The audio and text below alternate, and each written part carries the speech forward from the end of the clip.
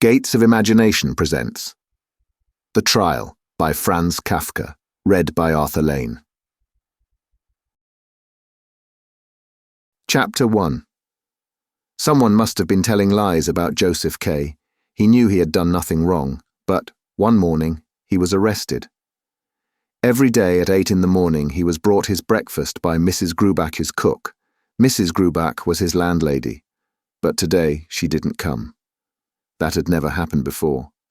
Kay waited a little while, looked from his pillow at the old woman who lived opposite and who was watching him with an inquisitiveness quite unusual for her, and finally, both hungry and disconcerted, rang the bell. There was immediately a knock at the door, and a man entered. He had never seen the man in this house before. He was slim but firmly built. His clothes were black and close-fitting, with many folds and pockets, buckles and buttons and a belt, all of which gave the impression of being very practical, but without making it very clear what they were actually for. "Who are you?" asked Kay, sitting half upright in his bed. The man, however, ignored the question as if his arrival simply had to be accepted, and merely replied, "You rang." "Anna should have brought me my breakfast," said Kay.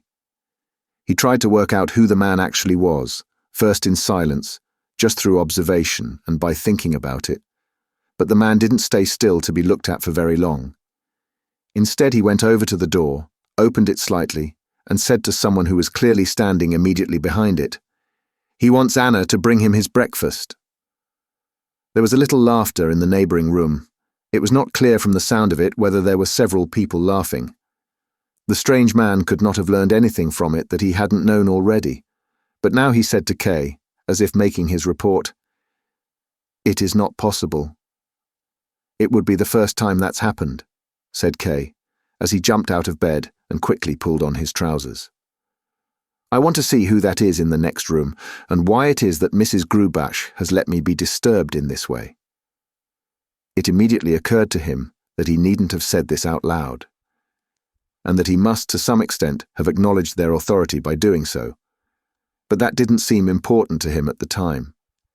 That, at least, is how the stranger took it, as he said, "Don't you think you'd better stay where you are? I want neither to stay here nor to be spoken to by you until you've introduced yourself." "I meant it for your own good," said the stranger, and opened the door, this time without being asked. The next room, which Kay entered more slowly than he had intended, looked at first glance exactly the same as it had the previous evening. It was Mrs. Grubach's living room, overfilled with furniture, tablecloths, porcelain and photographs. Perhaps there was a little more space in there than usual today, but if so it was not immediately obvious, especially as the main difference was the presence of a man sitting by the open window, with a book from which he now looked up. "You should have stayed in your room. Didn't Franz tell you?" "And what is it you want then?" said Kay, looking back and forth between this new acquaintance and the one named Franz, who had remained in the doorway. Through the open window he noticed the old woman again, who had come close to the window opposite so that she could continue to see everything. She was showing an inquisitiveness that really made it seem like she was going senile. "I want to see Mrs. Grubach," said Kay, making a movement as if tearing himself away from the two men, even though they were standing well away from him, and wanted to go. "No," said the man at the window, who threw his book down on a coffee table and stood up. "You can't go away when you're under arrest." "That's how it seems," said Kay. "And why am I under arrest?" he then asked. "That's something we're not allowed to tell you. Go into your room and wait there. Proceedings are underway and you'll learn about everything, all in good time. It's not really part of my job to be friendly towards you like this. But I hope no one, apart from Franz, will hear about it, and he's been more friendly towards you than he should have been, under the rules himself. If you carry on having as much good luck as you have been with your arresting officers, then you can reckon on things going well with you." Kay wanted to sit down, but then he saw that, apart from the chair by the window, there was nowhere anywhere in the room where he could sit. "You'll get the chance to see for yourself how true all this is," said Franz, and both men then walked up to Kay. They were significantly bigger than him, especially the second man, who frequently slapped him on the shoulder. The two of them felt K.'s nightshirt and said he would now have to wear one that was of much lower quality, but that they would keep the nightshirt along with his other underclothes and return them to him if his case turned out well. "It's better for you if you give us the things than if you leave them in the storeroom," they said. "Things have a tendency to go missing in the storeroom, and after a certain amount of time they sell things off, whether the case involved has come to an end or not. And cases like this can last a long time, especially the ones that have been coming up lately. They'd give you the money they got for them, but it wouldn't be very much, as it's not what they're offered for them when they sell them that counts. It's how much they get slipped on the side, and things like that lose their value anyway when they get passed on from hand to hand, year after year."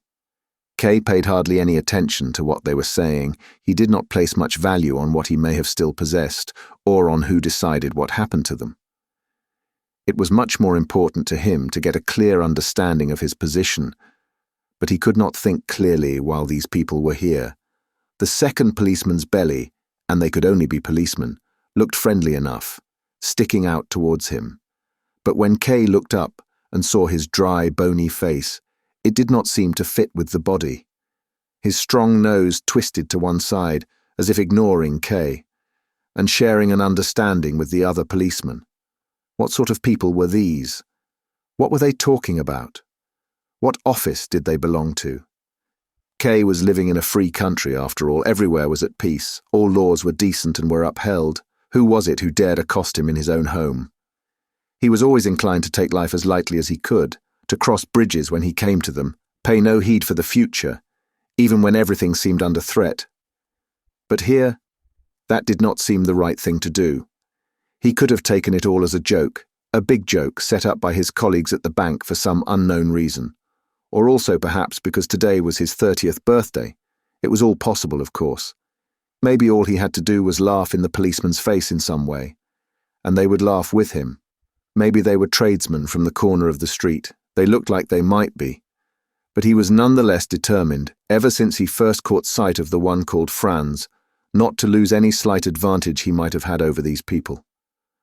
There was a very slight risk that people would later say he couldn't understand a joke, but, although he wasn't normally in the habit of learning from experience, he might also have had a few unimportant occasions in mind when, unlike his more cautious friends, he had acted with no thought at all for what might follow, and had been made to suffer for it. He didn't want that to happen again. Not this time, at least. If they were play acting, he would act along with them. He still had time. "Allow me," he said, and hurried between the two policemen through into his room. "He seems sensible enough," he heard them say behind him. Once in his room, he quickly pulled open the drawer of his writing desk. Everything in it was very tidy, but in his agitation, he was unable to find the identification documents he was looking for straight away. He finally found his bicycle permit, and was about to go back to the policeman with it when it seemed to him too petty, so he carried on searching until he found his birth certificate. Just as he got back in the adjoining room, the door on the other side opened and Mrs. Grubach was about to enter.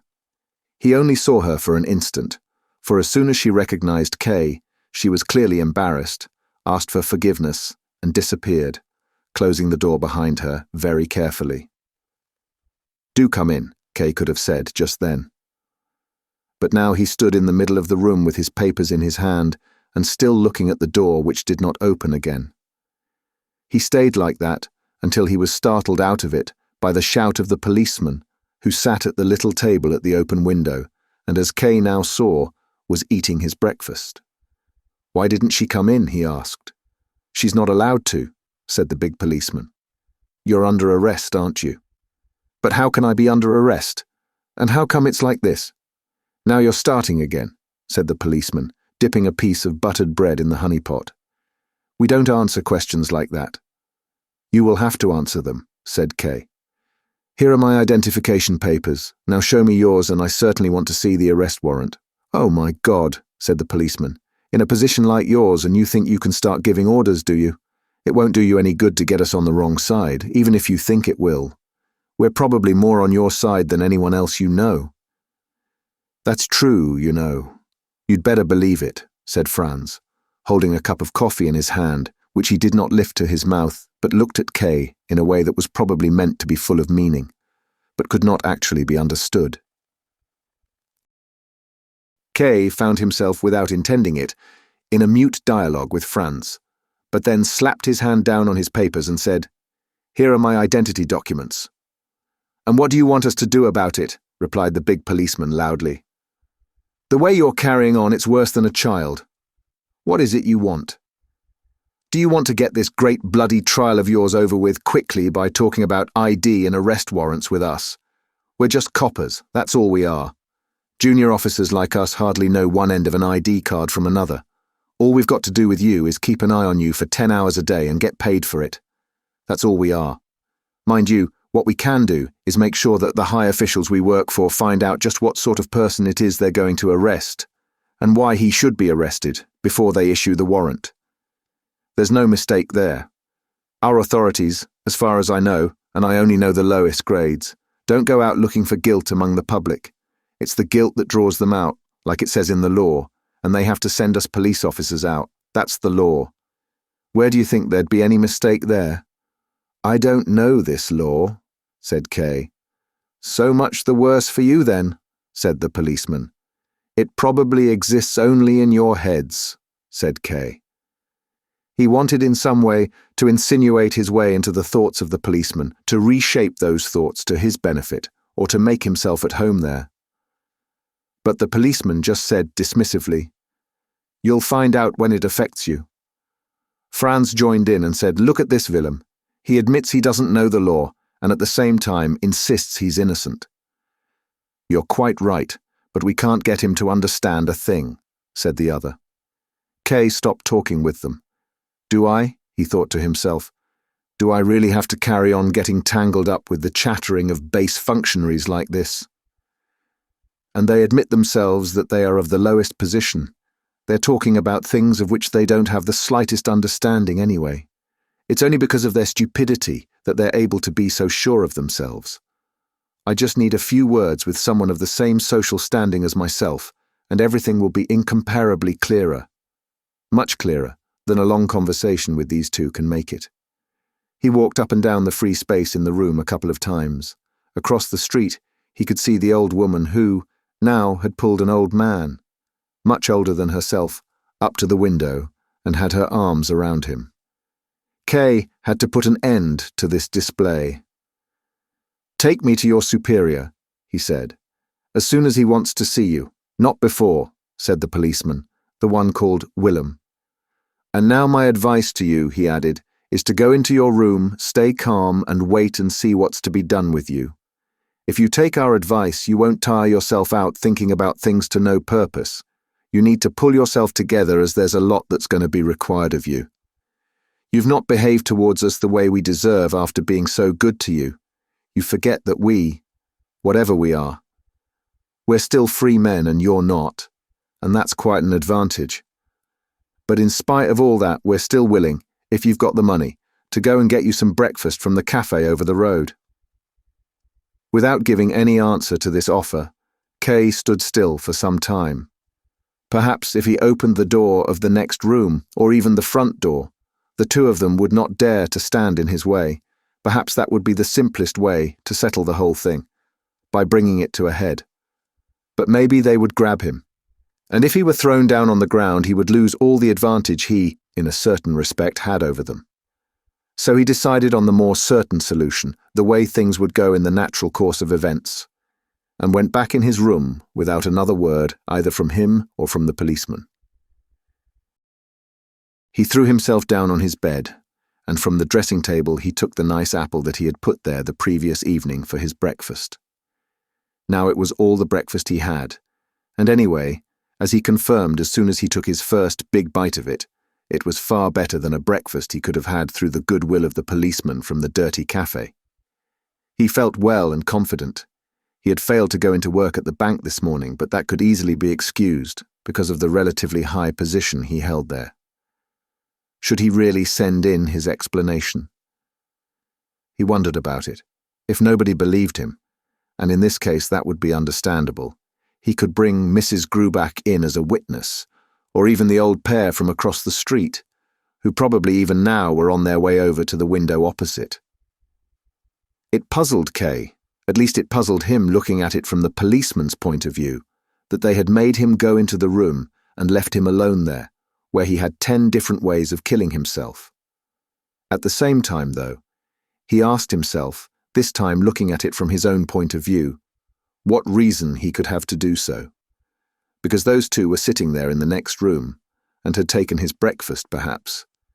It would have been so pointless to kill himself that, even if he had wanted to, the pointlessness would have made him unable. Maybe, if the policemen had not been so obviously limited in their mental abilities, it could have been supposed that they had come to the same conclusion, and saw no danger in leaving him alone because of it. They could watch now if they wanted, and see how he went over to the cupboard in the wall where he kept a bottle of good schnapps, how he first emptied a glass of it in place of his breakfast, and how he then took a second glassful in order to give himself courage, the last one just as a precaution for the unlikely chance it would be needed. Then he was so startled by a shout to him from the other room that he struck his teeth against the glass. "The supervisor wants to see you," a voice said. It was only the shout that startled him, this curt, abrupt military shout that he would not have expected from the policeman called Franz. In itself, he found the order very welcome. "At last," he called back, locked the cupboard and without delay hurried into the next room.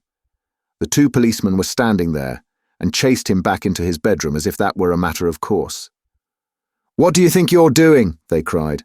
"Think you're going to see the supervisor dressed in just your shirt, do you? He'd see to it you got a right thumping, and us and all." "Let go of me, for God's sake," called Kay, who had already been pushed back as far as his wardrobe. "If you accost me when I'm still in bed, you can't expect to find me in my evening dress." "That won't help you," said the policeman, who always became very quiet, almost sad, when Kay began to shout, and in that way confused him, or to some extent brought him to his senses. "Ridiculous formalities," he grumbled, as he lifted his coat from the chair and kept it in both his hands for a little while, as if holding it out for the policeman's inspection. They shook their heads. "It's got to be a black coat," they said. At that, Kay threw the coat to the floor and said, without knowing even himself what he meant by it, "Well, it's not going to be the main trial after all." The policeman laughed, but continued to insist. "It's got to be a black coat." "Well, that's all right by me if it makes things go any faster," said Kay. He opened the wardrobe himself, spent a long time searching through all the clothes, and chose his best black suit, which had a short jacket that had greatly surprised those who knew him. Then he also pulled out a fresh shirt and began, carefully, to get dressed. He secretly told himself that he had succeeded in speeding things up by letting the policeman forget to make him have a bath. He watched them to see if they might remember after all. But of course, it never occurred to them, although Willem did not forget to send Franz up to the supervisor with the message saying that Kay was getting dressed.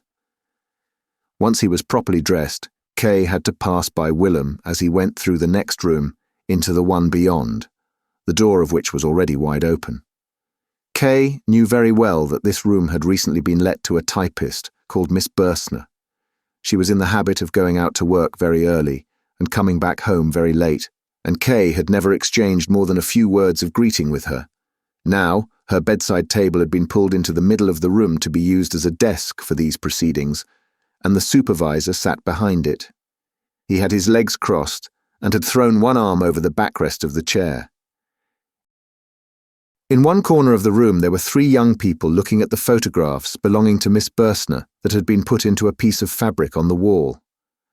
Hung up on the handle of the open window was a white blouse.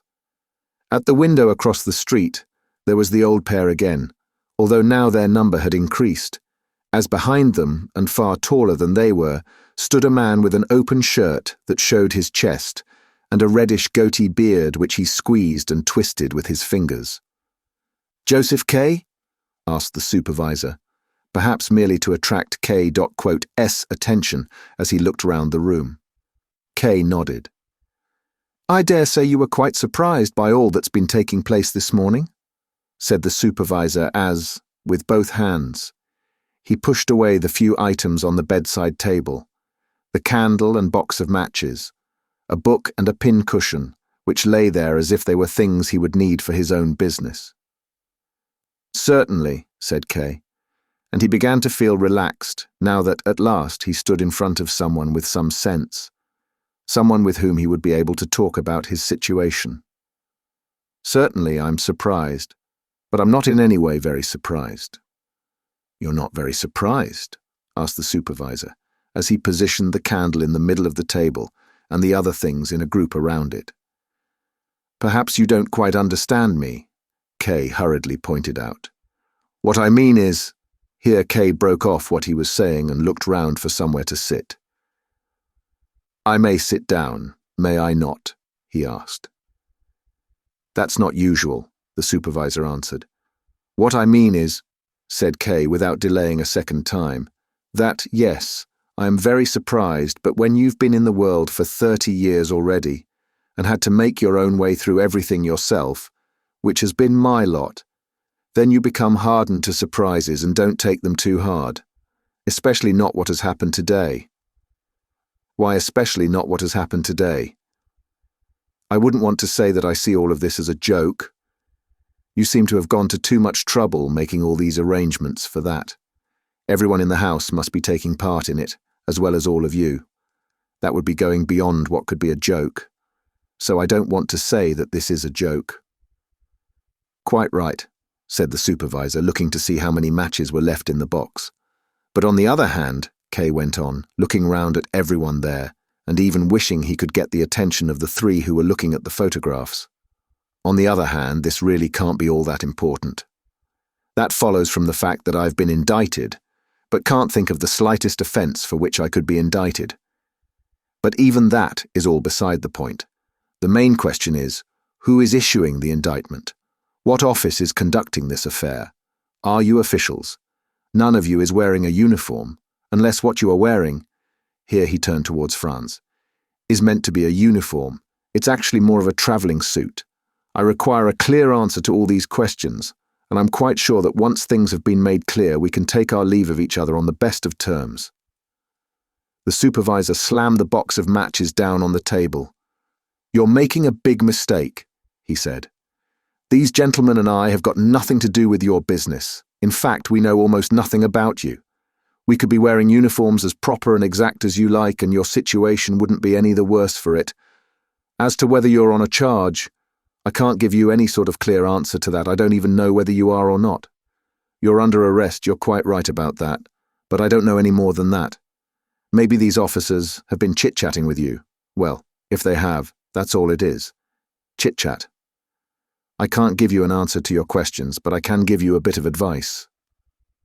You'd better think less about us and what's going to happen to you, and think a bit more about yourself, and stop making all this fuss about your sense of innocence. You don't make such a bad impression, but with all this fuss you're damaging it. And you ought to do a bit less talking too. Almost everything you've said so far has been things we could have taken from your behaviour, even if you'd said no more than a few words. And what you have said has not exactly been in your favour." Kay stared at the supervisor. Was this man, probably younger than he was, lecturing him like a schoolmaster? Was he being punished for his honesty with a telling off? And was he to learn nothing about the reasons for his arrest or those who were arresting him? He became somewhat cross and began to walk up and down. No one stopped him doing this, and he pushed his sleeves back, felt his chest, straightened his hair, went over to the three men, said, "It makes no sense." At which these three turned round to face him and came towards him with serious expressions. He finally came again to a halt in front of the supervisor's desk. "State Attorney Hasterer is a good friend of mine," he said. "Can I telephone him?" "Certainly," said the supervisor. "But I don't know what the point of that will be. I suppose you must have some private matter you want to discuss with him." "What the point is," shouted Kay, more disconcerted than cross. "Who do you think you are? You want to see some point in it while you're carrying out something as pointless as it could be. It's enough to make you cry. These gentlemen first accost me, and now they sit or stand about in here and let me be hauled up in front of you. What point there would be in telephoning a state attorney when I'm ostensibly under arrest?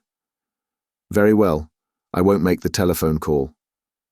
"You can call him if you want to," said the supervisor, stretching his hand out towards the outer room where the telephone was. "Please, go on. Do make your phone call." "No, I don't want to any more," said Kay, and went over to the window. Across the street, the people were still there at the window, and it was only now that Kay had gone up to his window that they seemed to become uneasy about quietly watching what was going on. The old couple wanted to get up, but the man behind them calmed them down. "We've got some kind of audience over there," called Kay to the supervisor quite loudly as he pointed out with his forefinger. "Go away," he then called across to them, and the three of them did immediately retreat a few steps. The old pair even found themselves behind the man, who then concealed them with the breadth of his body, and seemed, going by the movements of his mouth, to be saying something incomprehensible into the distance. They did not disappear entirely, though, but seemed to be waiting for the moment when they could come back to the window without being noticed. "Intrusive, thoughtless people," said Kay, as he turned back into the room. The supervisor may have agreed with him. At least Kay thought that was what he saw from the corner of his eye. But it was just as possible that he had not even been listening, as he had his hand pressed firmly down on the table and seemed to be comparing the length of his fingers. The two policemen were sitting on a chest covered with a coloured blanket, rubbing their knees. The three young people had put their hands on their hips and were looking round aimlessly. Everything was still, like in some office that has been forgotten about. "Now, gentlemen," called out Kay, and for a moment it seemed as if he was carrying all of them on his shoulders. "It looks like your business with me is over with. In my opinion, it's best now to stop wondering about whether you're proceeding correctly or incorrectly, and to bring the matter to a peaceful close with a mutual handshake. If you are of the same opinion, then please." And he walked up to the supervisor's desk and held out his hand to him. The supervisor raised his eyes, bit his lip, and looked at K.S. outstretched hand. Kay still believed the supervisor would do as he suggested. But instead, he stood up, picked up a hard round hat that was laying on Miss Burstner's bed, and put it carefully onto his head, using both hands as if trying on a new hat. "Everything seems so simple to you, doesn't it?" he said to Kay as he did so. "So you think we should bring the matter to a peaceful close, do you? No, that won't do. Mind you, on the other hand, I certainly wouldn't want you to think there's no hope for you.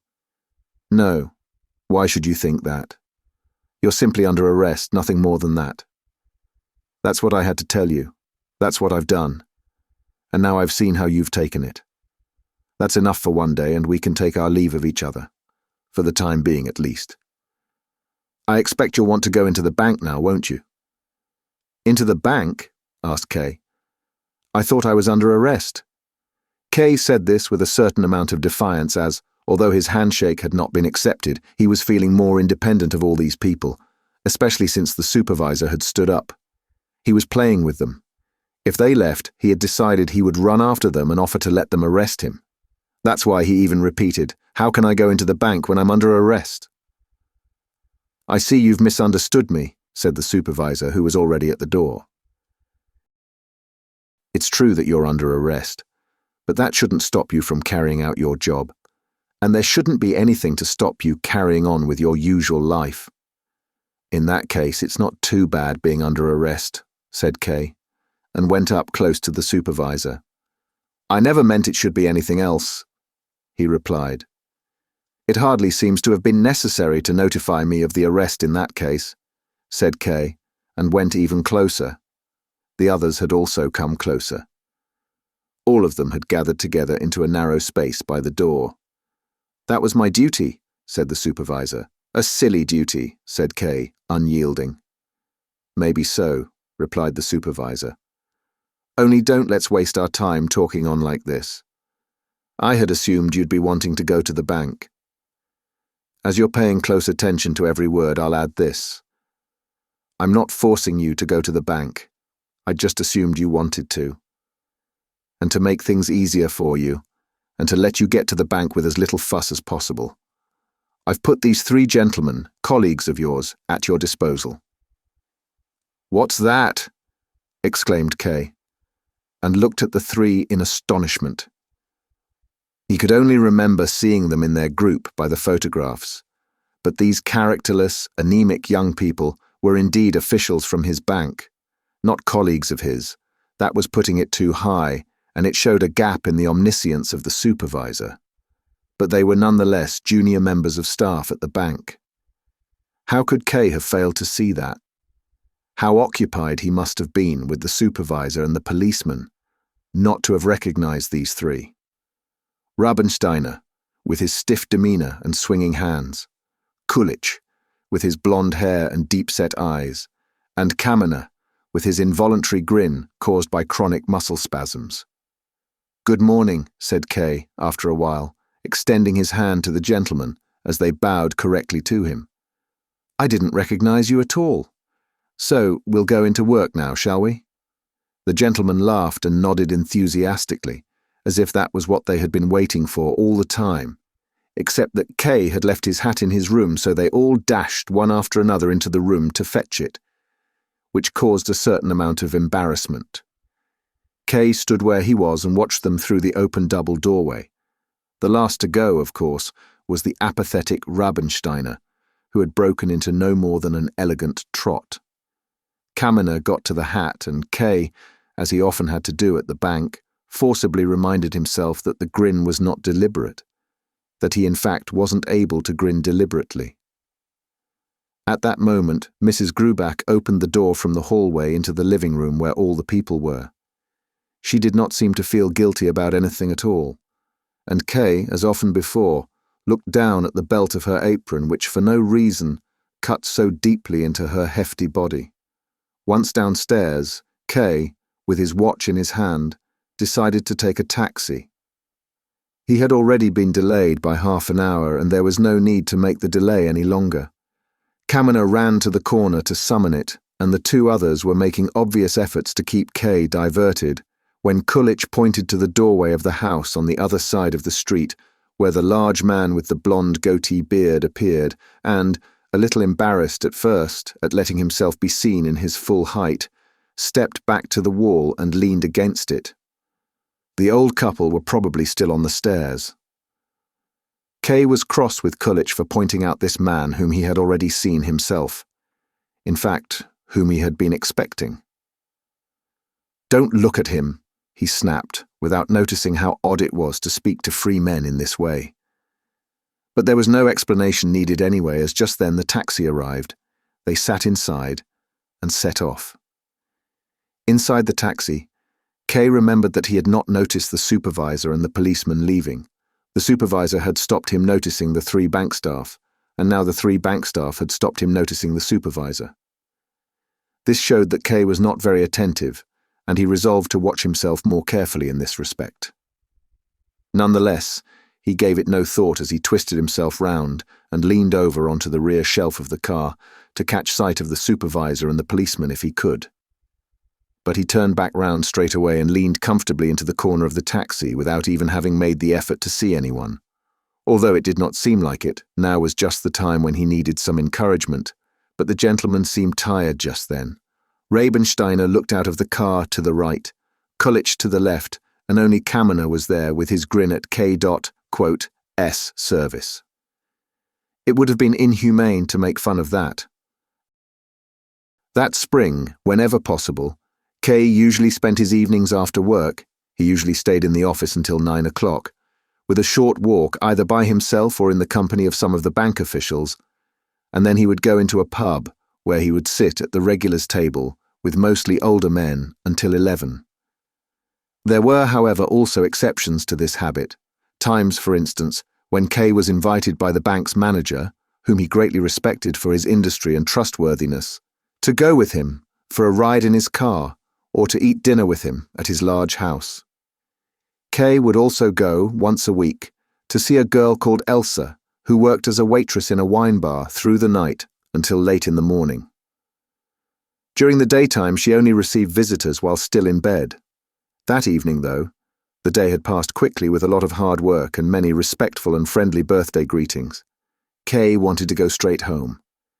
Each time he had any small break from the day's work, he considered, without knowing exactly what he had in mind, that Mrs. Grubach's flat seemed to have been put into great disarray by the events of that morning, and that it was up to him to put it back into order.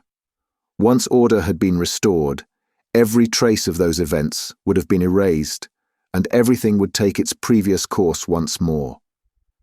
In particular, there was nothing to fear from the 3 bank officials.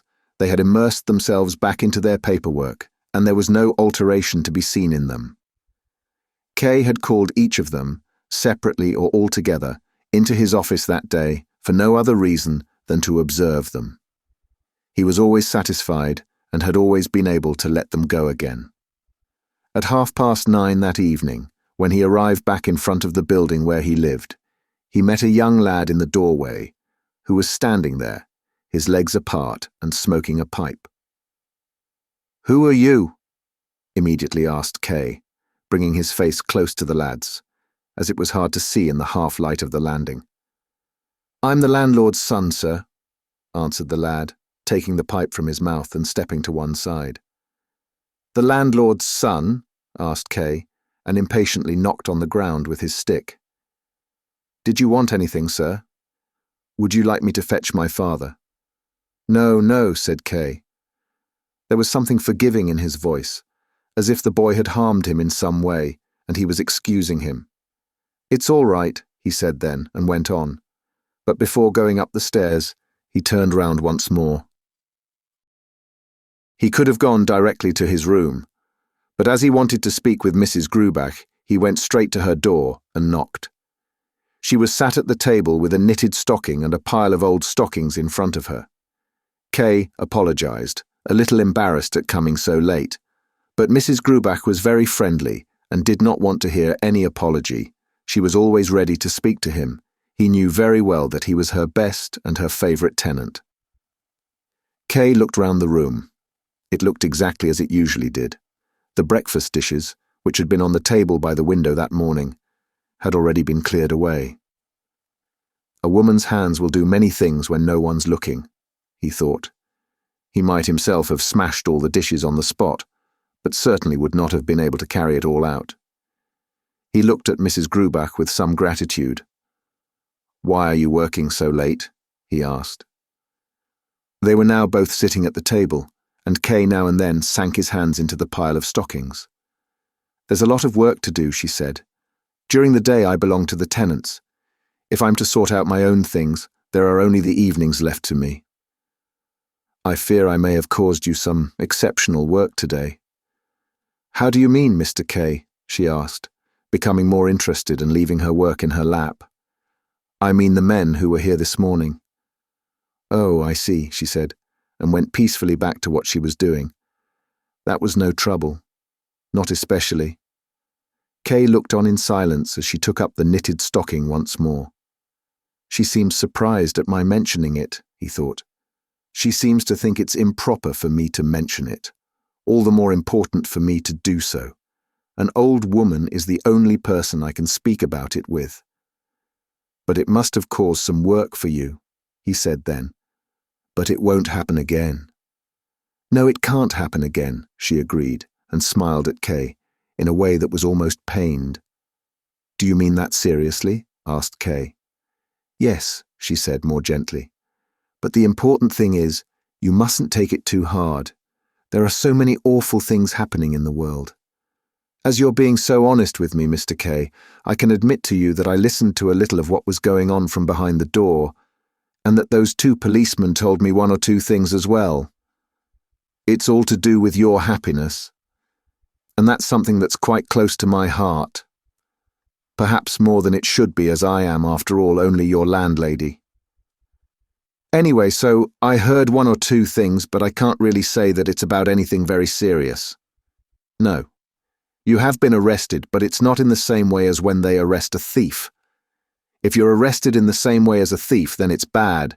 But an arrest like this, it seems to me that it's something very complicated. Forgive me if I'm saying something stupid, something very complicated that I don't understand, but something that you don't really need to understand anyway. There's nothing stupid about what you've said, Mrs. Grubach, or at least I partly agree with you. Only, the way I judge the whole thing is harsher than yours, and think it's not only not something complicated, but simply a fuss about nothing. I was just caught unawares, that's what happened.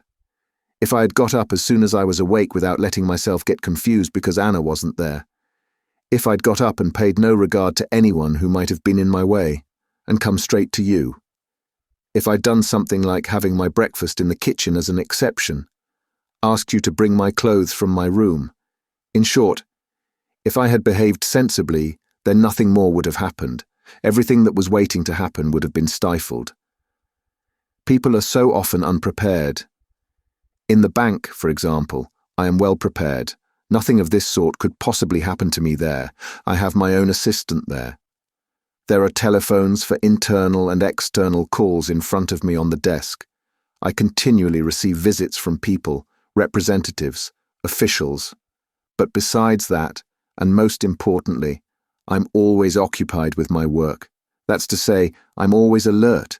It would even be a pleasure for me to find myself faced with something of that sort.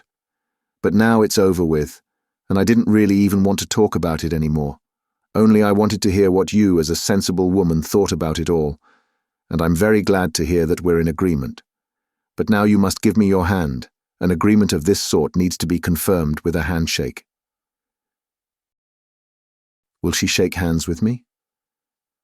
The supervisor didn't shake hands, he thought, and looked at the woman differently from before, examining her. She stood up, as he had also stood up, and was a little self-conscious. She hadn't been able to understand everything that Kay said. As a result of this self-consciousness, she said something that she certainly did not intend and certainly was not appropriate. "Don't take it so hard, Mr. K," she said, with tears in her voice, and also, of course, forgetting the handshake. "I didn't know I was taking it hard," said Kay, feeling suddenly tired and seeing that if this woman did agree with him, it was of very little value. Before going out the door, he asked, "Is Miss Burstner home?" "No," said Mrs. Grubach, smiling as she gave this simple piece of information, saying something sensible at last. "She's at the theatre. Did you want to see her? Should I give her a message?" I just wanted to have a few words with her." "I'm afraid I don't know when she's coming in. She usually gets back late when she's been to the theatre." "It really doesn't matter," said Kay, his head hanging as he turned to the door to leave. "I just wanted to give her my apology for taking over her room today." "There's no need for that, Mr. Kay. You're too conscientious. The young lady doesn't know anything about it. She hasn't been home since early this morning, and everything's been tidied up again. You can see for yourself." And she opened the door to Miss Burstner's room. "Thank you. I'll take your word for it," said Kay, but went nonetheless over to the open door. The moon shone quietly into the unlit room. As far as could be seen, everything was indeed in its place. Not even the blouse was hanging on the window handle. The pillows on the bed looked remarkably plump as they lay half in the moonlight. "Miss Burstner often comes home late," said Kay, looking at Mrs. Grubach as if that were her responsibility. "That's how young people are," said Mrs. Grubach to excuse herself. Of course," said Kay, "but it can be taken too far." "Yes, it can be," said Mrs. Grubach. "You're so right, Mr. K. Perhaps it is in this case. I certainly wouldn't want to say anything nasty about Miss Burstner. She is a good, sweet girl, friendly, tidy, punctual, works hard. I appreciate all that very much. But one thing is true. She ought to have more pride, be a bit less forthcoming. Twice this month already in the street over the way, I've seen her with a different gentleman. I really don't like saying this. You're the only one I've said this to, Mr. K. I swear to God. But I'm going to have no choice but to have a few words with Miss Burstner about it myself. and it's not the only thing about her that I'm worried about." "Mrs. Grubach, you are on quite the wrong track," said Kay, so angry that he was hardly able to hide it. "And you have moreover misunderstood what I was saying about Miss Bursner. That is not what I meant. In fact, I warn you quite directly not to say anything to her. You are quite mistaken. I know Miss Bursner very well, and there is no truth at all in what you say. And what's more, perhaps I'm going too far. I don't want to get in your way. Say to her whatever you see fit. Good night." "Mr. K," said Mrs. Grubach, as if asking him for something, and hurrying to his door, which he had already opened. "I don't want to speak to Miss Bursner at all, not yet. Of course I'll continue to keep an eye on her, but you're the only one I've told what I know. And it is, after all, something that everyone who lets rooms has to do if she's to keep the house decent. That's all I'm trying to do." "Decent?" called out Kay through the crack in the door. "If you want to keep the house decent, you'll first have to give me notice." Then he slammed the door shut. There was a gentle knocking to which he paid no more attention. He did not feel at all like going to bed, so he decided to stay up, and this would also give him the chance to find out when Miss Bursner would arrive home. Perhaps it would also still be possible, even if a little inappropriate, to have a few words with her. As he lay there by the window, pressing his hands to his tired eyes, he even thought for a moment that he might punish Mrs. Grubach by persuading Miss Bursner to give in her notice at the same time as he would. But he immediately realized that that would be shockingly excessive, and there would even be the suspicion that he was moving house because of the incidents of that morning. Nothing would have been more nonsensical, and above all, more pointless and contemptible. When he had become tired of looking out onto the empty street, he slightly opened the door to the living room so that he could see anyone who entered the flat from where he was, and lay down on the couch. He lay there, quietly smoking a cigar, until about 11 o'clock. He wasn't able to hold out longer than that, and went a little way into the hallway, as if in that way he could make Miss Bursner arrive sooner. He had no particular desire for her. He could not even remember what she looked like. But now he wanted to speak to her, and it irritated him that her late arrival home meant this day would be full of unease and disorder right to its very end. It was also her fault that he had not had any dinner that evening, and that he had been unable to visit Elsa as he had intended. He could still make up for both of those things, though, if he went to the wine bar where Elsa worked. He wanted to do so even later, after the discussion with Miss Bursner. It was already gone 11:30 when someone could be heard in the stairway. Kay, who had been lost in his thoughts in the hallway, walking up and down loudly as if it were his own room, fled behind his door. Miss Bursner had arrived. Shivering, she pulled a silk shawl over her slender shoulders as she locked the door. The next moment she would certainly go into her room, where Kay ought not to intrude in the middle of the night. That meant he would have to speak to her now, but unfortunately he had not put the electric light on in his room, so that when he stepped out of the dark, it would give the impression of being an attack, and would certainly, at the very least, have been quite alarming. There was no time to lose, and in his helplessness he whispered through the crack of the door, "Miss Bursner." It sounded like he was pleading with her, not calling to her. "Is there someone there?" asked Miss Bursner, looking round with her eyes wide open. "It's me," said Kay, and came out. "Oh, Mr. K," said Miss Bursner with a smile. "Good evening," and offered him her hand. "I wanted to have a word with you, if you would allow me." "Now?" asked Miss Bursner. "Does it have to be now? It is a little odd, isn't it?" "I've been waiting for you since 9 o'clock. "Well, I was at the theatre. I didn't know anything about you waiting for me." "The reason I need to speak to you only came up today." "I see. Well, I don't see why not, I suppose, apart from being so tired I could drop. Come into my room for a few minutes, then. We certainly can't talk out here. We'd wake everyone up, and I think that would be more unpleasant for us than for them. Wait here till I've put the light on in my room, and then turn the light down out here." Kay did as he was told, and then even waited until Miss Bursner came out of her room and quietly invited him, once more, to come in. "Sit down," she said, indicating the ottoman, while she herself remained standing by the bedpost despite the tiredness she had spoken of. She did not even take off her hat, which was small but decorated with an abundance of flowers. "What is it you wanted, then? I'm really quite curious." She gently crossed her legs. "I expect you'll say," Kay began, "that the matter really isn't all that urgent and we don't need to talk about it right now, but—" "I never listen to introductions," said Miss Burstner. "That makes my job so much easier," said Kay. "This morning, to some extent through my fault, your room was made a little untidy. This happened because of people I did not know and against my will, but, as I said, because of my fault. I wanted to apologize for it." "My room?" asked Miss Burstner, and instead of looking round, the room scrutinized Kay. "It is true," said Kay. And now, for the first time, they looked each other in the eyes. There's no point in saying exactly how this came about. "But that's the interesting thing about it," said Miss Burstner. "No," said Kay. "Well then," said Miss Burstner, "I don't want to force my way into any secrets. If you insist that it's of no interest, I won't insist. I'm quite happy to forgive you for it, as you ask, especially as I can't see anything at all that's been left untidy." With her hand laid flat on her lower hip, she made a tour around the room. At the mat where the photographs were, she stopped.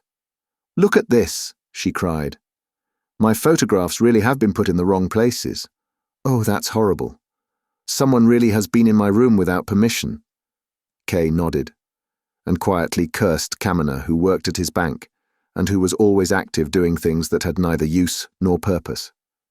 "It is odd," said Miss Burstner, "that I am forced to forbid you to do something that you ought to have forbidden yourself to do, namely to come into my room when I'm not here." "But I did explain to you," said Kay, and went over to join her by the photographs, "that it wasn't me who interfered with your photographs. But as you don't believe me, I'll have to admit that the investigating committee brought along 3 bank employees with them. One of them must have touched your photographs, and as soon as I get the chance, I'll ask to have him dismissed from the bank. Yes, there was an investigating committee here," added Kay, as the young lady was looking at him inquiringly. "Because of you?" she asked. "Yes," answered Kay. "No!" the lady cried with a laugh. "Yes, they were," said Kay. "You believe that I'm innocent then, do you?" "Well now, innocent," said the lady. "I don't want to start making any pronouncements that might have serious consequences. I don't really know you after all. It means they're dealing with a serious criminal if they send an investigating committee straight out to get him. But you're not in custody now. At least I take it you've not escaped from prison, considering that you seem quite calm, so you can't have committed any crime of that sort." "Yes," said Kay, "but it might be that the investigating committee could see that I'm innocent, or not so guilty as had been supposed." "Yes, that's certainly a possibility," said Miss Burstner, who seemed very interested. "Listen," said Kay, "you don't have much experience in legal matters." "No, that's true, I don't," said Miss Burstner, "and I've often regretted it, as I'd like to know everything and I'm very interested in legal matters. There's something peculiarly attractive about the law, isn't there? But I'll certainly be perfecting my knowledge in this area, as next month I start work in a legal office." "That's very good," said Kay. "That means you'll be able to give me some help with my trial." "That could well be," said Miss Burstner. "Why not? I like to make use of what I know." "I mean it quite seriously," said Kay, "or at least half seriously, as you do. This affair is too petty to call in a lawyer, but I could make good use of someone who could give me advice." "Yes, but if I'm to give you advice, I'll have to know what it's all about," said Miss Burstner. "That's exactly the problem," said Kay. "I don't know that myself." "So you have been making fun of me then," said Miss Burstner, exceedingly disappointed. "You really ought not to try something like that on at this time of night." And she stepped away from the photographs where they had stood so long together. "Miss Burstner, no," said Kay. "I'm not making fun of you, please believe me. I've already told you everything I know, more than I know, in fact, as it actually wasn't even an investigating committee, That's just what I called them because I don't know what else to call them. There was no cross-questioning at all. I was merely arrested, but by a committee. Miss Burstner sat on the ottoman and laughed again. What was it like then? She asked. It was terrible, said Kay, although his mind was no longer on the subject. He had become totally absorbed by Miss Burstner's gaze, who was supporting her chin on one hand. The elbow rested on the cushion of the ottoman, and slowly stroking her hip with the other. That's too vague, said Miss Burstner. What's too vague? Asked Kay. Then he remembered himself and asked, Would you like me to show you what it was like? He wanted to move in some way but did not want to leave. I'm already tired, said Miss Burstner. You arrived back so late, said Kay. Now you've started telling me off. Well, I suppose I deserve it, as I shouldn't have let you in here in the first place, and it turns out there wasn't even any point. Oh, there was a point. You'll see now how important a point it was, said Kay. May I move this table away from your bedside and put it here? What do you think you're doing? Said Miss Burstner. Of course you can't. In that case, I can't show you, said Kay, quite upset, as if Miss Burstner had committed some incomprehensible offence against him. All right then, if you need it to show what you mean, just take the bedside table then, said Miss Burstner, and after a short pause added in a weak voice, I'm so tired I'm allowing more than I ought to. Kay put the little table in the middle of the room and sat down behind it. You have to get a proper idea of where the people were situated. It is very interesting. I'm the supervisor. Sitting over there on the chest are 2 policemen. Standing next to the photographs there are 3 young people. Hanging on the handle of the window is a white blouse. I just mentioned that, by the way. And now it begins. Ah, yes, I'm forgetting myself, the most important person of all, so I'm standing here in front of the table. The supervisor is sitting extremely comfortably with his legs crossed and his arm hanging over the backrest here like some layabout. And now it really does begin. The supervisor calls out as if he had to wake me up. In fact, he shouts at me. I'm afraid, if I'm to make it clear to you, I'll have to shout as well. And it's nothing more than my name that he shouts out. Miss Burstner, laughing as she listened to him, laid her forefinger on her mouth so that Kay would not shout, but it was too late. Kay was too engrossed in his role and slowly called out, Josef K. It was not as loud as he had threatened, but nonetheless, once he had suddenly called it out, the cry seemed gradually to spread itself all around the room. There was a series of loud, curt and regular knocks at the door of the adjoining room. Miss Burstner went pale and laid her hand on her heart. Kay was especially startled, as for a moment he had been quite unable to think of anything other than the events of that morning and the girl for whom he was performing them. He had hardly pulled himself together when he jumped over to Miss Burstner and took her hand. Don't be afraid, he whispered. I'll put everything right. But who can it be? It's only the living room next door. Nobody sleeps in there. Yes, they do, whispered Miss Burstner into K.S. ear. A nephew of Mrs. Grubach's, a captain in the army, has been sleeping there since yesterday. There's no other room free. I'd forgotten about it too. Why did you have to shout like that? You've made me quite upset. There's no reason for it, said Kay, and now as she sank back onto the cushion, kissed her forehead. Go away, she said, hurriedly sitting back up. Get out of here. Go, what is it you want? He's listening at the door. He can hear everything. You're causing me so much trouble. I won't go, said Kay, until you've calmed down a bit. Come over into the other corner of the room. He won't be able to hear us there.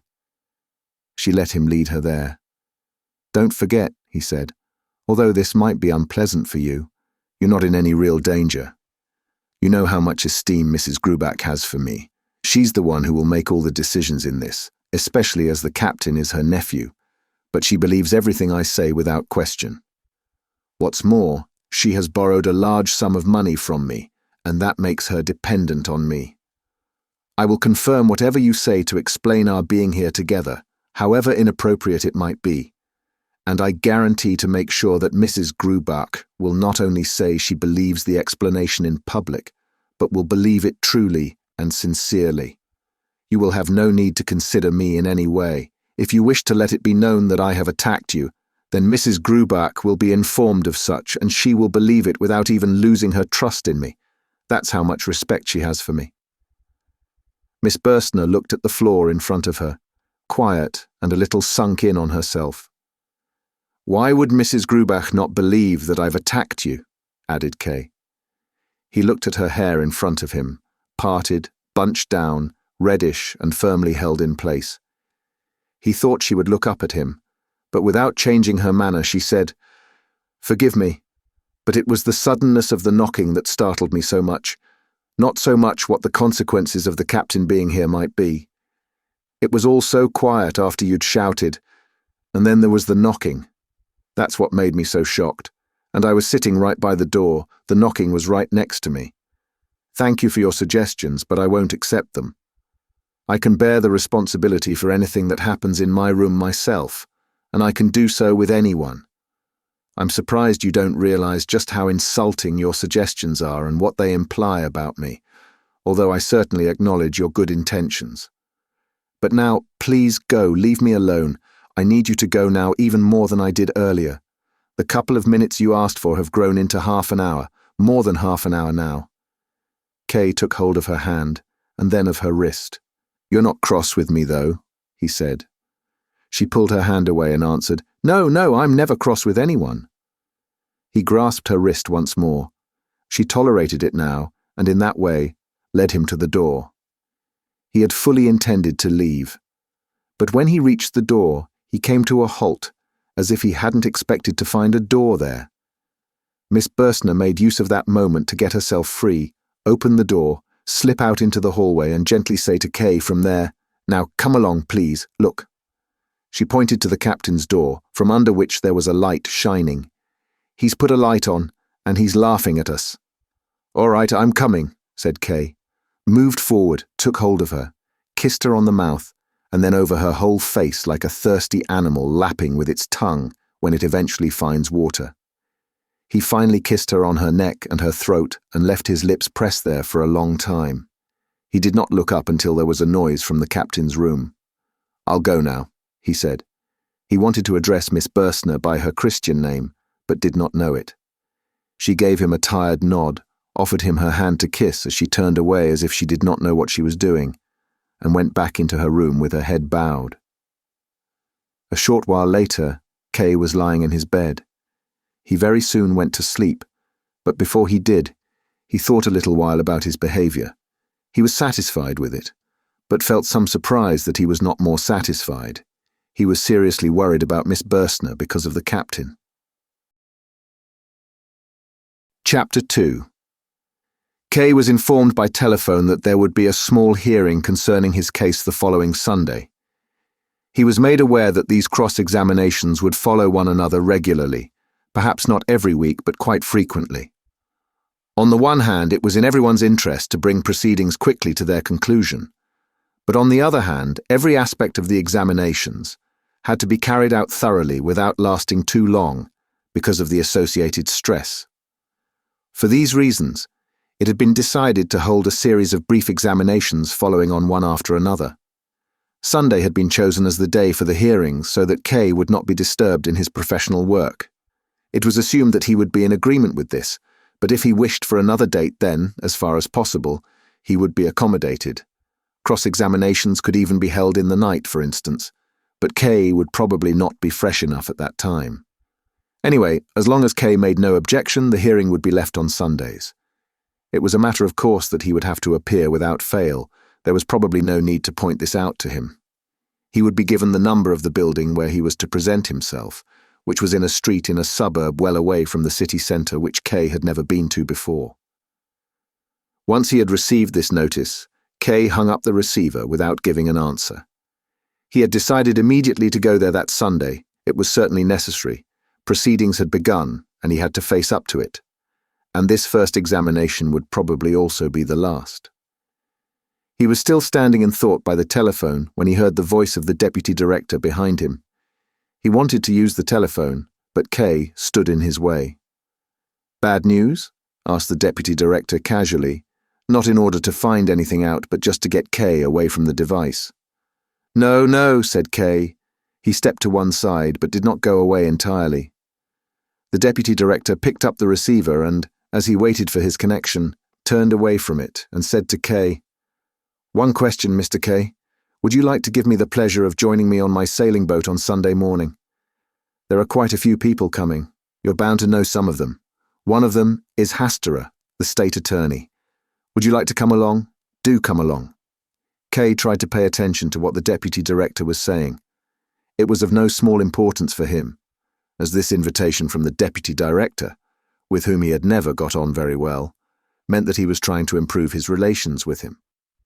It showed how important Kay had become in the bank, and how its second most important official seemed to value his friendship, or at least his impartiality. He was only speaking at the side of the telephone receiver while he waited for his connection, but in giving this invitation, the deputy director was humbling himself. But Kay would have to humiliate him a second time as a result. He said, "Thank you very much, but I'm afraid I will have no time on Sunday. I have a previous obligation." "Pity," said the deputy director, and turned to the telephone conversation that had just been connected.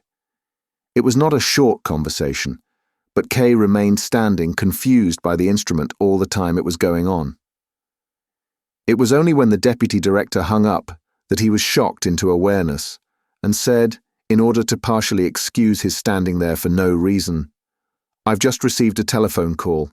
There's somewhere I need to go, but they forgot to tell me what time." "Ask them then," said the deputy director. "It's not that important," said Kay, although in that way his earlier excuse, already weak enough, was made even weaker. As he went, the deputy director continued to speak about other things. Kay forced himself to answer, but his thoughts were mainly about that Sunday. How it would be best to get there for 9 o'clock in the morning, as that was the time that courts always start work on weekdays. The weather was dull on Sunday. Kay was very tired, as he had stayed out drinking until late in the night, celebrating with some of the regulars, and he had almost overslept. He dressed hurriedly, without the time to think, and assemble the various plans he had worked out during the week. With no breakfast, he rushed to the suburb he had been told about. Oddly enough, although he had little time to look around him, he came across the 3 bank officials involved in his case, Rabensteiner, Kulik, and Kaminer. The first 2 were travelling in a tram that went across K.S route. But Kaminer sat on the terrace of a cafe and leant curiously over the wall as K came over. All of them seemed to be looking at him, surprised at seeing their superior running. It was a kind of pride that made K want to go on foot. This was his affair, and the idea of any help from strangers, however slight, was repulsive to him. He also wanted to avoid asking for anyone's help because that would initiate them into the affair, even if only slightly. And after all, he had no wish at all to humiliate himself before the committee by being too punctual. Anyway, now he was running so that he would get there by 9 o'clock if at all possible, even though he had no appointment for this time. He had thought that he would recognize the building from a distance by some kind of sign, without knowing exactly what the sign would look like, or from some particular kind of activity outside the entrance. Kay had been told that the building was in Juliusstrasse, but when he stood at the street's entrance, it consisted on each side of almost nothing but monotonous grey constructions, tall blocks of flats occupied by poor people. Now, on a Sunday morning, most of the windows were occupied. Men in their shirt sleeves leant out smoking, or carefully and gently held small children on the sills. Other windows were piled up with bedding, above which the dishevelled head of a woman would briefly appear. People called out to each other across the street. One of the calls provoked a loud laugh about Kay himself. It was a long street, and spaced evenly along it were small shops below street level, selling various kinds of foodstuffs, which you reached by going down a few steps. Women went in and out of them or stood chatting on the steps. A fruitmonger, taking his goods up to the windows, was just as inattentive as Kay, and nearly knocked him down with his cart. Just then, a gramophone, which in better parts of town would have been seen as worn out, began to play some murderous tune. Kay went further into the street slowly, as if he had plenty of time now, or as if the examining magistrate were looking at him from one of the windows, and therefore knew that Kay had found his way there. It was shortly after 9. The building was quite far down the street. It covered so much area it was almost extraordinary, and the gateway in particular was tall and long. It was clearly intended for delivery wagons belonging to the various warehouses all round the yard, which were now locked up and carried the names of companies, some of which Kay knew from his work at the bank.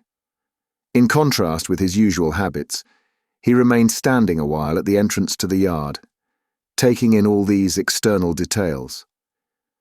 Near him there was a barefooted man sitting on a crate and reading a newspaper. There were 2 lads swinging on a handcart.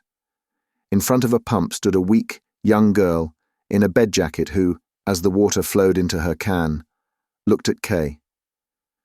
There was a piece of rope stretched between 2 windows in a corner of the yard, with some washing hanging on it to dry.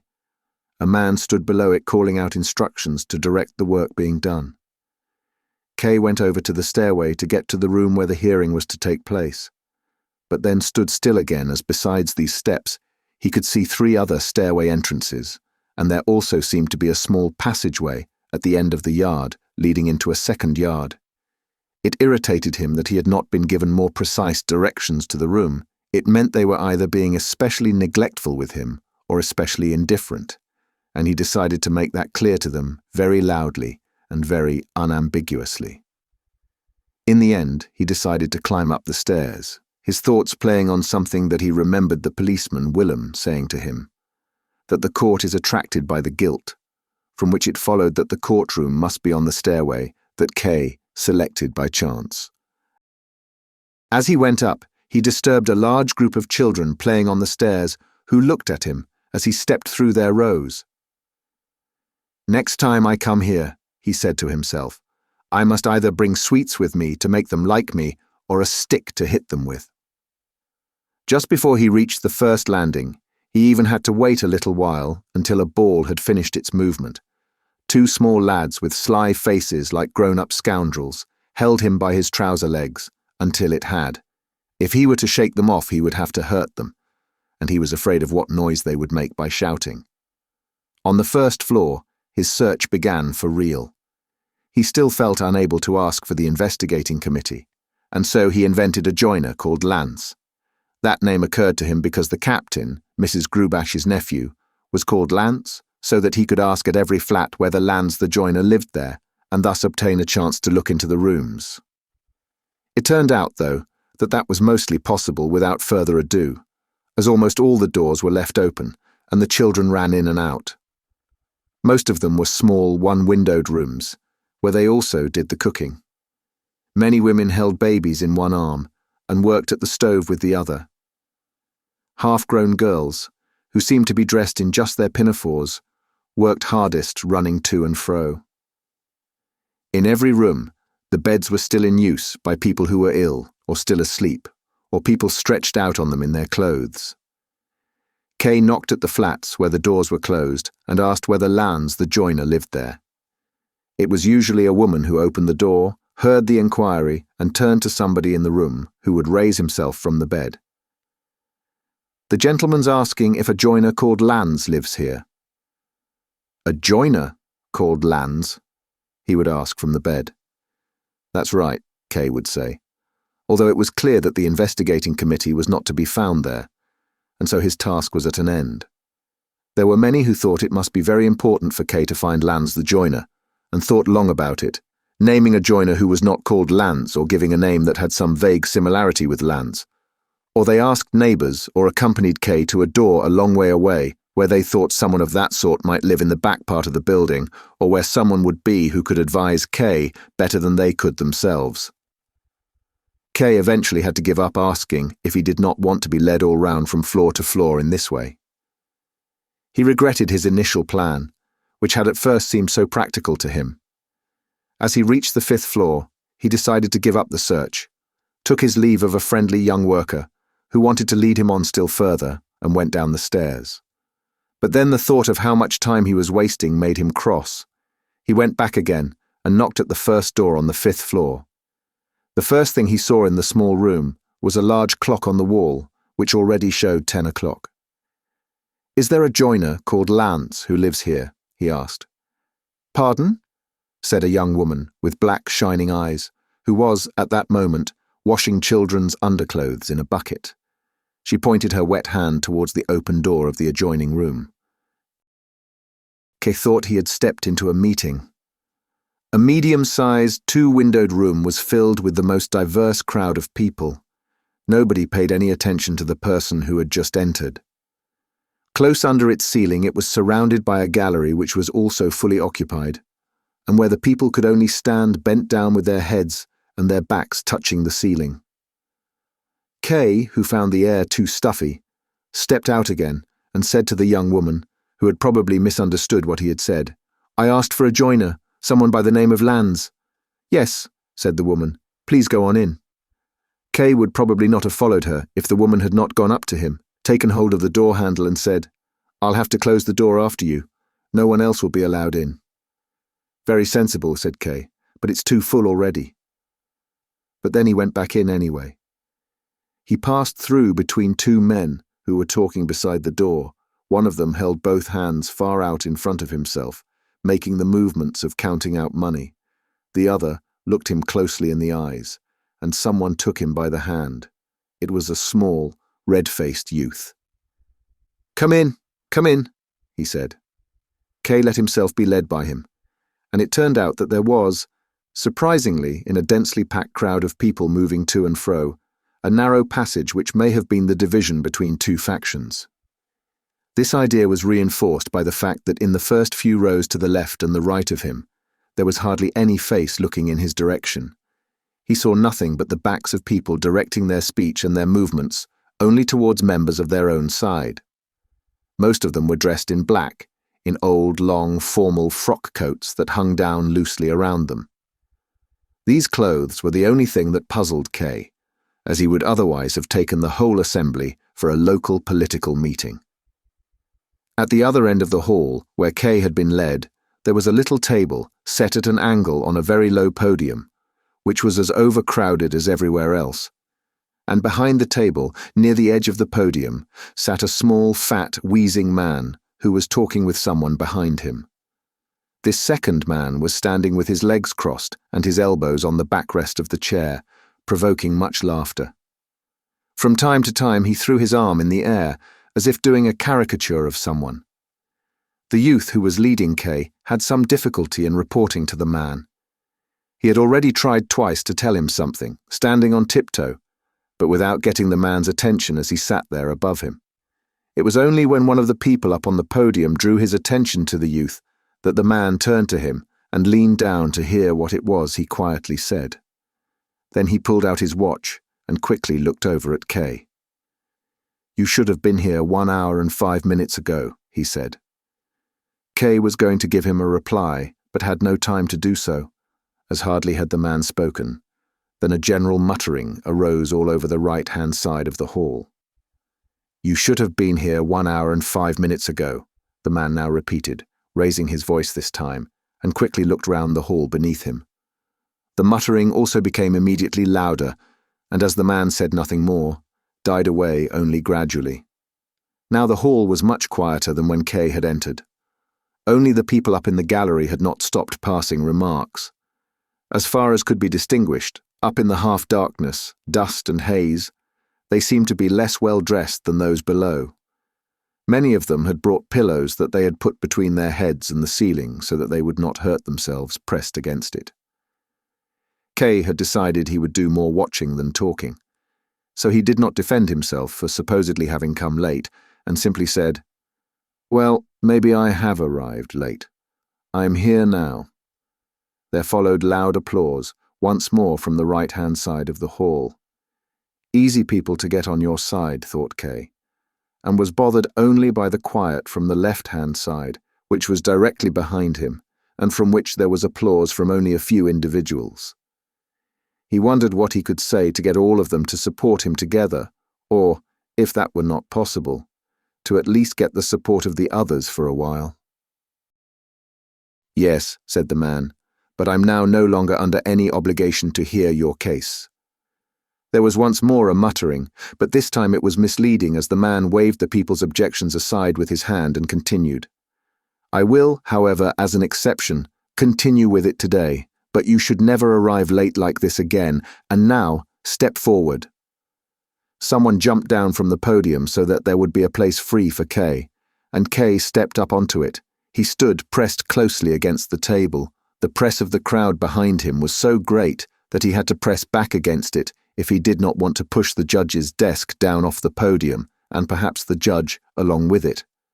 The judge, however, paid no attention to that, but sat very comfortably on his chair, and after saying a few words to close his discussion with the man behind him, reached for a little notebook, the only item on his desk. It was like an old-school exercise book and had become quite misshapen from much thumbing. "Now then," said the judge, thumbing through the book. He turned to Kay, with the tone of someone who knows his facts, and said, "You are a house painter." "No," said Kay. "I am the chief clerk in a large bank." This reply was followed by laughter among the right-hand faction down in the hall. It was so hearty that Kay couldn't stop himself joining in with it. The people supported themselves with their hands on their knees and shook as if suffering a serious attack of coughing. Even some of those in the gallery were laughing. The judge had become quite cross but seemed to have no power over those below him in the hall. He tried to reduce what harm had been done in the gallery and jumped up, threatening them. His eyebrows, until then hardly remarkable, pushed themselves up and became big, black and bushy over his eyes. The left-hand side of the hall was still quiet, though. The people stood there in rows with their faces looking towards the podium, listening to what was being said there. They observed the noise from the other side of the hall with the same quietness, and even allowed some individuals from their own ranks, here and there, to go forward into the other faction. The people in the left faction were not only fewer in number than the right, but probably were no more important than them, although their behavior was calmer, and that made it seem like they were. When Kay now began to speak, he was convinced he was doing it in the same way as them.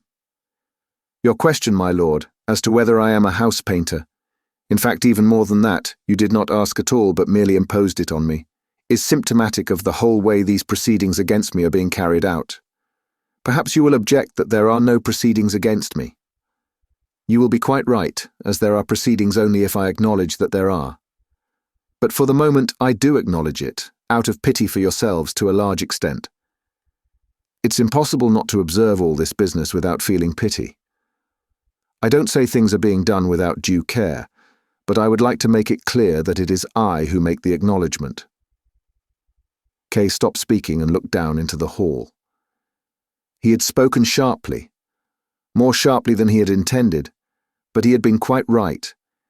It should have been rewarded with some applause here and there, but everything was quiet. They were all clearly waiting for what would follow. Perhaps the quietness was laying the ground for an outbreak of activity that would bring this whole affair to an end. It was somewhat disturbing that just then the door at the end of the hall opened.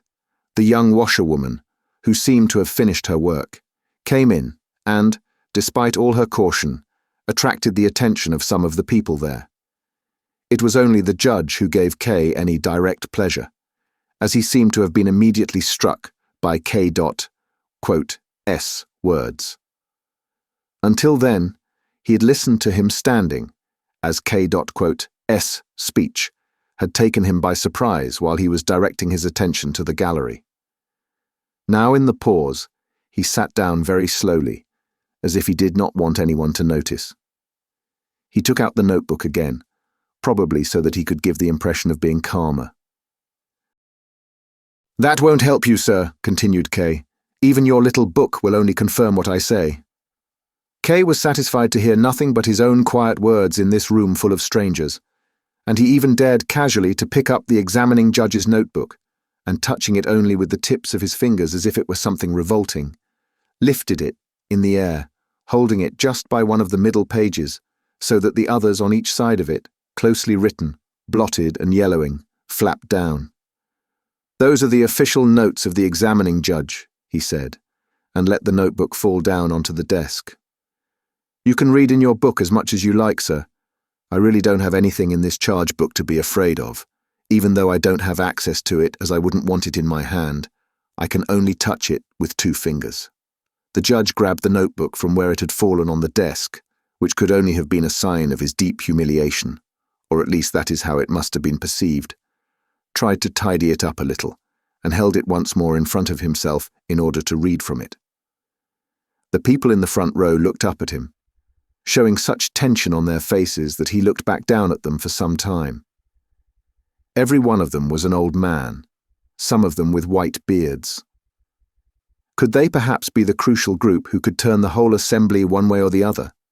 They had sunk into a state of motionlessness while K gave his oration, and it had not been possible to raise them from this passivity even when the judge was being humiliated. "What has happened to me?" continued K. With less of the vigor he had had earlier, he continually scanned the faces in the first row, and this gave his address a somewhat nervous and distracted character. "What has happened to me is not just an isolated case. If it were, it would not be of much importance, as it's not of much importance to me, but it is a symptom of proceedings which are carried out against many. It's on behalf of them that I stand here now, not for myself alone." Without having intended it, he had raised his voice. Somewhere in the hall, someone raised his hands and applauded him, shouting, "Bravo! Why not then? Bravo! Again I say, bravo!" Some of the men in the first row groped around in their beards. None of them looked round to see who was shouting. Not even K thought him of any importance, but it did raise his spirits. He no longer thought it at all necessary that all of those in the hall should applaud him. It was enough if the majority of them began to think about the matter, and if only one of them, now and then, was persuaded. "I'm not trying to be a successful orator," said K. After this thought, "That's probably more than I'm capable of anyway. I'm sure the examining judge can speak far better than I can. It is part of his job, after all. All that I want is a public discussion of a public wrong. Listen. 10 days ago I was placed under arrest. The arrest itself is something I laugh about, but that's beside the point. They came for me in the morning when I was still in bed. Maybe the order had been given to arrest some house painter. That seems possible after what the judge has said. Someone who is as innocent as I am, but it was me they chose. There were 2 police thugs occupying the next room. They could not have taken better precautions if I had been a dangerous robber.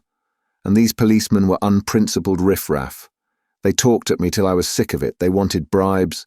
They wanted to trick me into giving them my clothes. They wanted money, supposedly so that they could bring me my breakfast after they had blatantly eaten my own breakfast in front of my eyes. And even that was not enough. I was led in front of the supervisor in another room. This was the room of a lady who I have a lot of respect for, and I was forced to look on while the supervisor and the policeman made quite a mess of this room because of me, although not through any fault of mine. It was not easy to stay calm, but I managed to do so and was completely calm when I asked the supervisor why it was that I was under arrest. If he were here, he would have to confirm what I say. I can see him now, sitting on the chair belonging to that lady I mentioned, a picture of dull-witted arrogance. What do you think he answered? What he told me, gentlemen, was basically nothing at all. Perhaps he really did know nothing. He had placed me under arrest and was satisfied. In fact, he had done more than that, and brought 3 junior employees from the bank where I work into the ladies' room. They had made themselves busy interfering with some photographs that belonged to the lady and causing a mess. There was, of course, another reason for bringing these employees. They, just like my landlady and her maid, were expected to spread the news of my arrest and damage my public reputation, and in particular to remove me from my position at the bank. Well, they didn't succeed in any of that. Not in the slightest, even my landlady, who is quite a simple person. And I will give you here her name in full respect. Her name is Mrs. Grubach. Even Mrs. Grubach was understanding enough to see that an arrest like this has no more significance than an attack carried out on the street by some youths who are not kept under proper control. I repeat, this whole affair has caused me nothing but unpleasantness and temporary irritation. But could it not also have had some far worse consequences? K broke off here and looked at the judge, who said nothing. As he did so, he thought he saw the judge use a movement of his eyes to give a sign to someone in the crowd. K smiled and said, "And now the judge, right next to me, is giving a secret sign to someone among you. There seems to be someone among you who is taking directions from above. I don't know whether the sign is meant to produce booing or applause, but I'll resist trying to guess what its meaning is too soon.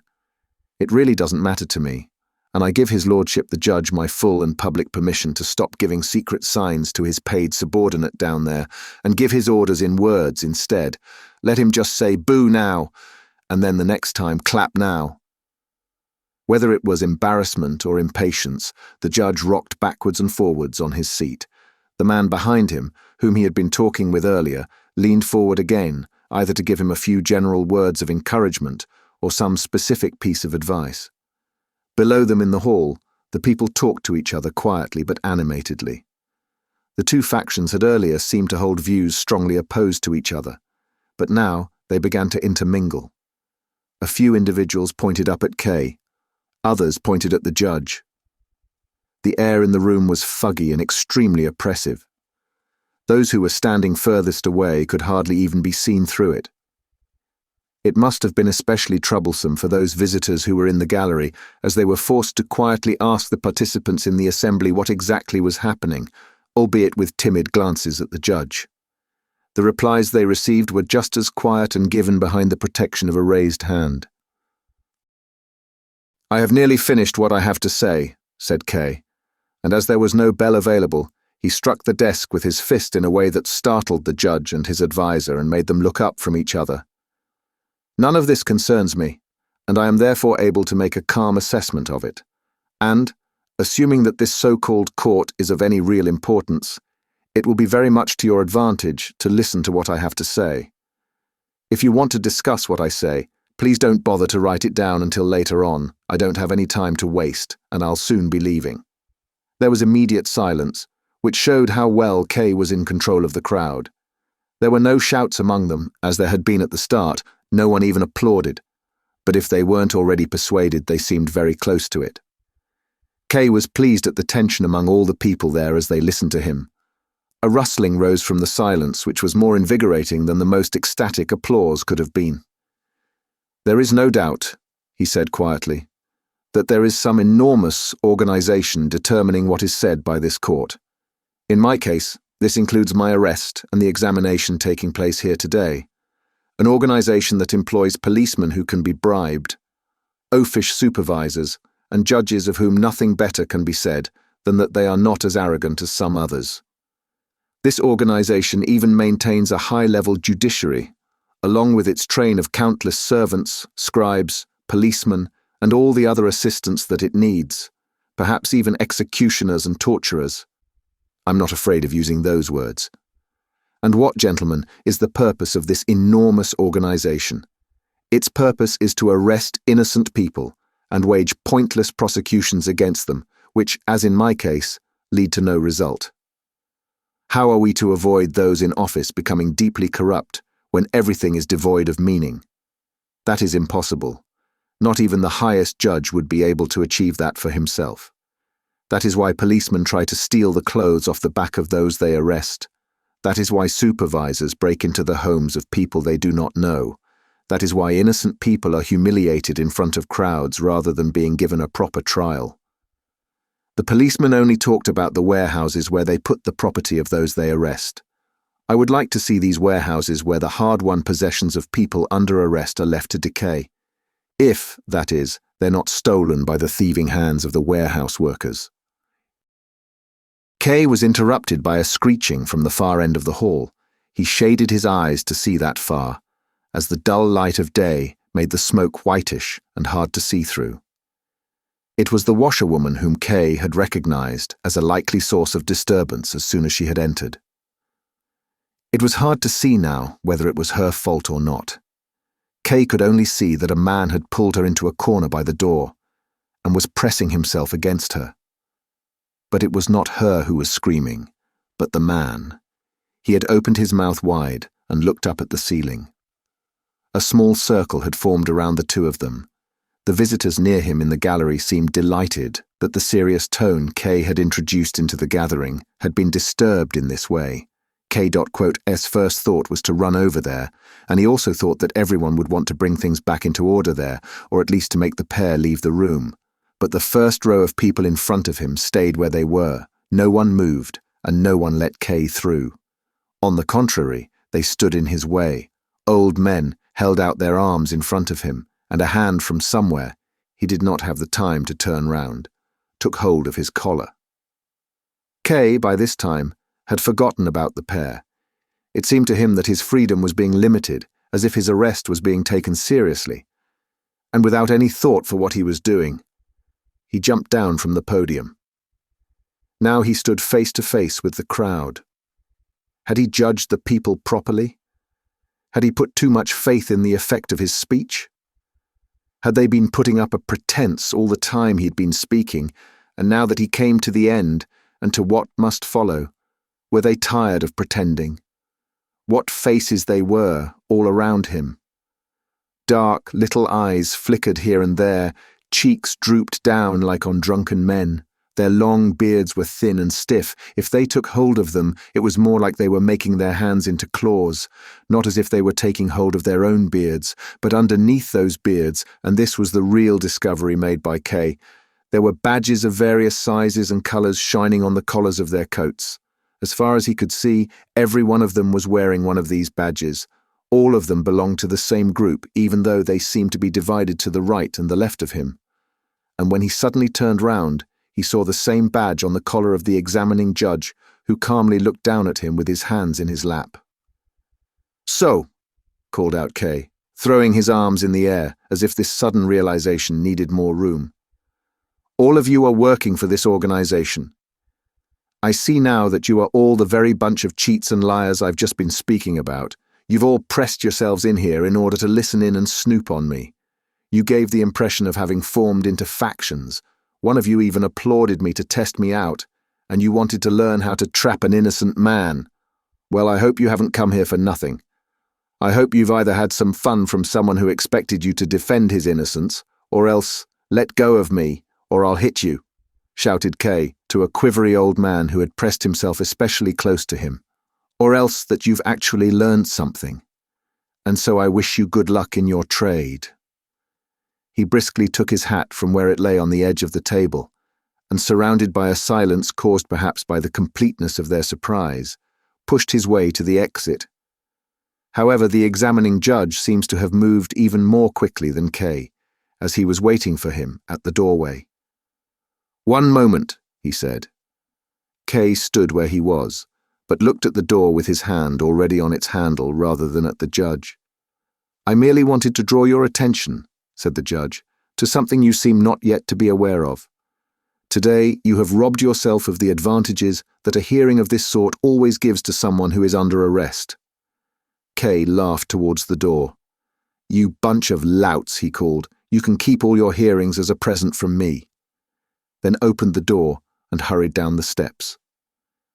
Behind him, the noise of the assembly rose as it became lively once more, and probably began to discuss these events as if making a scientific study of them. Chapter 3. Every day over the following week, K expected another summons to arrive. He could not believe that his rejection of any more hearings had been taken literally, and when the expected summons really had not come by Saturday evening, he took it to mean that he was expected, without being told, to appear at the same place, at the same time. So on Sunday, he set out once more in the same direction, going without hesitation up the steps and through the corridors. Some of the people remembered him and greeted him from their doorways, but he no longer needed to ask anyone the way and soon arrived at the right door. It was opened as soon as he knocked, and paying no attention to the woman he had seen last time, who was standing at the doorway, he was about to go straight into the adjoining room when she said to him, "There's no session today." "What do you mean, no session?" he asked, unable to believe it. But the woman persuaded him by opening the door to the next room. It was indeed empty, and looked even more dismal empty than it had the previous Sunday. On the podium stood the table exactly as it had been before, with a few books lying on it. "Can I have a look at those books?" asked Kay. Not because he was especially curious, but so that he would not have come for nothing. "No," said the woman as she reclosed the door. "That's not allowed. Those books belong to the examining judge." "I see," said Kay and nodded. "Those books must be law books, and that's how this court does things, not only to try people who are innocent, but even to try them without letting them know what's going on." "I expect you're right," said the woman, who had not understood exactly what he meant. "I'd better go away again then," said Kay. "Should I give a message to the examining judge?" asked the woman. "Do you know him then?" asked Kay. "Of course I know him," said the woman. "My husband is the court usher." It was only now that Kay noticed that the room, which before had held nothing but a washtub, had been fitted out as a living room. The woman saw how surprised he was and said, "Yes, we're allowed to live here as we like. Only we have to clear the room out when the court's in session. There's lots of disadvantages to my husband's job." "It's not so much the room that surprises me," said Kay, looking at her crossly. "It's your being married that shocks me." "Are you thinking about what happened last time the court was in session, when I disturbed what you were saying?" asked the woman. "Of course," said Kay. "It's in the past now and I've nearly forgotten about it, but at the time it made me furious. And now you tell me yourself that you are a married woman.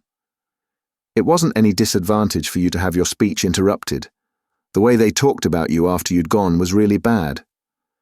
"That could well be," said Kay, turning away. "But it does not excuse you." "There's no one I know who'd hold it against me," said the woman. "Him, who put his arms around me. He's been chasing after me for a long time. I might not be very attractive for most people, but I am for him. I've got no protection from him. Even my husband has had to get used to it. If he wants to keep his job, he's got to put up with it as that man's a student, and he'll almost certainly be very powerful later on. He's always after me. He'd only just left when you arrived." "That fits in with everything else," said Kay. "I'm not surprised." "Do you want to make things a bit better here?" the woman asked slowly, watching him as if she were saying something that could be as dangerous for Kay as for herself. "That's what I thought when I heard you speak. I really liked what you said. Mind you, I only heard part of it. I missed the beginning of it, and at the end I was lying on the floor with the student. It's so horrible here," she said after a pause, and took hold of K.'s hand. "Do you believe you really will be able to make things better?" Kay smiled and twisted his hand round a little in her soft hands. "It's really not my job to make things better here, as you put it," he said. "And if you said that to the examining judge, he would laugh at you or punish you for it.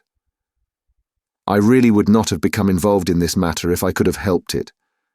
And I would have lost no sleep worrying about how this court needs to be made better. But because I'm told that I have been arrested, and I'm under arrest, it forces me to take some action, and to do so for my own sake. However, if I can be of some service to you in the process, I will, of course, be glad to do so. And I will be glad to do so not only for the sake of charity, but also because you can be of some help to me." "How could I help you then?" said the woman. "You could, for example, show me the books on the table there." "Yes, certainly," the woman cried, and pulled Kay along behind her as she rushed to them. The books were old and well worn. The cover of one of them had nearly broken through in its middle, and it was held together with a few threads. "Everything is so dirty here," said Kay, shaking his head, and before he could pick the books up, the woman wiped some of the dust off with her apron. Kay took hold of the book that lay on top and threw it open. An indecent picture appeared. A man and a woman sat naked on a sofa. The base intent of whoever drew it was easy to see, but he had been so grossly lacking in skill that all that anyone could really make out were the man and the woman who dominated the picture with their bodies, sitting in overly upright postures that created a false perspective and made it difficult for them to approach each other. Kay didn't thumb through that book anymore, but just threw open the next one at its title page. It was a novel with the title, What Greta Suffered from Her Husband, Hans. "So this is the sort of law book they study here," said Kay. "This is the sort of person sitting in judgment over me." "I can help you," said the woman. "Would you like me to?" "Could you really do that without placing yourself in danger? You did say earlier on that your husband is wholly dependent on his superiors." "I still want to help you," said the woman. "Come over here, we've got to talk about it. Don't say any more about what danger I'm in. I only fear danger where I want to fear it. Come over here." She pointed to the podium and invited him to sit down on the step with her. "You've got lovely dark eyes," she said after they had sat down, looking up into K.S. face. "People say I've got nice eyes too, but yours are much nicer. It was the first thing I noticed when you first came here. That's even why I came in here, into the assembly room, afterwards. I'd never normally do that, I'm not really even allowed to." So that's what all this is about, thought Kay. She's offering herself to me. She's as degenerate as everything else around here. She's had enough of the court officials, which is understandable, I suppose. And so she approaches any stranger and makes compliments about his eyes. With that, Kay stood up in silence as if he had spoken his thoughts out loud, and thus explained his action to the woman. "I don't think you can be of any assistance to me," he said. "To be of any real assistance you would need to be in contact with high officials, but I'm sure you only know the lower employees, and there are crowds of them milling about here. I'm sure you're very familiar with them, and could achieve a great deal through them, I've no doubt of that. But the most that could be done through them would have no bearing at all on the final outcome of the trial. You, on the other hand, would lose some of your friends as a result, and I have no wish of that. Carry on with these people in the same way as you have been, as it does seem to me to be something you cannot do without. I have no regrets in saying this, as, in return for your compliment to me, I also find you rather attractive, especially when you look at me as sadly as you are now, although you really have no reason to do so. You belong to the people I have to combat, and you're very comfortable among them. You're even in love with the student. Or if you don't love him, you do at least prefer him to your husband. It's easy to see that from what you've been saying." "No!" she shouted, remained sitting where she was, and grasped K.S. hand, which he failed to pull away fast enough. "You can't go away now. You can't go away when you've misjudged me like that. Are you really capable of going away now? Am I really so worthless that you won't even do me the favor of staying a little bit longer?" "You misunderstand me," said Kay, sitting back down. "If it's really important to you for me to stay here, then I'll be glad to do so. I have plenty of time. I came here thinking there would be a trial taking place. All I meant with what I said just now was to ask you not to do anything on my behalf in the proceedings against me. But even that is nothing for you to worry about when you consider that there's nothing hanging on the outcome of this trial, and that, whatever the verdict, I will just laugh at it. And that's even presupposing it ever even reaches any conclusion, which I very much doubt. I think it's much more likely that the court officials will be too lazy, too forgetful, or even too fearful ever to continue with these proceedings, and that they will soon be abandoned if they haven't been abandoned already.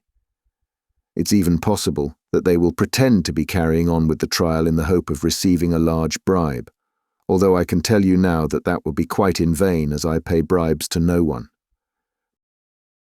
Perhaps one favor you could do me would be to tell the examining judge, or anyone else who likes to spread important news, that I will never be induced to pay any sort of bribe through any stratagem of theirs. And I'm sure they have many stratagems at their disposal. There is no prospect of that. You can tell them that quite openly. And what's more, I expect they have already noticed themselves. Or even if they haven't, this affair is really not so important to me as they think. Those gentlemen would only save some work for themselves, or at least some unpleasantness for me, which, however, I am glad to endure, if I know that each piece of unpleasantness for me is a blow against them. And I will make quite sure it is a blow against them. Do you actually know the judge?" "Of course I do," said the woman. He was the first one I thought of when I offered to help you. I didn't know he's only a minor official, but if you say so, it must be true. Mind you, I still think the report he gives to his superiors must have some influence. And he writes so many reports.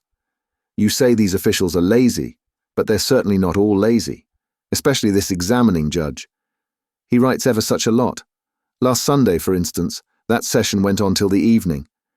Everyone had gone, but the examining judge, he stayed in the hall. I had to bring him a lamp in. All I had was a little kitchen lamp, but he was very satisfied with it and started to write straight away. Meantime, my husband arrived. He always has the day off on Sundays. We got the furniture back in and got our room sorted out, and then a few of the neighbours came. We sat and talked for a bit, by a candle. In short, we forgot all about the examining judge and went to bed. All of a sudden in the night, it must have been quite late in the night, I wake up, next to the bed. There's the examining judge shading the lamp with his hand so that there's no light from it falls on my husband. He didn't need to be as careful as that. The way my husband sleeps, the light wouldn't have woken him up anyway. I was quite shocked and nearly screamed, but the judge was very friendly, warned me I should be careful. He whispered to me, he's been writing all this time, and now he's brought me the lamp back, and he'll never forget how I looked when he found me there asleep. What I mean with all this, I just wanted to tell you how the examining judge really does write lots of reports, especially about you, as questioning you was definitely one of the main things on the agenda that Sunday. If he writes reports as long as that, they must be of some importance. And besides all that, you can see from what happened that the examining judge is after me, and it's right now, when he's first begun to notice me, that I can have a lot of influence on him. And I've got other proof I mean a lot to him too. Yesterday, he sent that student to me, the one he really trusts and who he works with. He sent him with a present for me, silk stockings. He said it was because I clear up in the courtroom, but that's only a pretense. That job's no more than what I'm supposed to do. It's what my husband gets paid for. Nice stockings they are. Look. She stretched out her leg, drew her skirt up to her knee and looked herself at the stocking. They are nice stockings, but they're too good for me, really. She suddenly interrupted herself and lay her hand on K. Quotus, as if she wanted to calm him down, and whispered, "Be quiet. Berthold is watching us." Kay slowly looked up. In the doorway to the courtroom stood a young man. He was short, his legs were not quite straight, and he continually moved his finger round in a short, thin red beard, with which he hoped to make himself look dignified. Kay looked at him with some curiosity. He was the first student he had ever met of the unfamiliar discipline of jurisprudence, face to face at least, a man who would even most likely attain high office one day. The student, in contrast, seemed to take no notice of Kay at all. He merely withdrew his finger from his beard long enough to beckon to the woman and went over to the window. The woman leaned over to Kay and whispered, "Don't be cross with me. Please don't. And please don't think ill of me either. I've got to go to him now, to this horrible man. Just look at his bent legs. But I'll come straight back, and then I'll go with you if you'll take me. I'll go wherever you want. You can do whatever you like with me. I'll be happy if I can be away from here for as long as possible. It'd be best if I could get away from here for good." She stroked K. Quote's hand once more, jumped up, and ran over to the window. Before he realized it, Kay grasped for her hand but failed to catch it. He really was attracted to the woman, and even after thinking hard about it, could find no good reason why he should not give in to her allure. It briefly crossed his mind that the woman meant to entrap him on behalf of the court, but that was an objection he had no difficulty in fending off. In what way could she entrap him? Was he not still free, so free that he could crush the entire court whenever he wanted, at least where it concerned him? Could he not have that much confidence in himself? And her offer of help sounded sincere, and maybe it wasn't quite worthless. And maybe there was no better revenge against the examining judge and his cronies than to take this woman from him and have her for himself. Maybe then, after much hard work writing dishonest reports about Kay, the judge would go to the woman's bed late one night and find it empty. And it would be empty because she belonged to Kay. Because this woman at the window, this lush, supple, warm body in its somber clothes of rough, heavy material, belonged to him, totally to him, and to him alone.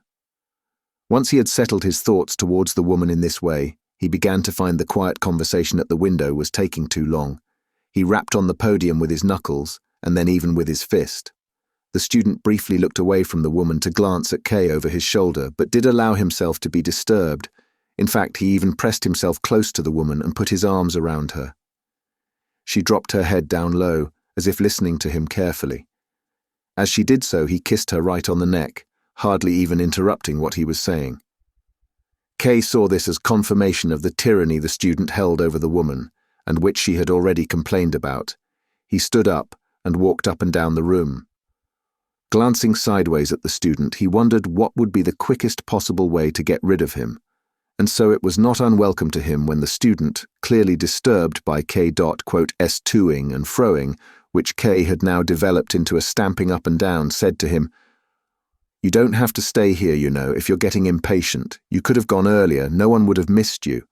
In fact, you should have gone. You should have left as quickly as possible as soon as I got here." This comment could have caused all possible rage to break out between them. But Kay also bore in mind that this was a prospective court official speaking to a disfavored defendant, and he might well have been taking pride in speaking in this way. Kay remained standing quite close to him, and said with a smile, "You're quite right, I am impatient. But the easiest way to settle this impatience would be if you left us. On the other hand, if you've come here to study, you are a student, I hear, I'll be quite happy to leave the room to you and go away with the woman. I'm sure you'll still have a lot of study to do before you're made into a judge. It's true that I'm still not all that familiar with your branch of jurisprudence, but I take it involves a lot more than speaking roughly. And I see you have no shame in doing that extremely well." "He shouldn't have been allowed to move about so freely," said the student, as if he wanted to give the woman an explanation for K.'s insults. "That was a mistake. I've told the examining judge so. He should at least have been detained in his room between hearings. Sometimes it's impossible to understand what the judge thinks he's doing." "You're wasting your breath," said Kay. Then he reached his hand out towards the woman and said, "Come with me." "So that's it," said the student. "Oh no, you're not going to get her." And with a strength you would not have expected from him, he glanced tenderly at her, lifted her up on one arm, and his back bent under the weight, ran with her to the door. In this way he showed, unmistakably, that he was, to some extent, afraid of Kay. But he nonetheless dared to provoke him still further by stroking and squeezing the woman's arm with his free hand. Kay ran the few steps up to him, but when he had reached him, and was about to take hold of him, and if necessary throttle him, the woman said, "It's no good. It's the examining judge who has sent for me. I daren't go with you, this little bastard." And here she ran her hand over the student's face. "This little bastard won't let me." "And you don't want to be set free?" shouted Kay, laying his hand on the student's shoulder, who then snapped at it with his teeth. "No!" shouted the woman, pushing Kay away with both hands. "No, no, don't do that. What do you think you're doing? That would be the end of me. Let go of him, please, just let go of him. He's only carrying out the judge's orders. He's carrying me to him."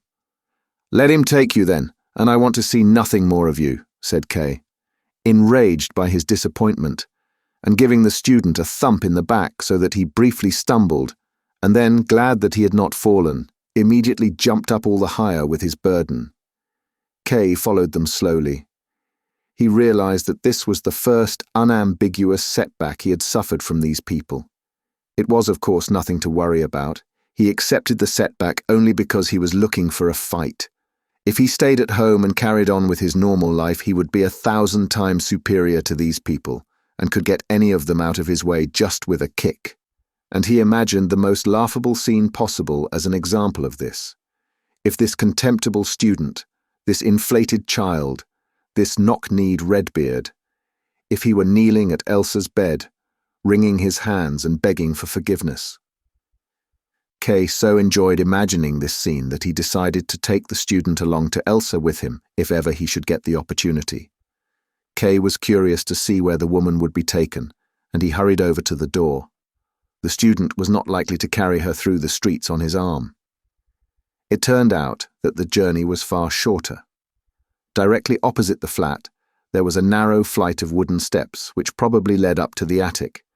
They turned as they went, so that it was not possible to see where they ended. The student carried the woman up these steps, and after the exertions of running with her, he was soon groaning and moving very slowly. The woman waved down at Kay, and by raising and lowering her shoulders she tried to show that she was an innocent party in this abduction, although the gesture did not show a lot of regret. Kay watched her without expression like a stranger. He wanted to show neither that he was disappointed nor that he would easily get over his disappointment. The two of them had disappeared, but Kay remained standing in the doorway. He had to accept that the woman had not only cheated him, but that she had also lied to him when she said she was being taken to the examining judge. The examining judge certainly wouldn't be sitting and waiting in the attic. The wooden stairs would explain nothing to him however long he stared at them. Then Kay noticed a small piece of paper next to them, went across to it, and read, in a childish and unpracticed hand, "Entrance to the court offices." Were the court offices here? In the attic of this tenement, then? If that was how they were accommodated, it did not attract much respect, and it was some comfort for the accused to realize how little money this court had at its disposal if it had to locate its offices in a place where the tenants of the building, who were themselves among the poorest of people, would throw their unneeded junk. On the other hand, it was possible that the officials had enough money, but that they squandered it on themselves rather than use it for the court's purposes. Going by K.S experience of them so far, that even seemed probable, except that if the court were allowed to decay in that way, it would not just humiliate the accused, but also give him more encouragement than if the court were simply in a state of poverty. Kay also now understood that the court was ashamed to summon those it accused to the attic of this building for the initial hearing, and why it preferred to impose upon them in their own homes. What a position it was that Kay found himself in, compared with the judge sitting up in the attic. Kay, at the bank, had a big office with an anteroom, and had an enormous window through which he could look down at the activity in the square.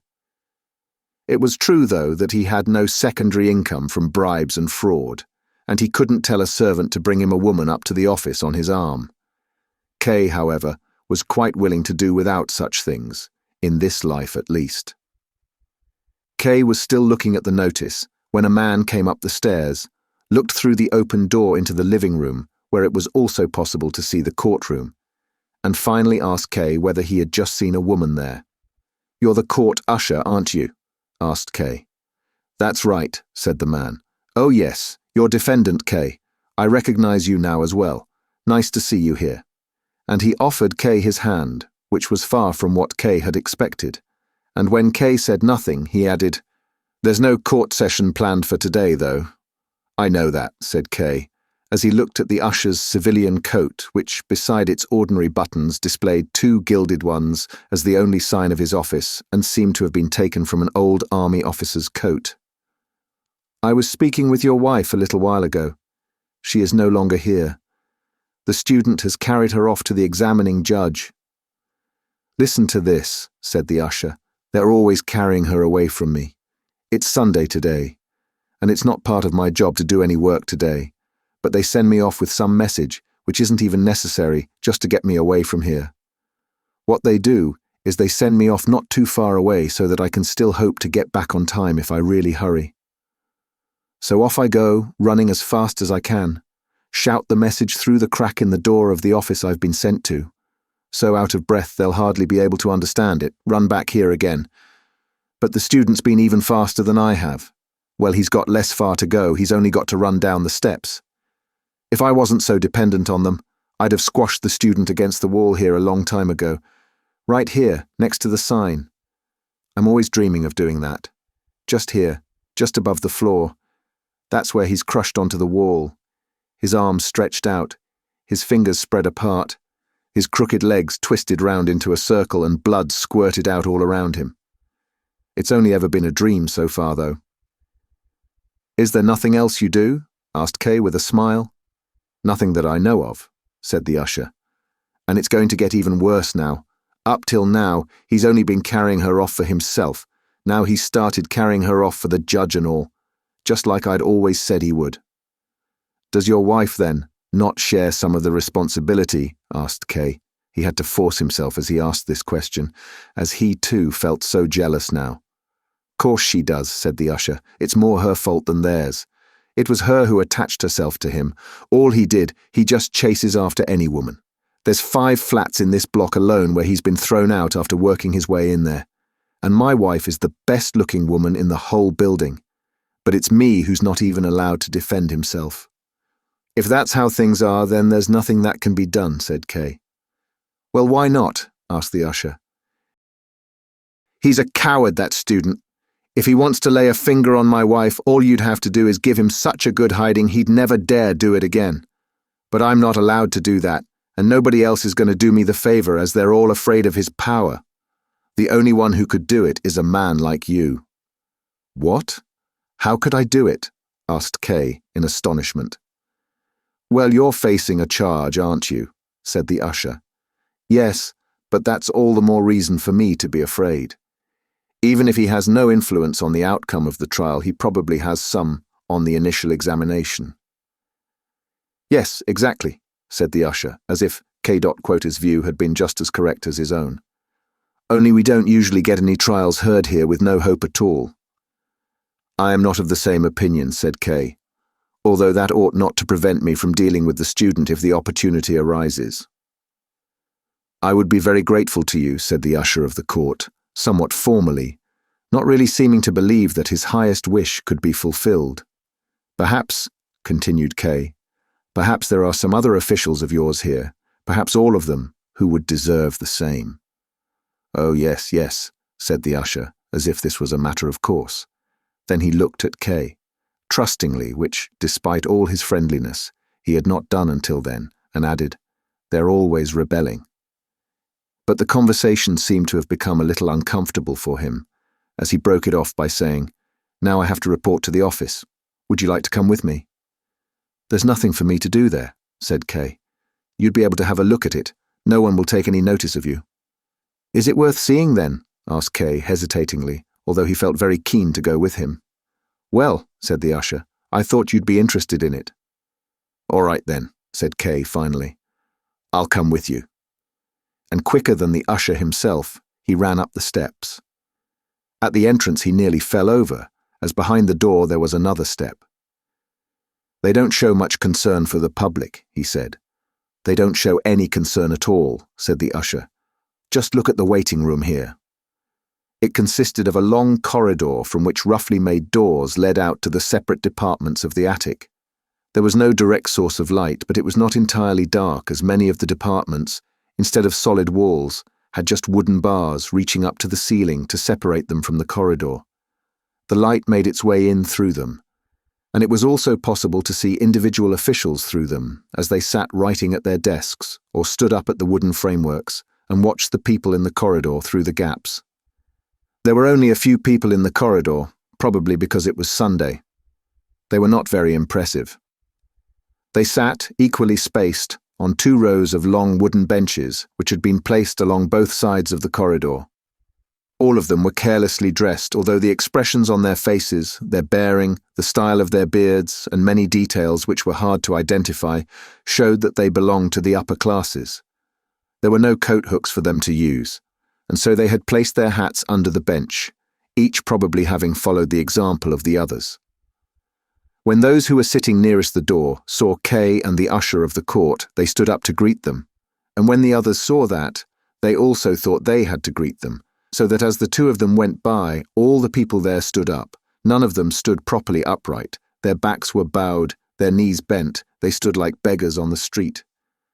Kay waited for the usher, who was following just behind him. They must all be very dispirited, he said. Yes, said the usher, they are the accused. Everyone you see here has been accused. Really? said Kay. "They're colleagues of mine, then." And he turned to the nearest one, a tall, thin man with hair that was nearly grey. "What is it you are waiting for here?" asked Kay, politely. But the man was startled at being spoken to unexpectedly, which was all the more pitiful to see because the man clearly had some experience of the world and elsewhere would certainly have been able to show his superiority and would not have easily given up the advantage he had acquired. Here, though, he did not know what answer to give to such a simple question, and looked round at the others as if they were under some obligation to help him, and as if no one could expect any answer from him without this help. Then the usher of the court stepped forward to him, and in order to calm him down and raise his spirits, said, "The gentleman here is only asking what it is you're waiting for. You can give him an answer." The voice of the usher was probably familiar to him and had a better effect than K.S. I'm waiting," he began, and then came to a halt. He had clearly chosen this beginning so that he could give a precise answer to the question, but now he didn't know how to continue. Some of the others waiting had come closer and stood round the group. The usher of the court said to them, "Get out the way. Keep the gangway free." They moved back slightly, but not as far as where they had been sitting before. In the meantime, the man whom Kay had first approached had pulled himself together and even answered him with a smile. "A month ago, I made some applications for evidence to be heard in my case, and I'm waiting for it to be settled." "You certainly seem to be going to a lot of effort," said Kay. "Yes," said the man, "it is my affair after all." "Not everyone thinks the same way as you do," said Kay. "I've been indicted as well, but I swear on my soul that I've neither submitted evidence nor done anything else of the sort. Do you really think that's necessary?" "I don't really know exactly," said the man, once more totally unsure of himself. He clearly thought Kay was joking with him and therefore probably thought it best to repeat his earlier answer in order to avoid making any new mistakes. With Kay looking at him impatiently, he just said, "As far as I'm concerned, I've applied to have this evidence heard." "Perhaps you don't believe I've been indicted?" asked Kay. "Oh, please, I certainly do," said the man, stepping slightly to one side, but there was more anxiety in his answer than belief. "You don't believe me, then?" asked Kay, and took hold of his arm, unconsciously prompted by the man's humble demeanour, and as if he wanted to force him to believe him. But he did not want to hurt the man, and had only taken hold of him very lightly. Nonetheless, the man cried out as if Kay had grasped him not with 2 fingers, but with red-hot tongs. Shouting in this ridiculous way finally made Kay tired of him. If he didn't believe he was indicted, then so much the better. Maybe he even thought Kay was a judge. And before leaving, he held him a lot harder, shoved him back onto the bench, and walked on. "These defendants are so sensitive, most of them," said the usher of the court. Almost all of those who had been waiting had now assembled around the man, who by now had stopped shouting, and they seemed to be asking him lots of precise questions about the incident. Kay was approached by a security guard, identifiable mainly by his sword, of which the scabbard seemed to be made of aluminum. This greatly surprised Kay, and he reached out for it with his hand. The guard had come because of the shouting and asked what had been happening. The usher of the court said a few words to try and calm him down, but the guard explained that he had to look into it himself, saluted and hurried on, walking with very short steps, probably because of gout. Kay didn't concern himself long with the guard or these people, especially as he saw a turning off the corridor, about halfway along it on the right-hand side, where there was no door to stop him going that way. He asked the usher whether that was the right way to go. The usher nodded, and that is the way that Kay went. The usher remained always 1 or 2 steps behind Kay, which he found irritating, as in a place like this it could give the impression that he was being driven along by someone who had arrested him. So he frequently waited for the usher to catch up, but the usher always remained behind him. In order to put an end to his discomfort, Kay finally said, "Now that I've seen what it looks like here, I'd like to go." "You haven't seen everything yet," said the usher ingenuously. I don't want to see everything, said K, who was also feeling very tired. I want to go. What is the way to the exit? You haven't got lost, have you? Asked the usher in amazement. You go down this way to the corner, then right down the corridor straight ahead as far as the door. Come with me, said K. Show me the way. I'll miss it. There are so many different ways here. It's the only way there is, said the usher, who had now started to sound quite reproachful. I can't go back with you again. I've got to hand in my report, and I've already lost a lot of time because of you as it is. Come with me, Kay repeated, now somewhat sharper, as if he had finally caught the usher out in a lie. Don't shout like that, whispered the usher.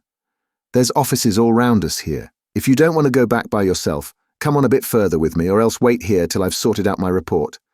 Then I'll be glad to go back with you again. No, said Kay. I will not wait, and you must come with me now. Kay had still not looked round at anything at all in the room where he found himself, and it was only when one of the many wooden doors all around him opened that he noticed it. A young woman, probably summoned by the loudness of K.S. voice, entered and asked, What is it the gentleman wants? In the darkness behind her, there was also a man approaching. Kay looked at the usher. He had, after all, said that no one would take any notice of Kay, and now there were two people coming. It only needed a few, and everyone in the office would become aware of him and asking for explanations as to why he was there. The only understandable and acceptable thing to say was that he was accused of something and wanted to know the date of his next hearing. But this was an explanation he did not want to give, especially as it was not true. He had only come out of curiosity. Or else, an explanation even less usable, he could say that he wanted to ascertain that the court was as revolting on the inside as it was on the outside. And it did seem that he had been quite right in this supposition. He had no wish to intrude any deeper. He was disturbed enough by what he had seen already. He was not in the right frame of mind just then to face a high official, such as might appear from behind any door, and he wanted to go either with the usher of the court or, if needs be, alone. But he must have seemed very odd standing there in silence, and the young woman and the usher were indeed looking at him as if they thought he would go through some major metamorphosis any second, which they didn't want to miss seeing. And in the doorway stood the man whom Kay had noticed in the background earlier. He held firmly onto the beam above the low door, swinging a little on the tips of his feet, as if becoming impatient as he watched. But the young woman was the first to recognize that K.S. behavior was caused by his feeling slightly unwell. She brought a chair and asked, Would you not like to sit down? Kay sat down immediately and, in order to keep his place better, put his elbows on the armrests. You're a little bit dizzy, aren't you? She asked him. Her face was now close in front of him. It bore the severe expression that many young women have just when they're in the bloom of their youth. It's nothing for you to worry about, she said. That's nothing unusual here. Almost everyone gets an attack like that the first time they come here. This is your first time, is it? Yes, it's nothing unusual then. The sun burns down on the roof and the hot wood makes the air so thick and heavy. It makes this place rather unsuitable for offices, whatever other advantages it might offer. But the air is almost impossible to breathe on days when there's a lot of business, and that's almost every day. And when you think that there's a lot of washing put out to dry here as well, and we can't stop the tenants doing that, it's not surprising you started to feel unwell. But you get used to the air all right in the end. When you're here for the second or third time, you'll hardly notice how oppressive the air is. Are you feeling any better now? Kay made no answer. He felt too embarrassed at being put at the mercy of these people by his sudden weakness, and learning the reason for feeling ill made him feel not better, but a little worse. The girl noticed it straight away, and to make the air fresher for Kay, she took a window pole that was leaning against the wall and pushed open a small hatch directly above K.S. head that led to the outside. But so much soot fell in that the girl had to immediately close the hatch again and clean the soot off K.'s hands with her handkerchief, as K was too tired to do that for himself.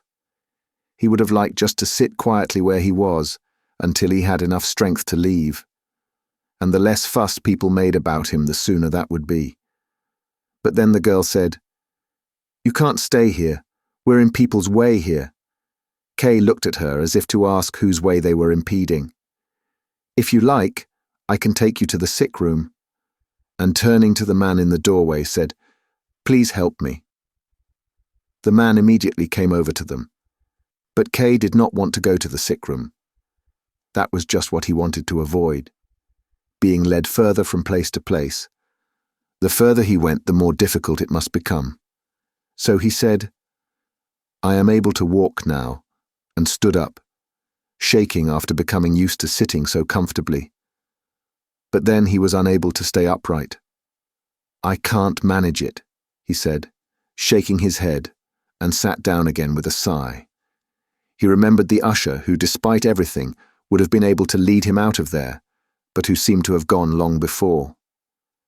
Kay looked out between the man and the young woman who was standing in front of him, but was unable to find the usher.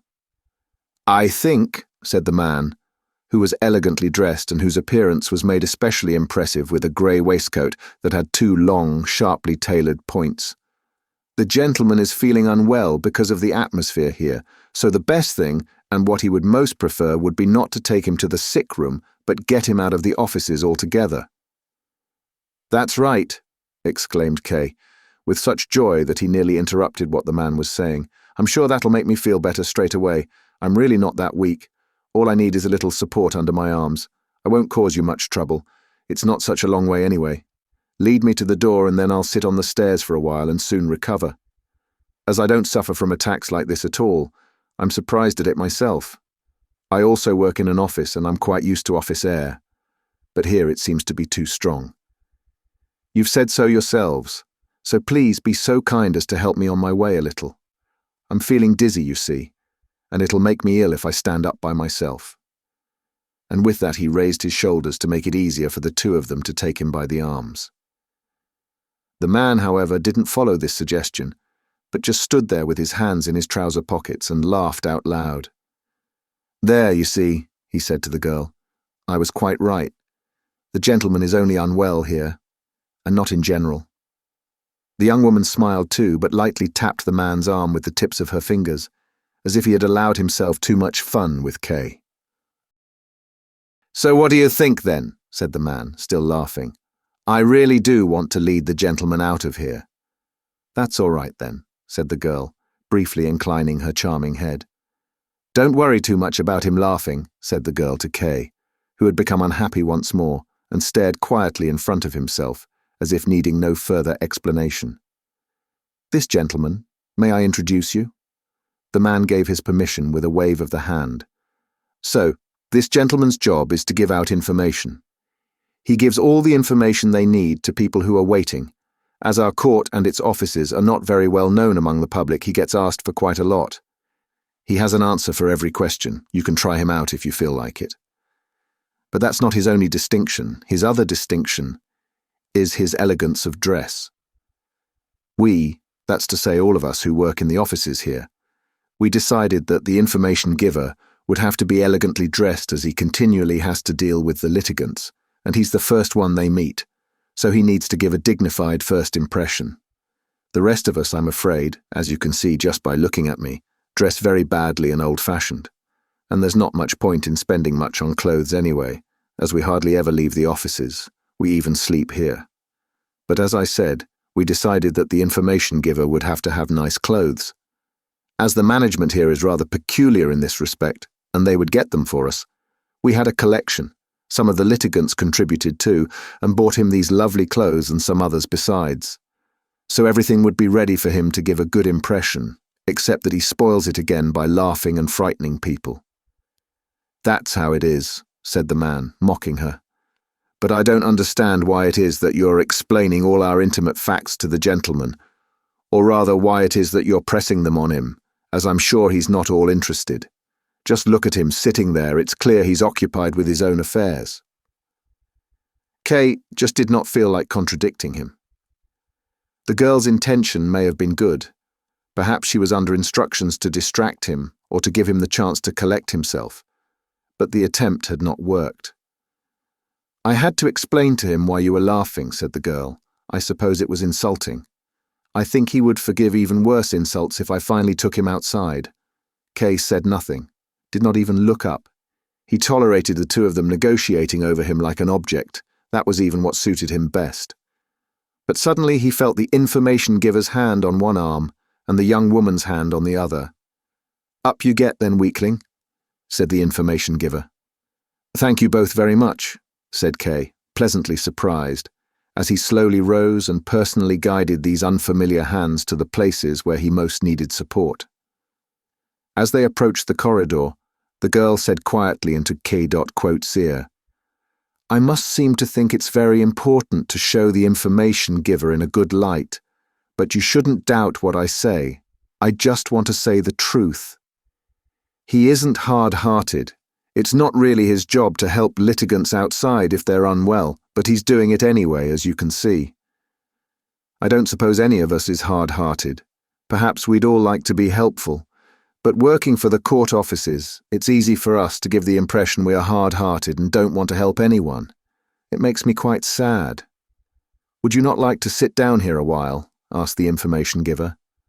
They were already in the corridor and just in front of the defendant, whom Kay had spoken to earlier. Kay felt almost ashamed to be seen by him. Earlier he had stood so upright in front of him, and now he had to be supported by two others. His hat was held up by the information giver balanced on outstretched fingers. His hair was dishevelled and hung down onto the sweat on his forehead. But the defendant seemed to notice nothing of what was going on and just stood there humbly, as if wanting to apologize to the information giver for being there. The information giver looked past him. "I know," he said, "that my case can't be settled today, not yet. But I've come in anyway, I thought. I could wait here anyway.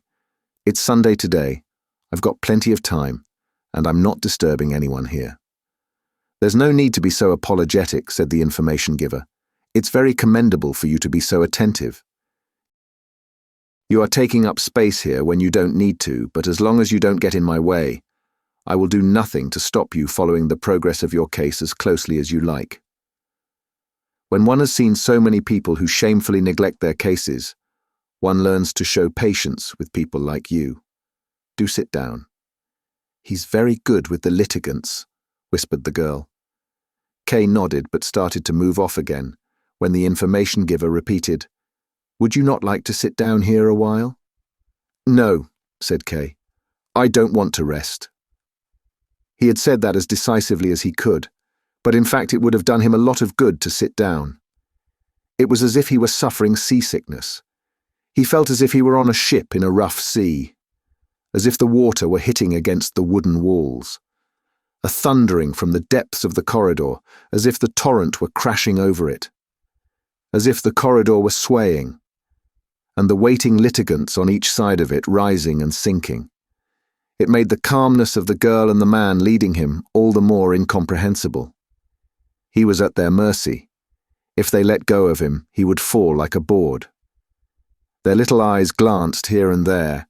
Kay could feel the evenness of their steps, but could not do the same, as from step to step he was virtually being carried. He finally noticed they were speaking to him, but he did not understand them. All he heard was a noise that filled all the space, and through which there seemed to be an unchanging higher note sounding, like a siren. "Louder," he whispered with his head sunk low, ashamed at having to ask them to speak louder, when he knew they had spoken loudly enough, even if it had been, for him, incomprehensible. At last, a draught of cool air blew in his face, as if a gap had been torn out in the wall in front of him, and next to him he heard someone say, "First he says he wants to go, and then you can tell him 100 times that this is the way out, and he doesn't move." Kay became aware that he was standing in front of the way out, and that the young woman had opened the door.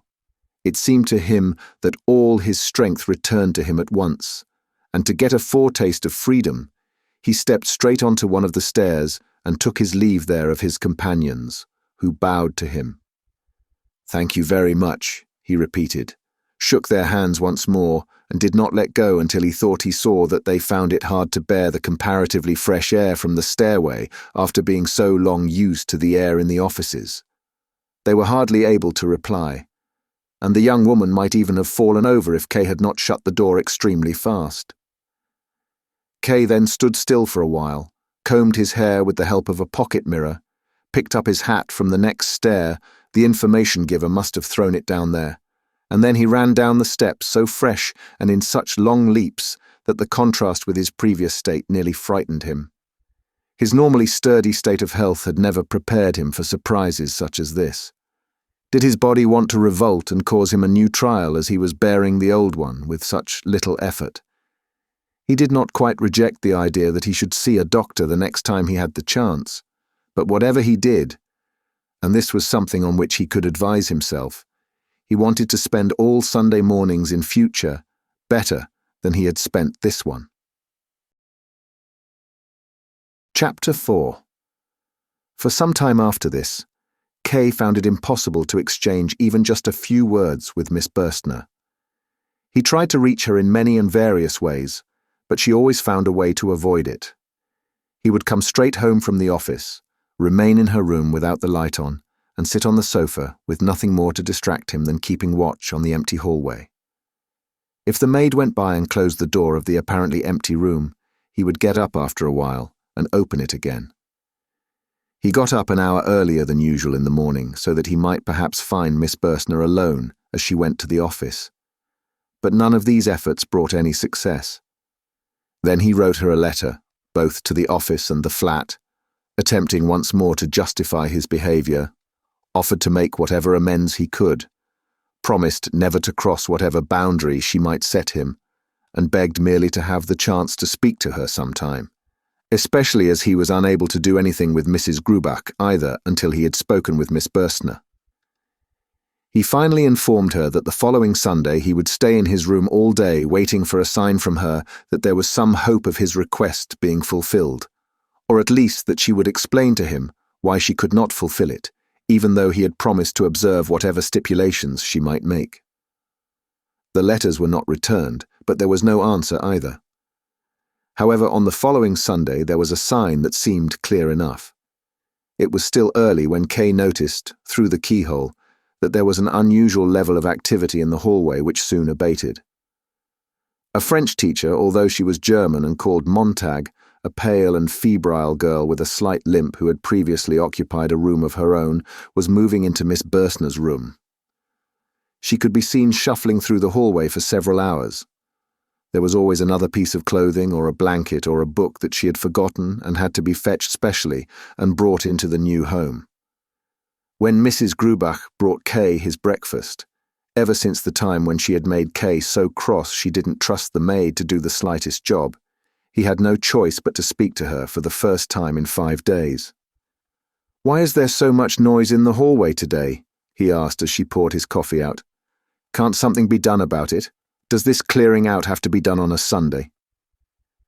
Kay did not look up at Mrs. Grubach, but he saw nonetheless that she seemed to feel some relief as she breathed in. Even sharp questions like this from Mr. K she perceived as forgiveness, or as the beginning of forgiveness. "We're not clearing anything out, Mr. K," she said. "It's just that Miss Montag is moving in with Miss Burstner and is moving her things across." She said nothing more, but just waited to see how Kay would take it and whether he would allow her to carry on speaking. But Kay kept her in uncertainty, took the spoon and pensively stirred his coffee while he remained silent. Then he looked up at her and said, "What about the suspicions you had earlier about Miss Burstner? Have you given them up?" "Mr. K," called Mrs. Grubach, who had been waiting for this very question, as she put her hands together and held them out towards him. "I just made a chance remark and you took it so badly. I didn't have the slightest intention of offending anyone, not you or anyone else. You've known me for long enough, Mr. K. I'm sure you're convinced of that. You don't know how I've been suffering for the past few days, that I should tell lies about my tenants. And you, Mr. K, you believed it, and said I should give you notice. Give you notice." At this last outcry, Mrs. Grubach was already choking back her tears. She raised her apron to her face and blubbered out loud. "Oh, don't cry, Mrs. Grubach," said Kay, looking out the window. He was thinking only of Miss Burstner and how she was accepting an unknown girl into her room. "Now don't cry," he said again, as he turned his look back into the room where Mrs. Grubach was still crying. "I meant no harm either when I said that. It was simply a misunderstanding between us. That can happen even between old friends sometimes." Mrs. Grubach pulled her apron down to below her eyes to see whether Kay really was attempting a reconciliation. "Well, yes, that's how it is," said Kay, and as Mrs. Grubach's behaviour indicated that the captain had said nothing, he dared to add, "Do you really think, then, that I'd want to make an enemy of you for the sake of a girl we hardly know?" "Yes, you're quite right, Mr. K," said Mrs. Grubach, and then, to her misfortune, as soon as she felt just a little freer to speak, she added something rather inept. "I kept asking myself why it was that Mr. K took such an interest in Miss Burstner. Why does he quarrel with me over her when he knows that any cross word from him and I can't sleep that night? And I didn't say anything about Miss Burstner that I hadn't seen with my own eyes." Kay said nothing in reply. He should have chased her from the room as soon as she had opened her mouth, and he didn't want to do that. He contented himself with merely drinking his coffee and letting Mrs. Grubach feel that she was superfluous. Outside, the dragging steps of Miss Montag could still be heard as she went from one side of the hallway to the other. "Do you hear that?" asked Kay, pointing his hand at the door. "Yes," said Mrs. Grubach with a sigh. "I wanted to give her some help, and I wanted the maid to help her too, but she's stubborn. She wants to move everything in herself. I wonder at Miss Burstner.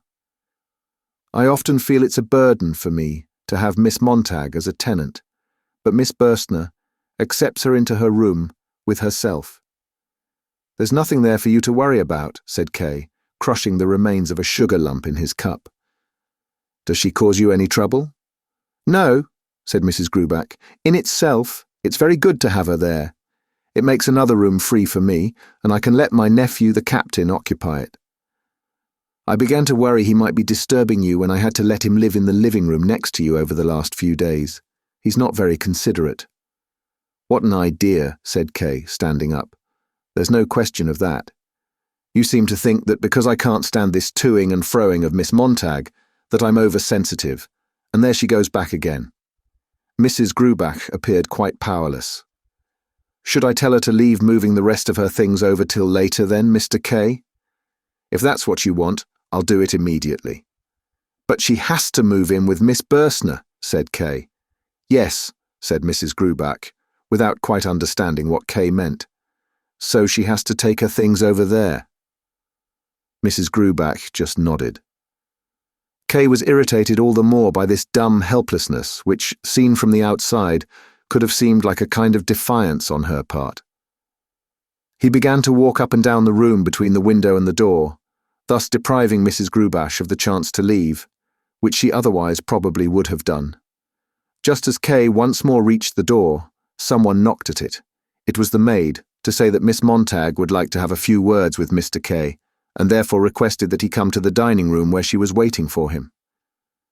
Kay heard the maid out thoughtfully, and then looked back at the shocked Mrs. Grubach in a way that was almost contemptuous. His look seemed to be saying that Kay had been expecting this invitation for Miss Montag for a long time, and that it was confirmation of the suffering he had been made to endure that Sunday morning from Mrs. Grubach's tenants. He sent the maid back with the reply that he was on his way. Then he went to the wardrobe to change his coat, and in answer to Mrs. Grubach's gentle whining about the nuisance Miss Montag was causing, merely asked her to clear away the breakfast things. "But you've hardly touched it," said Mrs. Grubach. "Oh, just take it away," shouted Kay. It seemed to him that Miss Montag was mixed up in everything and made it repulsive to him. As he went through the hallway, he looked at the closed door of Miss Burstner's room. But it wasn't there that he was invited, but the dining room, to which he yanked the door open without knocking. The room was long but narrow with one window. There was only enough space available to put 2 cupboards at an angle in the corner by the door, and the rest of the room was entirely taken up with the long dining table, which started by the door and reached all the way to the great window, which was thus made almost inaccessible. The table was already laid for a large number of people, as on Sundays, almost all the tenants ate their dinner here at midday. When Kay entered, Miss Montag came towards him from the window along one side of the table. They greeted each other in silence. Then Miss Montag, her head unusually erect as always, said, "I'm not sure whether you know me." Kay looked at her with a frown. "Of course I do," he said. "You've been living here with Mrs. Grubach for quite some time now. But I get the impression you don't pay much attention to what's going on in the lodging house," said Miss Montag. "No," said Kay. "Would you not like to sit down?" said Miss Montag. In silence, the two of them drew chairs out from the farthest end of the table and sat down facing each other. But Miss Montag stood straight up again, as she had left her handbag on the windowsill, and went to fetch it. She shuffled down the whole length of the room.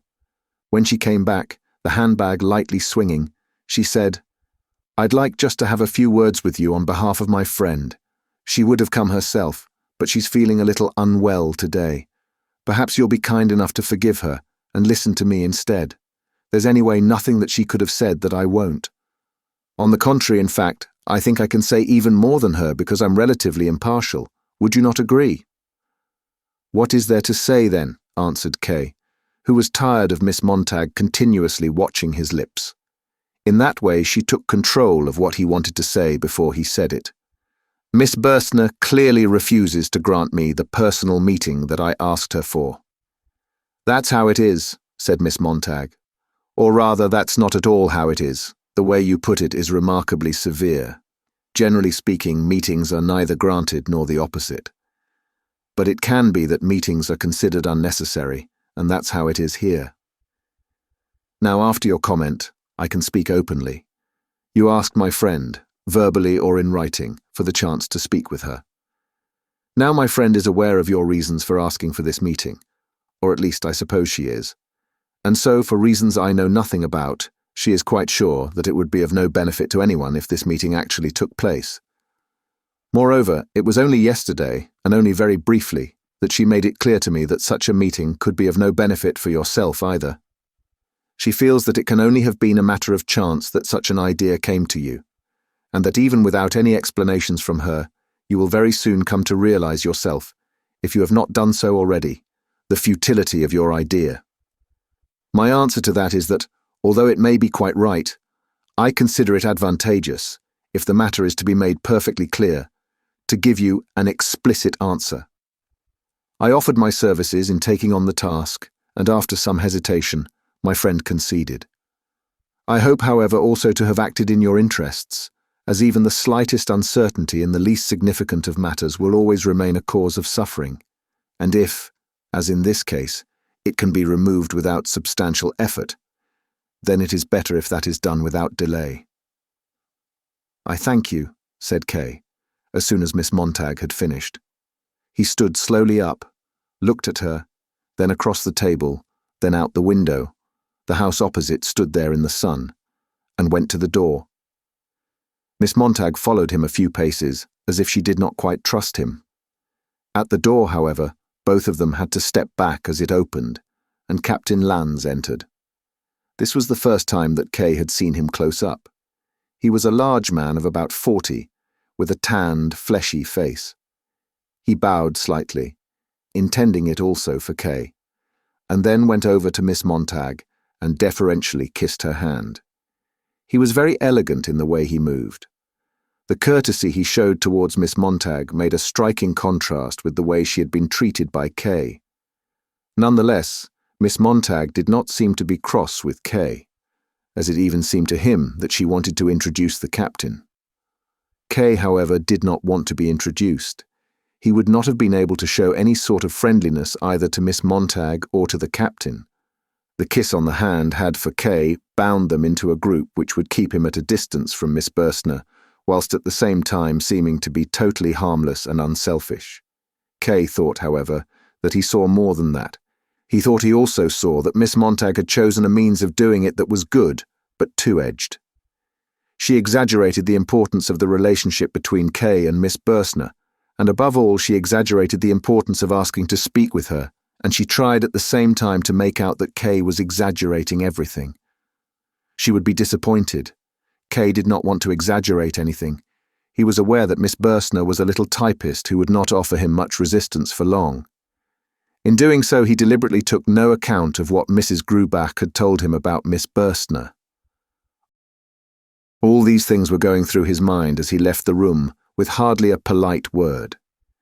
He wanted to go straight to his room, but a little laugh from Miss Montag that he heard from the dining room behind him brought him to the idea that he might prepare a surprise for the two of them, the captain and Miss Montag. He looked round and listened to find out if there might be any disturbance from any of the surrounding rooms. Everywhere was quiet. The only thing to be heard was the conversation from the dining room and Mrs. Grubach's voice from the passage leading to the kitchen. This seemed an opportune time. Kay went to Miss Bursner's room and knocked gently. There was no sound, so he knocked again, but there was still no answer in reply. Was she asleep? Or was she really unwell? Or was she just pretending as she realized it could only be Kay, knocking so gently? Kay assumed she was pretending and knocked harder. Eventually, when the knocking brought no result, he carefully opened the door with the sense of doing something that was not only improper, but also pointless. In the room, there was no one. What's more, it looked hardly at all like the room Kay had known before. Against the wall there were now 2 beds behind one another. There were clothes piled up on 3 chairs near the door. A wardrobe stood open. Miss Bursner must have gone out while Miss Montag was speaking to him in the dining room. Kay was not greatly bothered by this. He had hardly expected to be able to find Miss Bursner so easily, and had made this attempt for little more reason than to spite Miss Montag. But that made it all the more embarrassing for him when, as he was closing the door again, he saw Miss Montag and the captain talking in the open doorway of the dining room. They had probably been standing there ever since Kay had opened the door. They avoided seeming to observe Kay, but chatted lightly and followed his movements with glances, the absent-minded glances to the side such as you make during a conversation. But these glances were heavy for Kay, and he rushed alongside the wall back into his own room. Chapter 5. One evening, a few days later, Kay was walking along one of the corridors that separated his office from the main stairway. He was nearly the last one to leave for home that evening. There remained only a couple of workers in the light of a single bulb in the dispatch department, when he heard a sigh from behind a door, which he had himself never opened, but which he had always thought just led into a junk room. He stood in amazement and listened again to establish whether he might not be mistaken.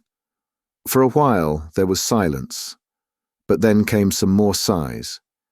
His first thought was to fetch one of the servitors. It might well have been worth having a witness present. But then he was taken by an uncontrollable curiosity that made him simply yank the door open. It was, as he had thought, a junk room. Old, unusable forms and empty stone ink bottles lay scattered behind the entrance.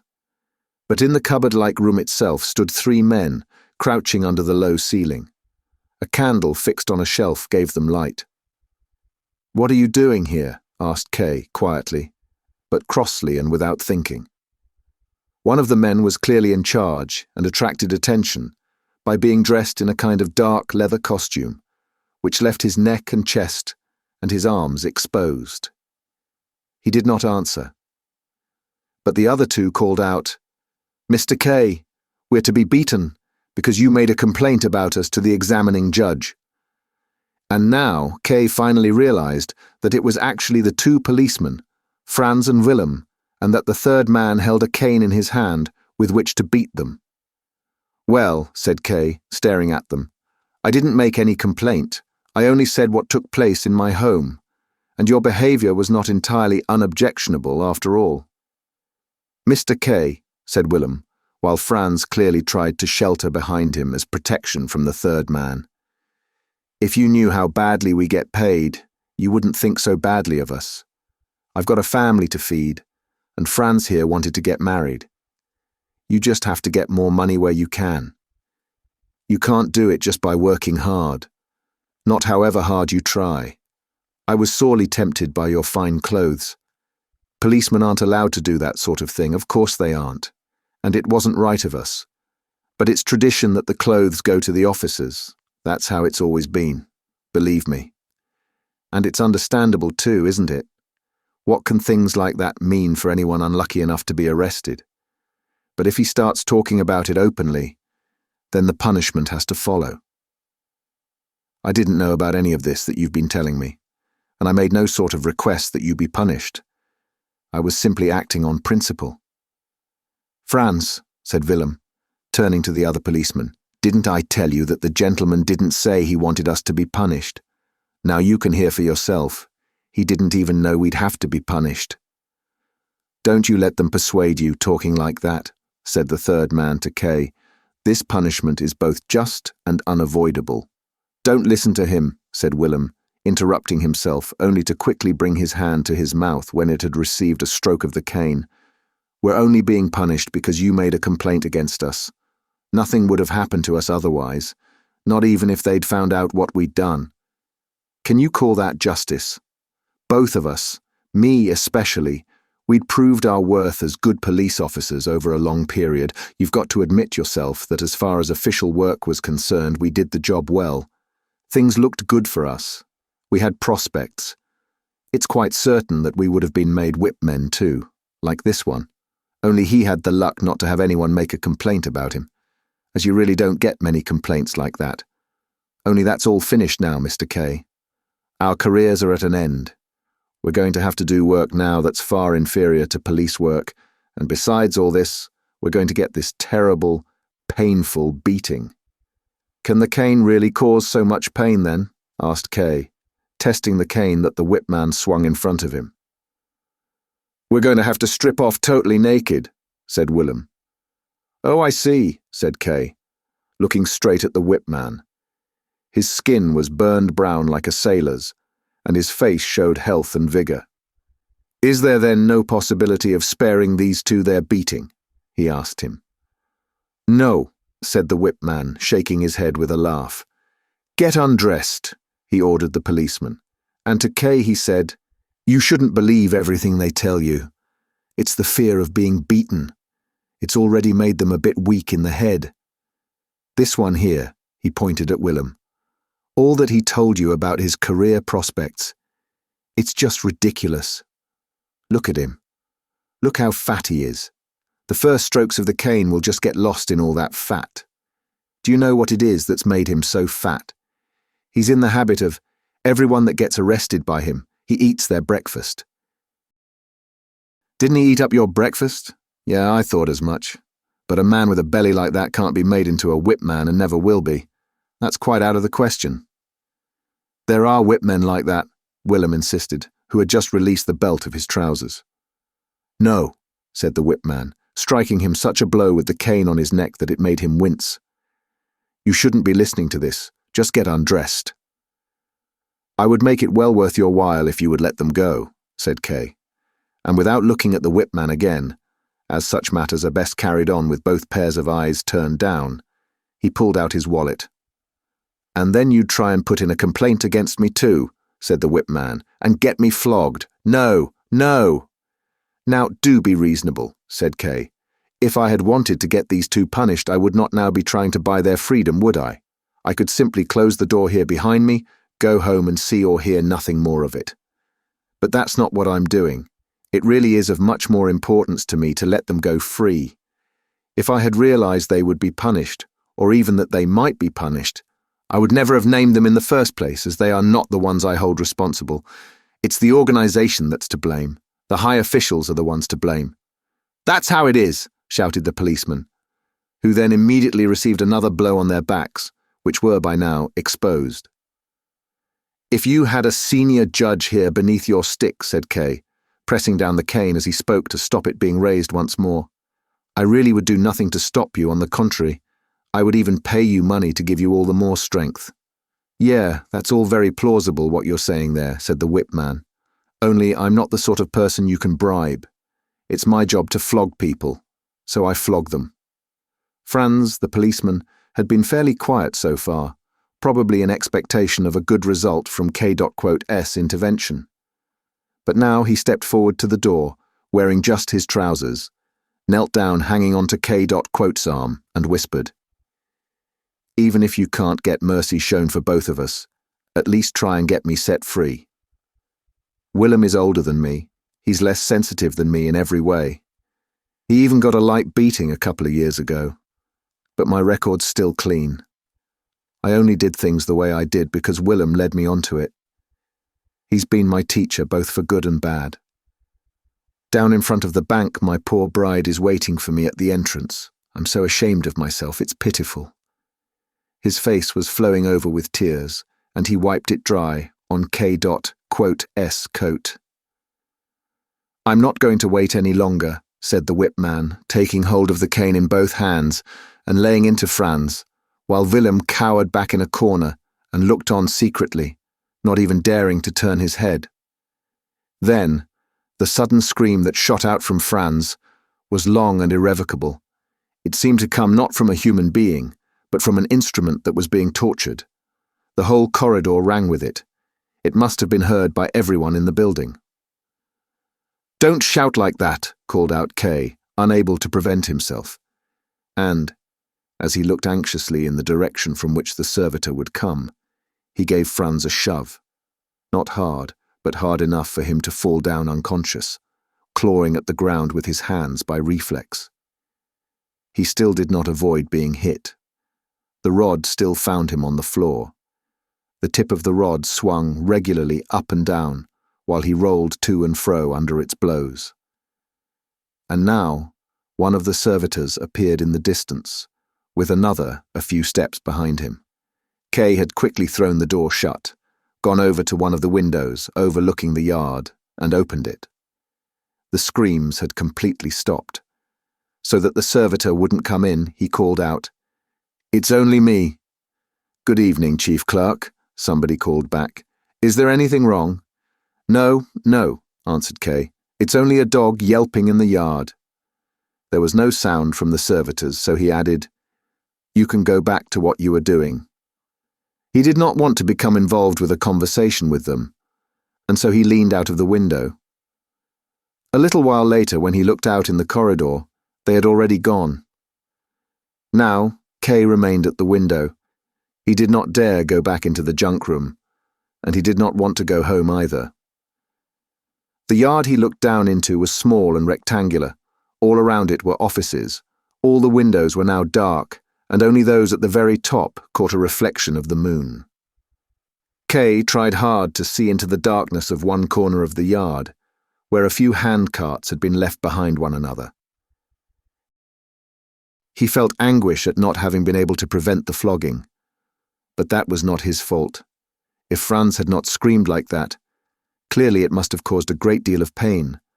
But it's important to maintain control of oneself at important moments. If Franz had not screamed, then it was at least highly probable that K would have been able to dissuade the whip man. If all the junior officers were contemptible, why would the whip man, whose position was the most inhumane of all, be any exception? K had noticed very clearly how his eyes had lit up when he saw the banknotes. He had obviously only seemed serious about the flogging to raise the level of the bribe a little. And K had not been ungenerous. He really had wanted to get the policeman freed. If he really had now begun to do something against the degeneracy of the court, then it was a matter of course that he would have to do something here as well. But of course, it became impossible for him to do anything as soon as Franz started screaming. K could not possibly have let the junior bank staff, and perhaps even all sorts of other people, come along and catch him by surprise as he haggled with those people in the junk room. Nobody could really expect that sort of sacrifice of him. If that had been his intention, then it would almost have been easier. K would have taken his own clothes off and offered himself to the whip man in the policeman's place. The whip man would certainly not have accepted this substitution anyway, as in that way he would have seriously violated his duty without gaining any benefit. He would most likely have violated his duty twice over, as court employees were probably under orders not to cause any harm to K while he was facing charges, although there may have been special conditions in force here. However things stood, K was able to do no more than throw the door shut, even though that would still do nothing to remove all the dangers he faced. It was regrettable that he had given Franz a shove, and it could only be excused by the heat of the moment. In the distance, he heard the steps of the servitors. He did not want them to be too aware of his presence, so he closed the window and walked towards the main staircase. At the door of the junk room, he stopped and listened for a little while. All was silent. The two policemen were entirely at the whipman's mercy. He could have beaten them to death. K reached his hand out for the door handle, but drew it suddenly back. He was no longer in any position to help anyone, and the servitors would soon be back. He did, though, promise himself that he would raise the matter again with somebody and see that, as far as it was in his power, those who really were guilty, the high officials whom nobody had so far dared point out to him, received their due punishment. As he went down the main stairway at the front of the bank, he looked carefully round at everyone who was passing, but there was no girl to be seen who might have been waiting for somebody, not even within some distance from the bank. Franz's claim that his bride was waiting for him was thus shown to be a lie, albeit one that was forgivable and intended only to elicit more sympathy. The policeman was still on K.'s mind all through the following day. He was unable to concentrate on his work and had to stay in his office a little longer than the previous day so that he could finish it. On the way home, as he passed by the junk room again, he opened its door, as if that had been his habit. Instead of the darkness he expected, he saw everything unchanged from the previous evening, and did not know how he should respond. Everything was exactly the same as he had seen it when he had opened the door the previous evening. The forms and bottles of ink just inside the doorway, the whip man with his cane, the two policemen, still undressed, the candle on the shelf, and the two policemen began to wail and call out, "Mr. K!"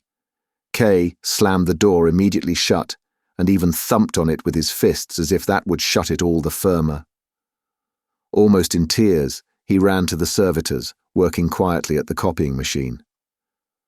"Go and get that junk room cleared out," he shouted, and in amazement they stopped what they were doing. "It should have been done long ago. We're sinking in dirt." They would be able to do the job the next day. K nodded.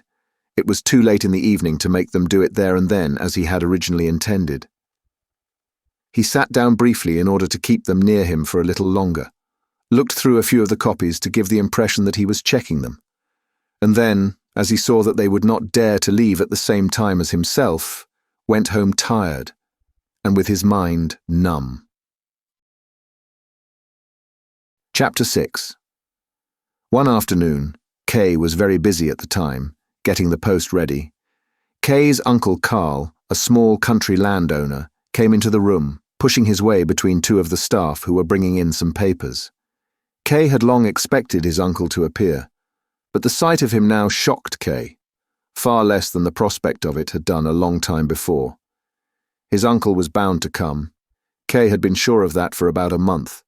He already thought at the time he could see how his uncle would arrive, slightly bowed, his battered Panama hat in his left hand, his right hand already stretched out over the desk, long before he was close enough, as he rushed carelessly towards K, knocking over everything that was in his way.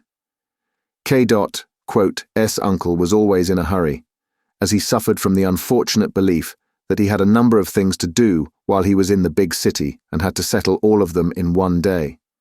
His visits were only ever for one day, and at the same time thought he could not forego any conversation or piece of business or pleasure that might arise by chance.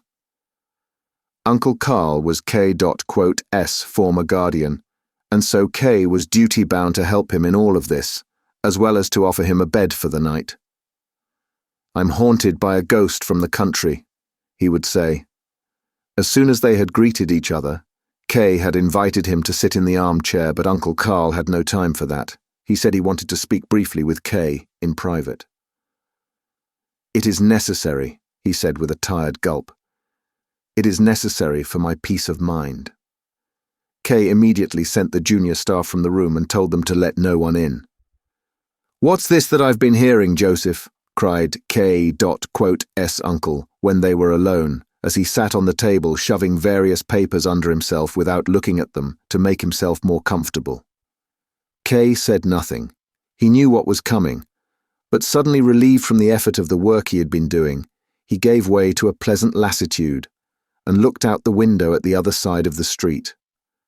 From where he sat, he could see just a small triangular section of it, part of the empty walls of houses between two shop windows. "You're staring out the window," called out his uncle, raising his arms.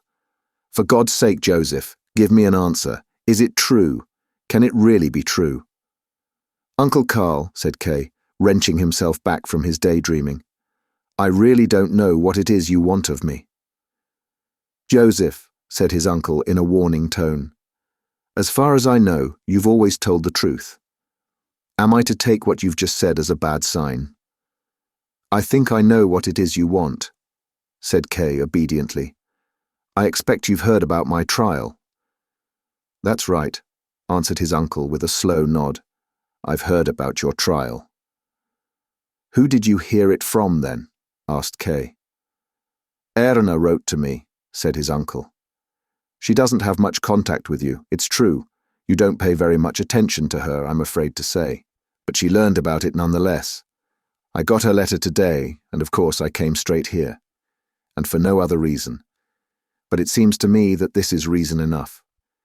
I can read you out the part of the letter that concerns you." He drew the letter out from his wallet. "Here it is." She writes, "I have not seen Joseph for a long time. I was in the bank last week, but Joseph was so busy that they would not let me through. I waited there for nearly an hour, but then I had to go home, as I had my piano lesson. I would have liked to have spoken to him. Maybe there will be a chance another time. He sent me a big box of chocolates for my name day. That was very nice and attentive of him. I forgot to tell you about it when I wrote, and I only remember now that you asked me about it. Chocolate, as I am sure you are aware, disappears straight away in this lodging house. Almost as soon as you know somebody has given you chocolate, it is gone. But there is something else I wanted to tell you about Joseph. Like I said, they would not let me through to see him at the bank because he was negotiating with some gentleman just then. After I had been waiting quietly for quite a long time, I asked one of the staff whether his meeting would last much longer. He said it might well do, as it was probably about the legal proceedings, he said, that were being conducted against him. I asked what sort of legal proceedings it was that were being conducted against the chief clerk, and whether he was not making some mistake. But he said he was not making any mistake. There were legal proceedings underway, and even that they were about something quite serious. But he did not know any more about it. He would have liked to have been of some help to the chief clerk himself, as the chief clerk was a gentleman, good and honest. But he did not know what it was he could do, and merely hoped there would be some influential gentleman who would take his side. I'm sure that is what will happen, and that everything will turn out for the best in the end, but in the meantime things do not look at all good, and you can see that from the mood of the chief clerk himself. Of course, I did not place too much importance on this conversation, and even did my best to put the bank clerk's mind at rest. He was quite a simple man. I told him he was not to speak to anyone else about this, and I think it is all just a rumour. But I still think it might be good if you, dear father, if you looked into the matter the next time you visit. It will be easy for you to find out more detail, and, if it is really necessary, to do something about it through the great and influential people you know. But if it is not necessary, and that is what seems most likely, then at least your daughter will soon have the chance to embrace you, and I look forward to it. She's a good child, said K.S. uncle when he had finished reading, and wiped a few tears from his eyes. K nodded. With all the different disruptions he had had recently, he had completely forgotten about Erna, even her birthday, and the story of the chocolates had clearly just been invented so that he wouldn't get in trouble with his aunt and uncle. It was very touching, and even the theatre tickets which he would regularly send her from then on would not be enough to repay her. But he really did not feel now that it was right for him to visit her in her lodgings and hold conversations with a little 18-year-old schoolgirl. "And what do you have to say about that?" asked his uncle, who had forgotten all his rush and excitement as he read the letter and seemed to be about to read it again. "Yes, uncle," said Kay. "It is true." "True?" called out his uncle. "What is true? How can this be true? What sort of trial is it? Not a criminal trial, I hope." "It's a criminal trial," answered Kay. "And you sit quietly here while you've got a criminal trial round your neck?" shouted his uncle, getting ever louder. "The more calm I am, the better it will be for the outcome," said Kay in a tired voice. "Don't worry." "How can I help worrying?" shouted his uncle. "Joseph, my dear Joseph, think about yourself, about your family. Think about our good name. Up till now you've always been our pride, don't now become our disgrace. I don't like the way you're behaving," he said, looking at Kay with his head at an angle. "That's not how an innocent man behaves when he's accused of something. Not if he's still got any strength in him. Just tell me what it's all about so that I can help you. It's something to do with the bank, I take it." "No," said Kay, as he stood up. "And you're speaking too loud, uncle. I expect one of the staff is listening at the door, and I find that rather unpleasant. It's best if we go somewhere else. Then I can answer all your questions as far as I can. And I know very well that I have to account to the family for what I do." "You certainly do," his uncle shouted. "Quite right you do. Now just get a move on, Joseph. Hurry up now." "I still have a few documents I need to prepare," said Kay, and, using the intercom, he summoned his deputy, who entered a few moments later. K.S. uncle, still angry and excited, gestured with his hand to show that Kay had summoned him, even though there was no need whatever to do so. Kay stood in front of the desk and explained to the young man, who listened calmly and attentively, what would need to be done that day in his absence, speaking in a calm voice and making use of various documents. The presence of K.S. uncle while this was going on was quite disturbing. He did not listen to what was being said, but at first he stood there with eyes wide open and nervously biting his lips. Then he began to walk up and down the room, stopped now and then at the window, or stood in front of a picture, always making various exclamations such as, "That is totally incomprehensible to me," or, "Now just tell me, what are you supposed to make of that?" The young man pretended to notice nothing of this and listened to K.S. instructions through to the end. He made a few notes, bowed to both K and his uncle, and then left the room. K.S. uncle had turned his back to him and was looking out the window, bunching up the curtains with his outstretched hands. The door had hardly closed when he called out, "At last! Now that he's stopped jumping about, we can go too." Once they were in the front hall of the bank, where several members of staff were standing about, and where, just then, the deputy director was walking across, there was unfortunately no way of stopping K.S. uncle from continually asking questions about the trial. "Now then, Joseph," he began, lightly acknowledging the bows from those around them as they passed, "tell me everything about this trial. What sort of trial is it?" Kay made a few comments which conveyed little information, even laughed a little, and it was only when they reached the front steps that he explained to his uncle that he had not wanted to talk openly in front of those people. "Quite right," said his uncle, "but now, start talking." With his head to one side and smoking his cigar in short, impatient draughts, he listened. "First of all, uncle," said Kay, "it's not a trial like you'd have in a normal courtroom." "So much the worse," said his uncle. "How's that?" asked Kay, looking at him. "What I mean is, that's for the worse," he repeated. They were standing on the front steps of the bank. As the doorkeeper seemed to be listening to what they were saying, Kay drew his uncle down further, where they were absorbed into the bustle of the street. His uncle took K.S. arm and stopped asking questions with such urgency about the trial. They walked on for a while in silence.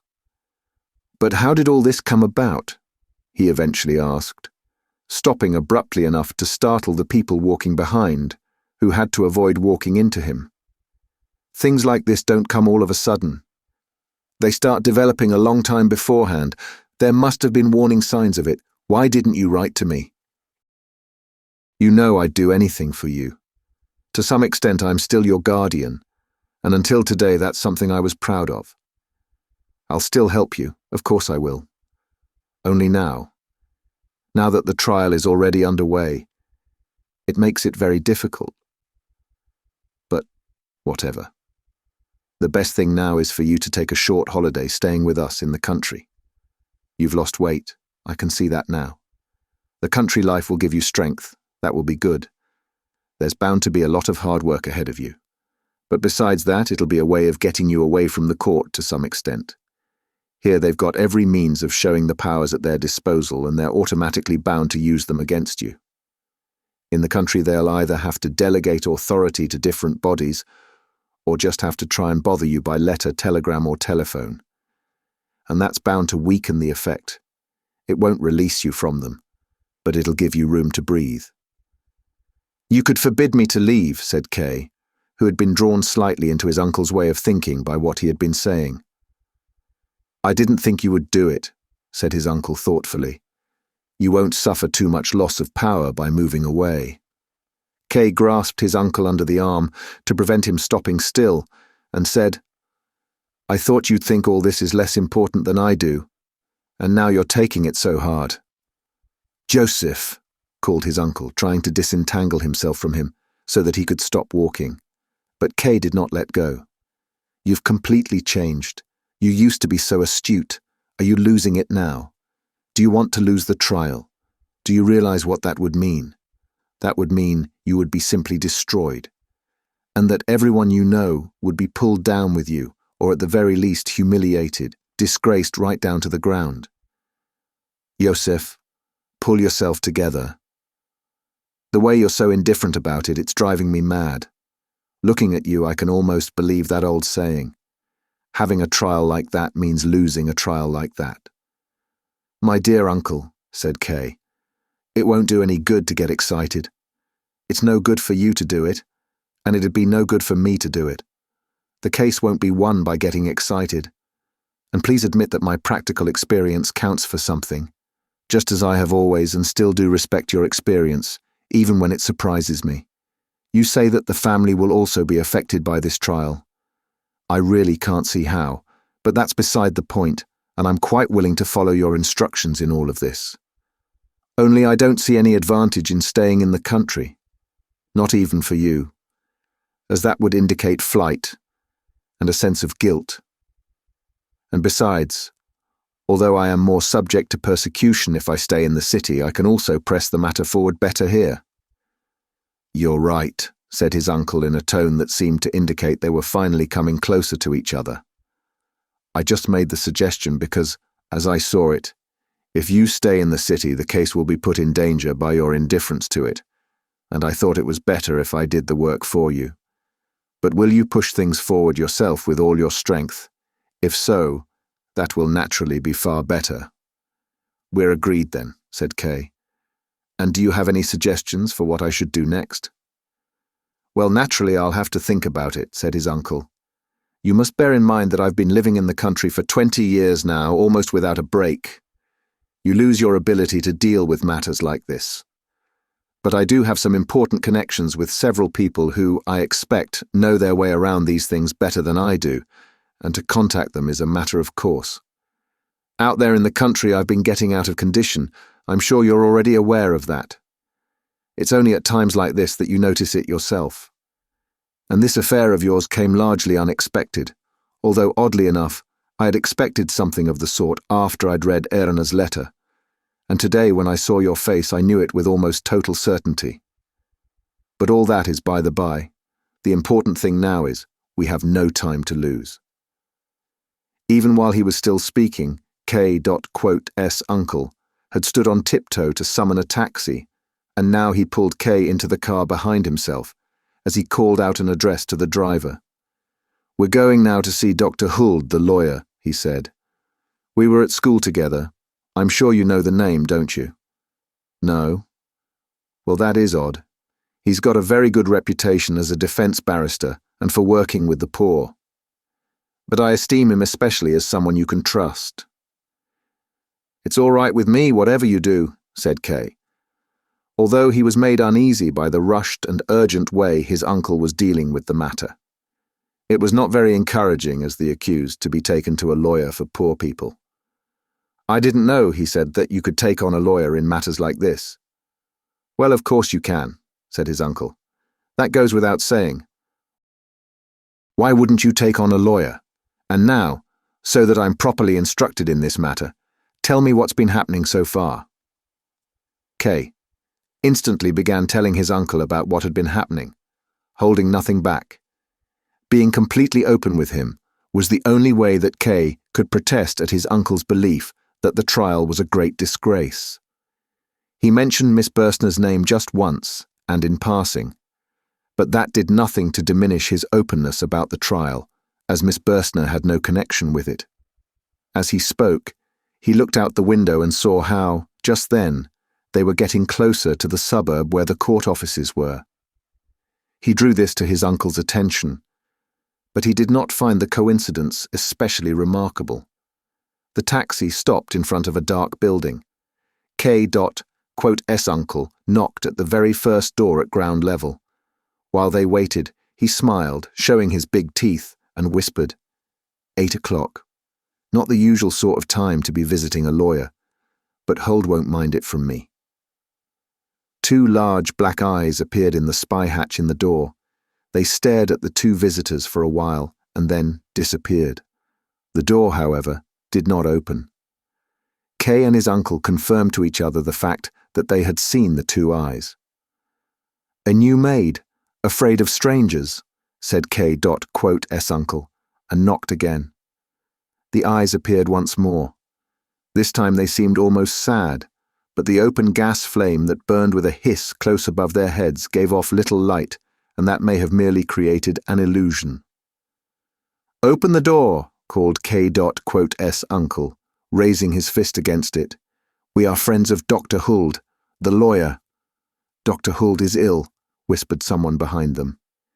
In a doorway at the far end of a narrow passage stood a man in his dressing gown, giving them this information in an extremely quiet voice. K.S. Uncle, who had already been made very angry by the long wait, turned abruptly round and retorted, Ill. You say he's ill? And strode towards the gentleman in a way that seemed almost threatening, as if he were the illness himself. They've opened the door for you now, said the gentleman, pointing at the door of the lawyer. He pulled his dressing gown together and disappeared. The door had indeed been opened. A young girl, Kay recognized the dark, slightly bulging eyes, stood in the hallway in a long white apron, holding a candle in her hand. Next time, open up sooner, said K.S. uncle, instead of a greeting, while the girl made a slight curtsy. Come along, Joseph, he then said to Kay, who was slowly moving over towards the girl. Dr. Huld is unwell, said the girl, as K.S. uncle, without stopping, rushed towards one of the doors. Kay continued to look at the girl in amazement as she turned round to block the way into the living room. She had a round face like a puppy's. Not only the pale cheeks and the chin were round, but the temples and the hairline were too. Joseph, called his uncle once more, and he asked the girl, It's trouble with his heart, is it? I think it is, sir, said the girl, who by now had found time to go ahead with the candle and open the door into the room. In one corner of the room, where the light of the candle did not reach, a face with a long beard looked up from the bed. Lenny, who's this coming in? Asked the lawyer, unable to recognize his guests because he was dazzled by the candle. It's your old friend, Albert, said K.S. uncle.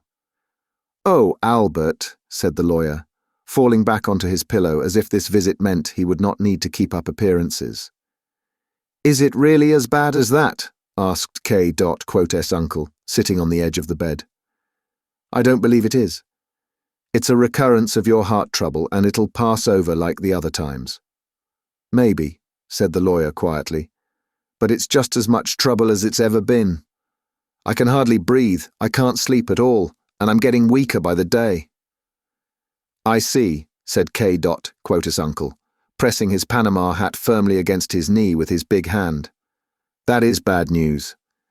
But are you getting the right sort of care? And it's so depressing in here, it's so dark. It's a long time since I was last here, but it seemed to me friendlier then. Even your young lady here doesn't seem to have much life in her unless she's just pretending." The maid was still standing by the door with the candle. As far as could be made out, she was watching Kay more than she was watching his uncle even while the latter was still speaking about her. Kay leant against a chair that he had pushed near to the girl. "When you're as ill as I am," said the lawyer, "you need to have peace. I don't find it depressing." After a short pause, he added, "And Lenny looks after me well. She's a good girl." But that was not enough to persuade Kay. His uncle, he had visibly taken against his friend's carer, and even though he did not contradict the invalid, he persecuted her with his scowl as she went over to the bed, put the candle on the bedside table, and, leaning over the bed, made a fuss of him by tidying the pillows. K. S. uncle nearly forgot the need to show any consideration for the man who lay ill in bed. He stood up, walked up and down behind the carer, and Kay would not have been surprised if he had grabbed hold of her skirts behind her and dragged her away from the bed. Kay himself looked on calmly. He was not even disappointed at finding the lawyer unwell. He had been able to do nothing to oppose the enthusiasm his uncle had developed for the matter. He was glad that this enthusiasm had now been distracted without his having to do anything about it.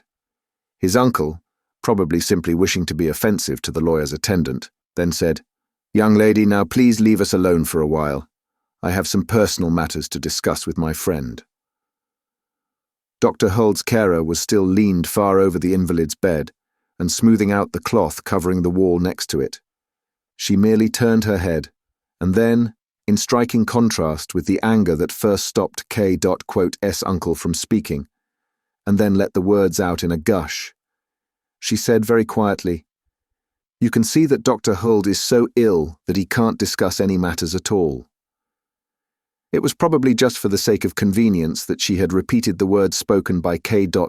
S. uncle, but an onlooker might even have perceived it as mocking him, and he, of course, jumped up as if he had just been stabbed. "You damned!" In the first gurgles of his excitement, his words could hardly be understood. Kay was startled even though he had been expecting something of the sort and ran to his uncle with the intention, no doubt, of closing his mouth with both his hands. Fortunately, though, behind the girl, the invalid raised himself up. K. S. uncle made an ugly face as if swallowing something disgusting and then, somewhat calmer, said, "We have naturally not lost our senses, not yet. If what I am asking for were not possible, I would not be asking for it. Now please, go." The carer stood up straight by the bed, directly facing K. Uncle. K thought he noticed that with one hand she was stroking the lawyer's hand. "You can say anything in front of Lenny," said the invalid, in a tone that was unmistakably imploring. "It's not my business," said K. S. uncle, "and it's not my secrets." And he twisted himself around, as if wanting to go into no more negotiations but giving himself a little more time to think. "Whose business is it, then?" asked the lawyer in an exhausted voice as he leaned back again. "My nephew's," said K. Uncle, "and I've brought him along with me." And he introduced him, Chief Clerk Josef K. "Oh," said the invalid, now with much more life in him, and reached out his hand towards K. "Do forgive me, I didn't notice you there at all." Then he said to his carer, "Lenny, go," stretching his hand out to her as if this were a farewell that would have to last for a long time. This time the girl offered no resistance. "So you," he finally said to K. Uncle, who had also calmed down and stepped closer, "you haven't come to visit me because I'm ill, but you've come on business." The lawyer now looked so much stronger that it seemed the idea of being visited because he was ill had somehow made him weak. He remained supporting himself on one elbow, which must have been rather tiring, and continually pulled at a lock of hair in the middle of his beard. "You already look much better," said K.'s uncle, "now that that witch has gone outside." He interrupted himself, whispered, "I bet you she's listening," and sprang over to the door. But behind the door there was no one. K.'s uncle came back not disappointed, as her not listening seemed to him worse than if she had been, but probably somewhat embittered. "You're mistaken about her," said the lawyer, but did nothing more to defend her. Perhaps that was his way of indicating that she did not need defending. But in a tone that was much more committed, he went on, "As far as your nephew's affairs are concerned, this will be an extremely difficult undertaking, and I'd count myself lucky if my strength lasted out long enough for it. I'm greatly afraid it won't do, but anyway, I don't want to leave anything untried. If I don't last out, you can always get somebody else. To be honest, this matter interests me too much, and I can't bring myself to give up the chance of taking some part in it. If my heart does totally give out, then at least it will have found a worthy affair to fail in." K believed he understood not a word of this entire speech. He looked at his uncle for an explanation, but his uncle sat on the bedside table with the candle in his hand. A medicine bottle had rolled off the table onto the floor. He nodded to everything the lawyer said, agreed to everything, and now and then looked at K, urging him to show the same compliance. Maybe K.'s uncle had already told the lawyer about the trial. But that was impossible. Everything that had happened so far spoke against it. So he said, "I don't understand." "Well, maybe I've misunderstood what you've been saying," said the lawyer, just as astonished and embarrassed as K. "Perhaps I've been going too fast. What was it you wanted to speak to me about? I thought it was to do with your trial." "Of course it is," said K.'s uncle, who then asked K, "So, what is it you want?" "Yes, but how is it that you know anything about me and my case?" asked K. "Oh, I see," said the lawyer with a smile. "I am a lawyer. I move in court circles. People talk about various different cases, and the more interesting ones stay in your mind, especially when they concern the nephew of a friend. There's nothing very remarkable about that." "What is it you want, then?" asked K.'s uncle once more. "You seem so uneasy about it." "You move in this court circles?" asked K. "Yes," said the lawyer. "You're asking questions like a child," said K.'s uncle. "What circles should I move in, then, if not with members of my own discipline?" the lawyer added. It sounded so indisputable that K gave no answer at all. "But you work in the High Court, not that court in the attic," he had wanted to say but could not bring himself to actually utter it.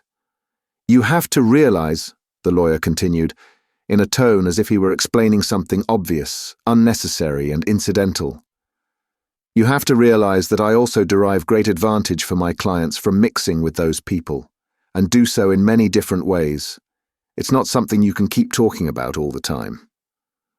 I'm at a bit of a disadvantage now, of course, because of my illness, but I still get visits from some good friends of mine at the court, and I learn one or two things. It might even be that I learn more than many of those who are in the best of health and spend all day in court, and I'm receiving a very welcome visit right now, for instance."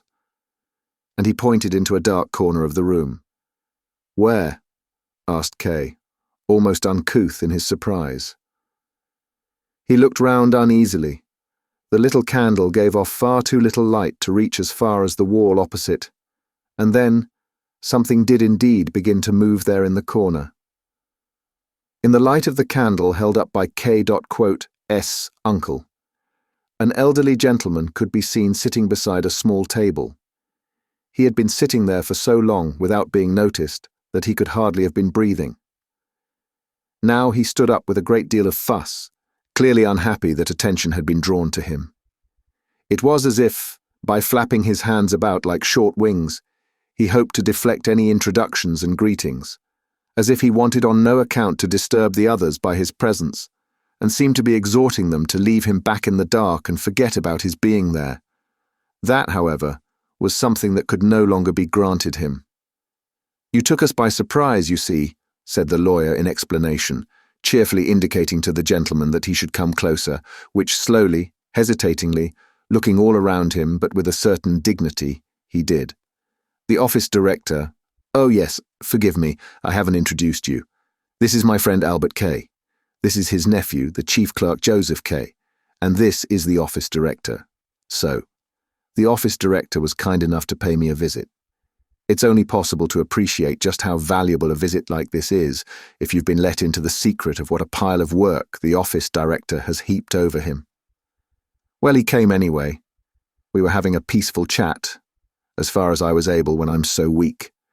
And although we hadn't told Lenny she mustn't let anyone in as we weren't expecting anyone, we still would rather have remained alone. But then along came you, Albert, thumping your fists on the door. The office director moved over into the corner, pulling his table and chair with him. But now it turns out we might have, that is, if that's what you wish, we might have something to discuss with each other, and it would be good if we can all come back together again.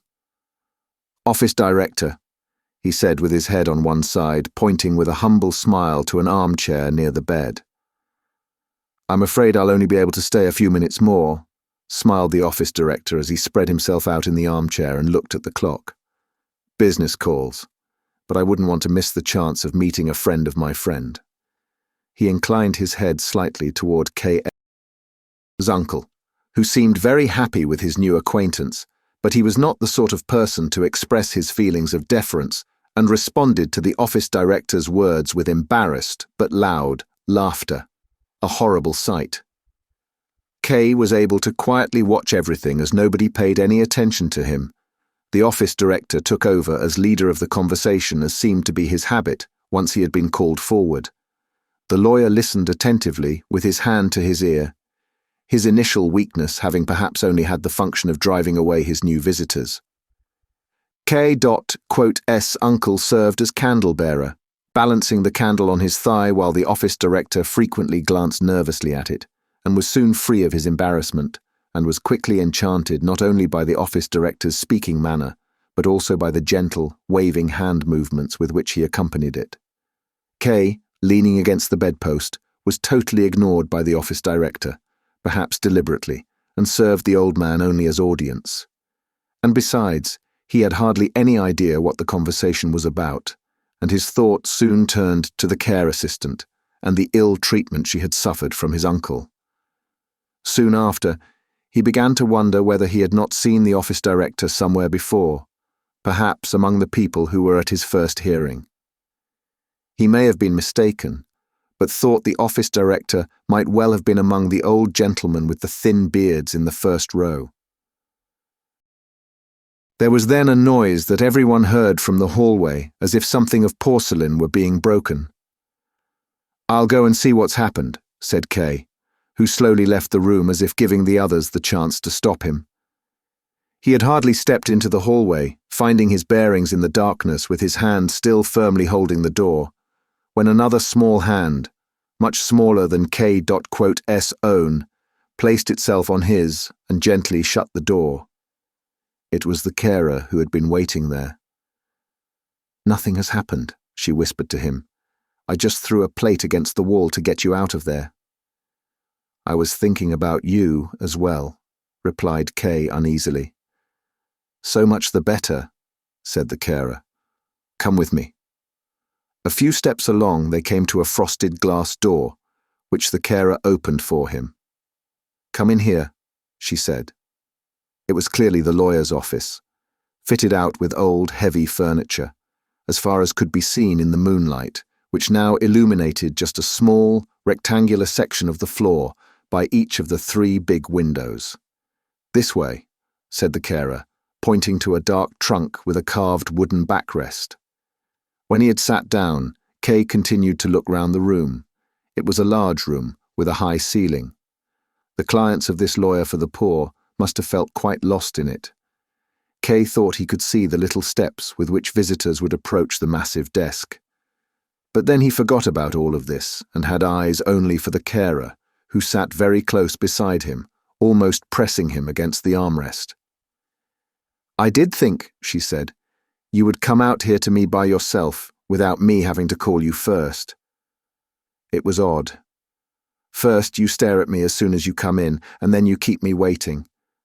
And you ought to call me Lenny, too, she added quickly and suddenly, as if no moment of this conversation should be lost. Gladly, said Kay. But as for its being odd, Lenny, that's easy to explain. Firstly, I had to listen to what the old men were saying and couldn't leave without a good reason. But secondly, I'm not a bold person. If anything, I'm quite shy. And you, Lenny, you didn't really look like you could be won over in one stroke either.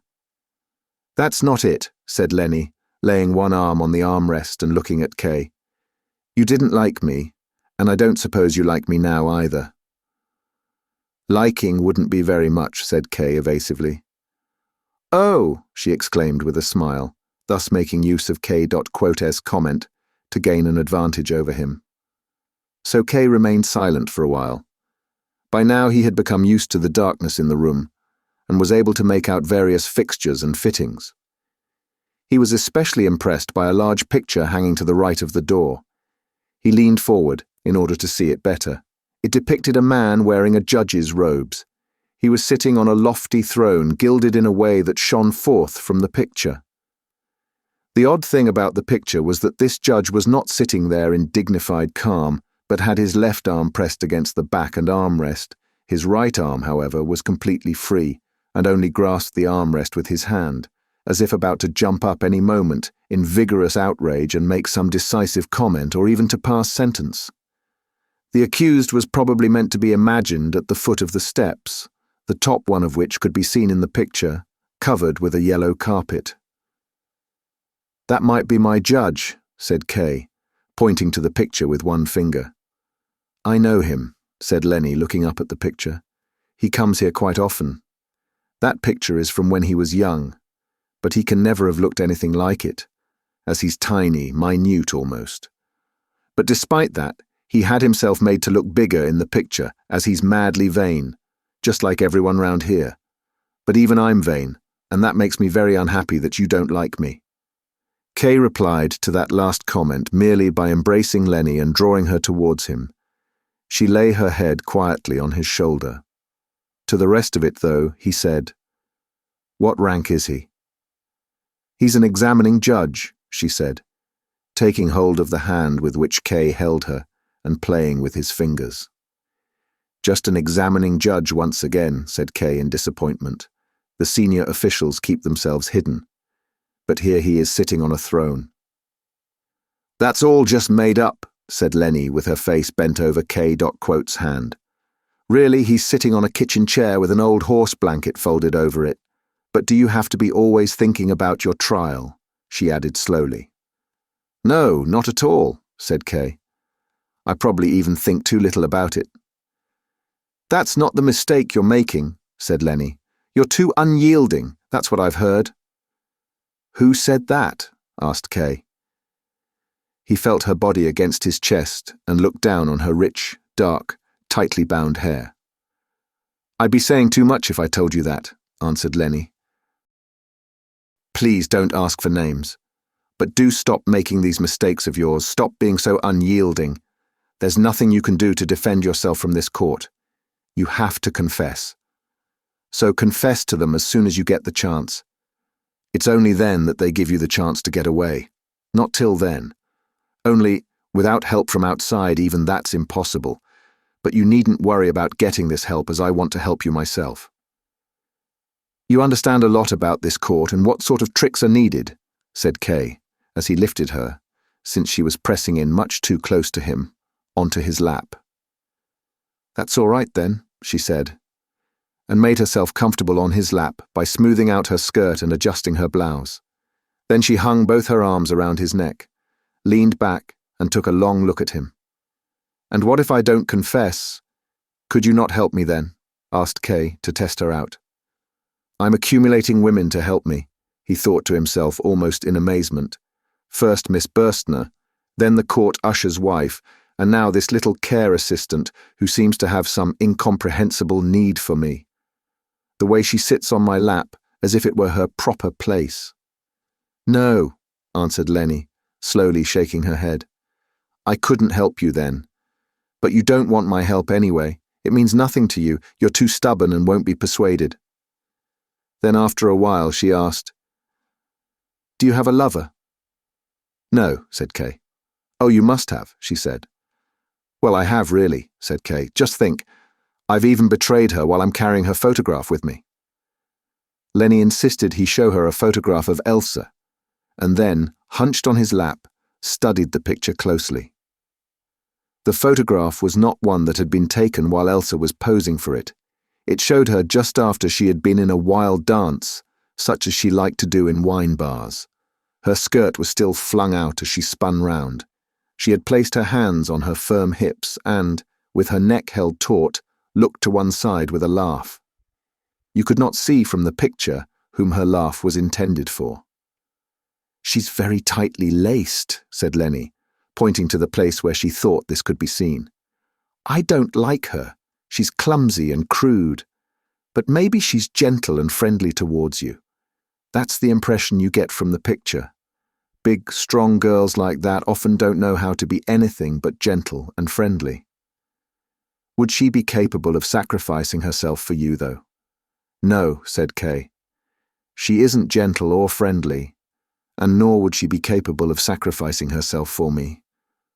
But I've never yet asked any of those things of her. I've never looked at this picture as closely as you." "You can't think much of her, then?" said Lenny. "She can't be your lover after all." "Yes, she is," said Kay. "I'm not going to take my word back on that." "Well, she might be your lover now, then," said Lenny. "But you wouldn't miss her much if you lost her or if you exchanged her for somebody else. Me, for instance." "That is certainly conceivable," said Kay with a smile. "But she does have one major advantage over you. She knows nothing about my trial, and even if she did, she wouldn't think about it. She wouldn't try to persuade me to be less unyielding." "Well, that's no advantage," said Lenny. "If she's got no advantage other than that, I can keep on hoping. Has she got any bodily defects?" "Bodily defects?" asked Kay. "Yeah," said Lenny, "as I do have a bodily defect, just a little one. Look." She spread the middle and ring fingers of her right hand apart from each other. Between those fingers, the flap of skin connecting them reached up almost as far as the top joint of the little finger. In the darkness, Kay did not see at first what it was she wanted to show him, so she led his hand to it so that he could feel.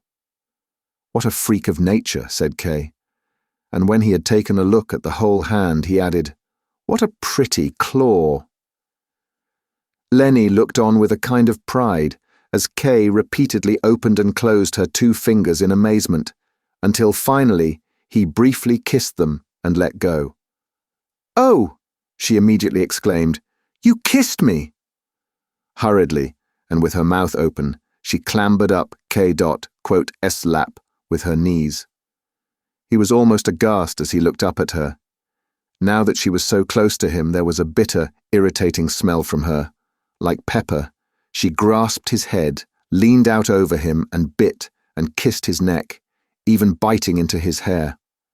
"I've taken her place," she exclaimed from time to time. "Just look, now you've taken me instead of her." Just then, her knee slipped out and, with a little cry, she nearly fell down onto the carpet. Kay tried to hold her by putting his arms around her and was pulled down with her.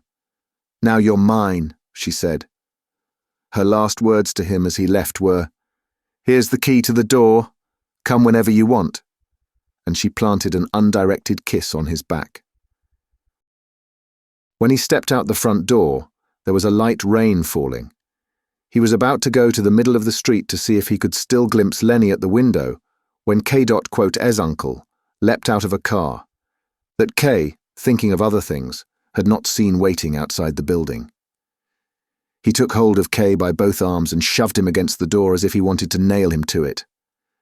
"Young man," he shouted, "how could you do a thing like that? Things were going well with this business of yours, now you've caused it terrible damage. You slip off with some dirty little thing who, moreover, is obviously the lawyer's beloved, and stay away for hours.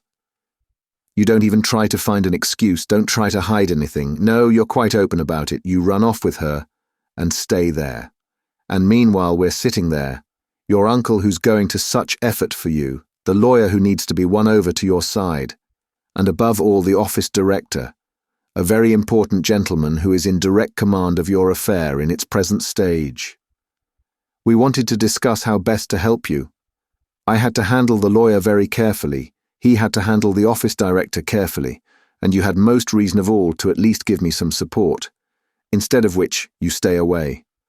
Eventually, we couldn't keep up the pretense any longer, but these are polite and highly capable men. They didn't say anything about it so as to spare my feelings, but in the end, not even they could continue to force themselves, and, as they couldn't speak about the matter in hand, they became silent.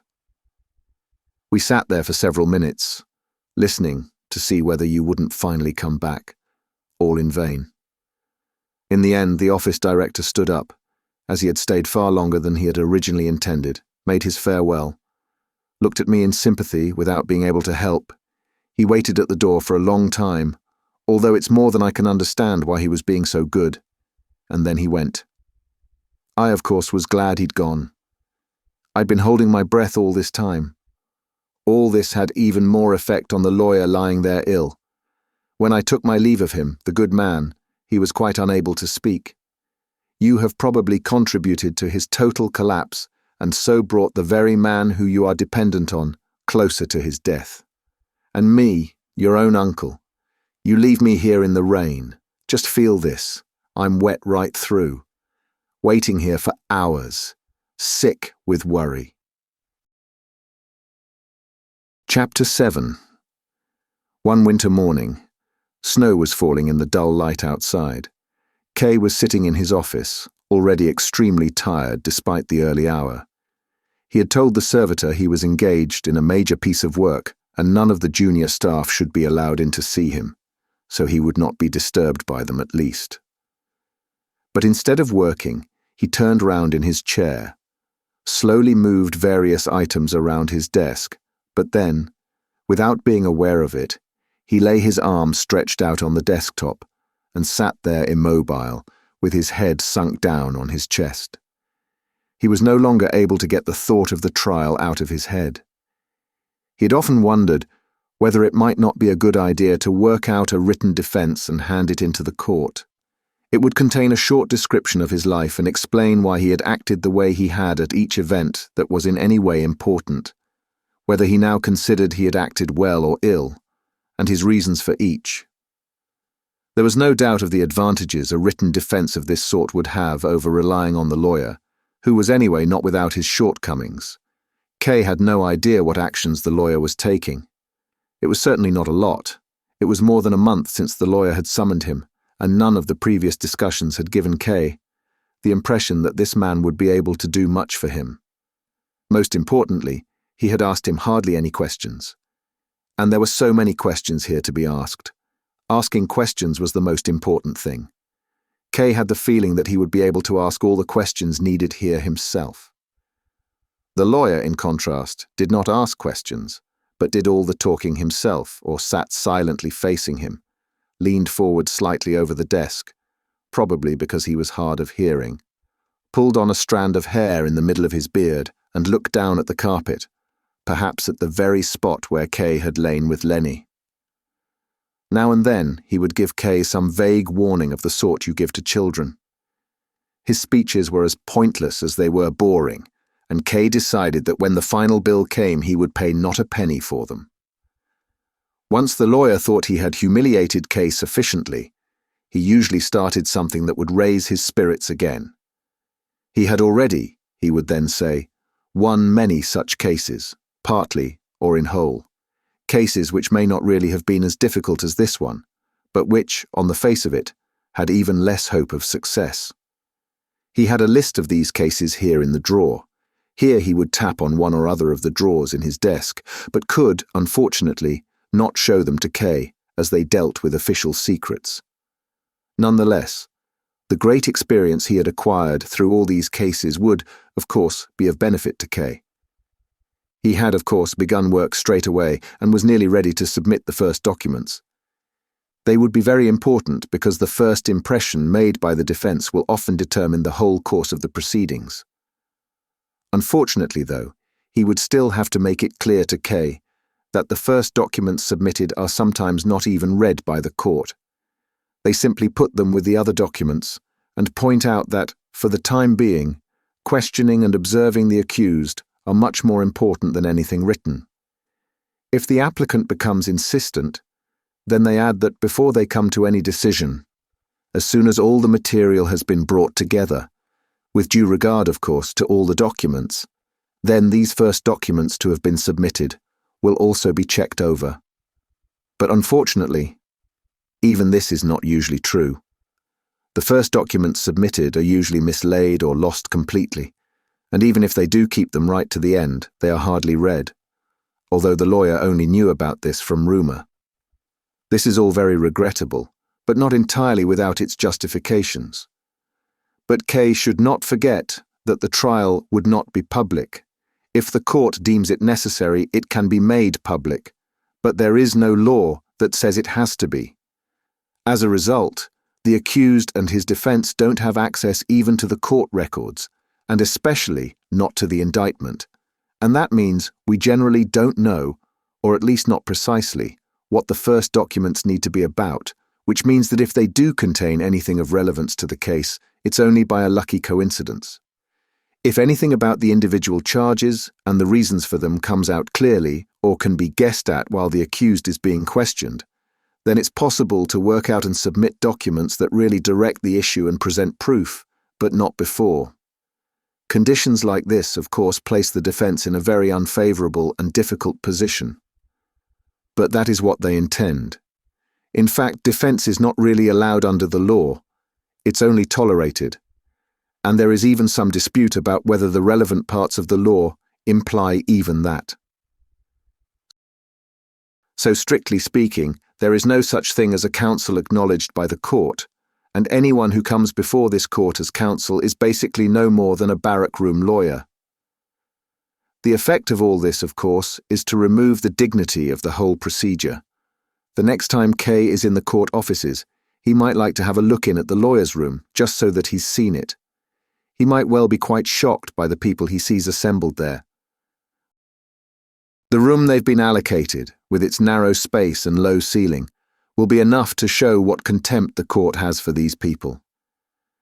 The only light in the room comes through a little window that is so high up that, if you want to look out of it, you first have to get one of your colleagues to support you on his back, and even then the smoke from the chimney just in front of it will go up your nose and make your face black.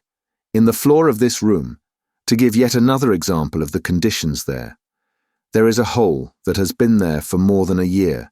It is not so big that a man could fall through, but it is big enough for your foot to disappear through it. The lawyer's room is on the second floor of the attic. If your foot does go through it, will hang down into the first floor of the attic underneath it, and right in the corridor where the litigants are waiting. It's no exaggeration when lawyers say that conditions like that are a disgrace. Complaints to the management don't have the slightest effect, but the lawyers are strictly forbidden to alter anything in the room at their own expense. But even treating the lawyers in this way has its reasons. They want, as far as possible, to prevent any kind of defense. Everything should be made the responsibility of the accused. Not a bad point of view, basically, but nothing could be more mistaken than to think from that lawyers are not necessary for the accused in this court. On the contrary, there is no court where they are less needed than here. This is because proceedings are generally kept secret, not only from the public, but also from the accused. Only as far as that is possible, of course, but it is possible to a very large extent. And the accused doesn't get to see the court records either, and it's very difficult to infer what's in the court records from what's been said during questioning based on them, especially for the accused who is in a difficult situation and is faced with every possible worry to distract him. This is when the defense begins. Counsel for the defense are not normally allowed to be present while the accused is being questioned. So afterwards, and if possible still at the door of the interview room, he has to learn what he can about it from him and extract whatever he can that might be of use, even though what the accused has to report is often very confused. But that is not the most important thing, as there's really not a lot that can be learned in this way. Although in this, as with anything else, a competent man will learn more than another. Nonetheless, the most important thing is the lawyer's personal connections. That's where the real value of taking counsel lies. Now, K will most likely have already learned from his own experience that, among its very lowest orders, the court organization does have its imperfections. The court is strictly closed to the public, but staff who forget their duty or who take bribes do to some extent show where the gaps are. This is where most lawyers will push their way in. This is where bribes are paid and information extracted. There have even, in earlier times at least, been incidents where documents have been stolen. There's no denying that some surprisingly favorable results have been attained for the accused in this way, for a limited time, and these petty advocates then strut to and fro on the basis of them and attract new clients. But for the further course of the proceedings, it signifies either nothing or nothing good. The only things of real value are honest personal contacts. Contacts with higher officials, albeit higher officials of the lower grades, you understand. That is the only way the progress of the trial can be influenced. Hardly noticeable at first, it's true, but from then on it becomes more and more visible. There are, of course, not many lawyers who can do this, and K has made a very good choice in this matter. There were probably no more than one or two who had as many contacts as Dr. Huld, but they don't bother with the company of the lawyer's room and have nothing to do with it. This means they have all the less contact with the court officials. It is not at all necessary for Dr. Huld to go to the court, wait in the anterooms for the examining judges to turn up, if they turn up, and try to achieve something which, according to the judge's mood, is usually more apparent than real, and most often not even that. No, K has seen for himself that the court officials, including some who are quite high up, come forward without being asked, are glad to give information, which is fully open or at least easy to understand. They discuss the next stages in the proceedings. In fact, in some cases, they can be won over and are quite willing to adopt the other person's point of view. However, when this happens, you should never trust them too far, as however firmly they may have declared this new point of view in favor of the defendant, they might well go straight back to their offices and write a report for the court that says just the opposite, and might well be even harder on the defendant than the original view, the one they insist they've been fully dissuaded from. And of course, there's no way of defending yourself from this. Something said in private is indeed in private and cannot then be used in public. It's not something that makes it easy for the defense to keep those gentlemen's favor.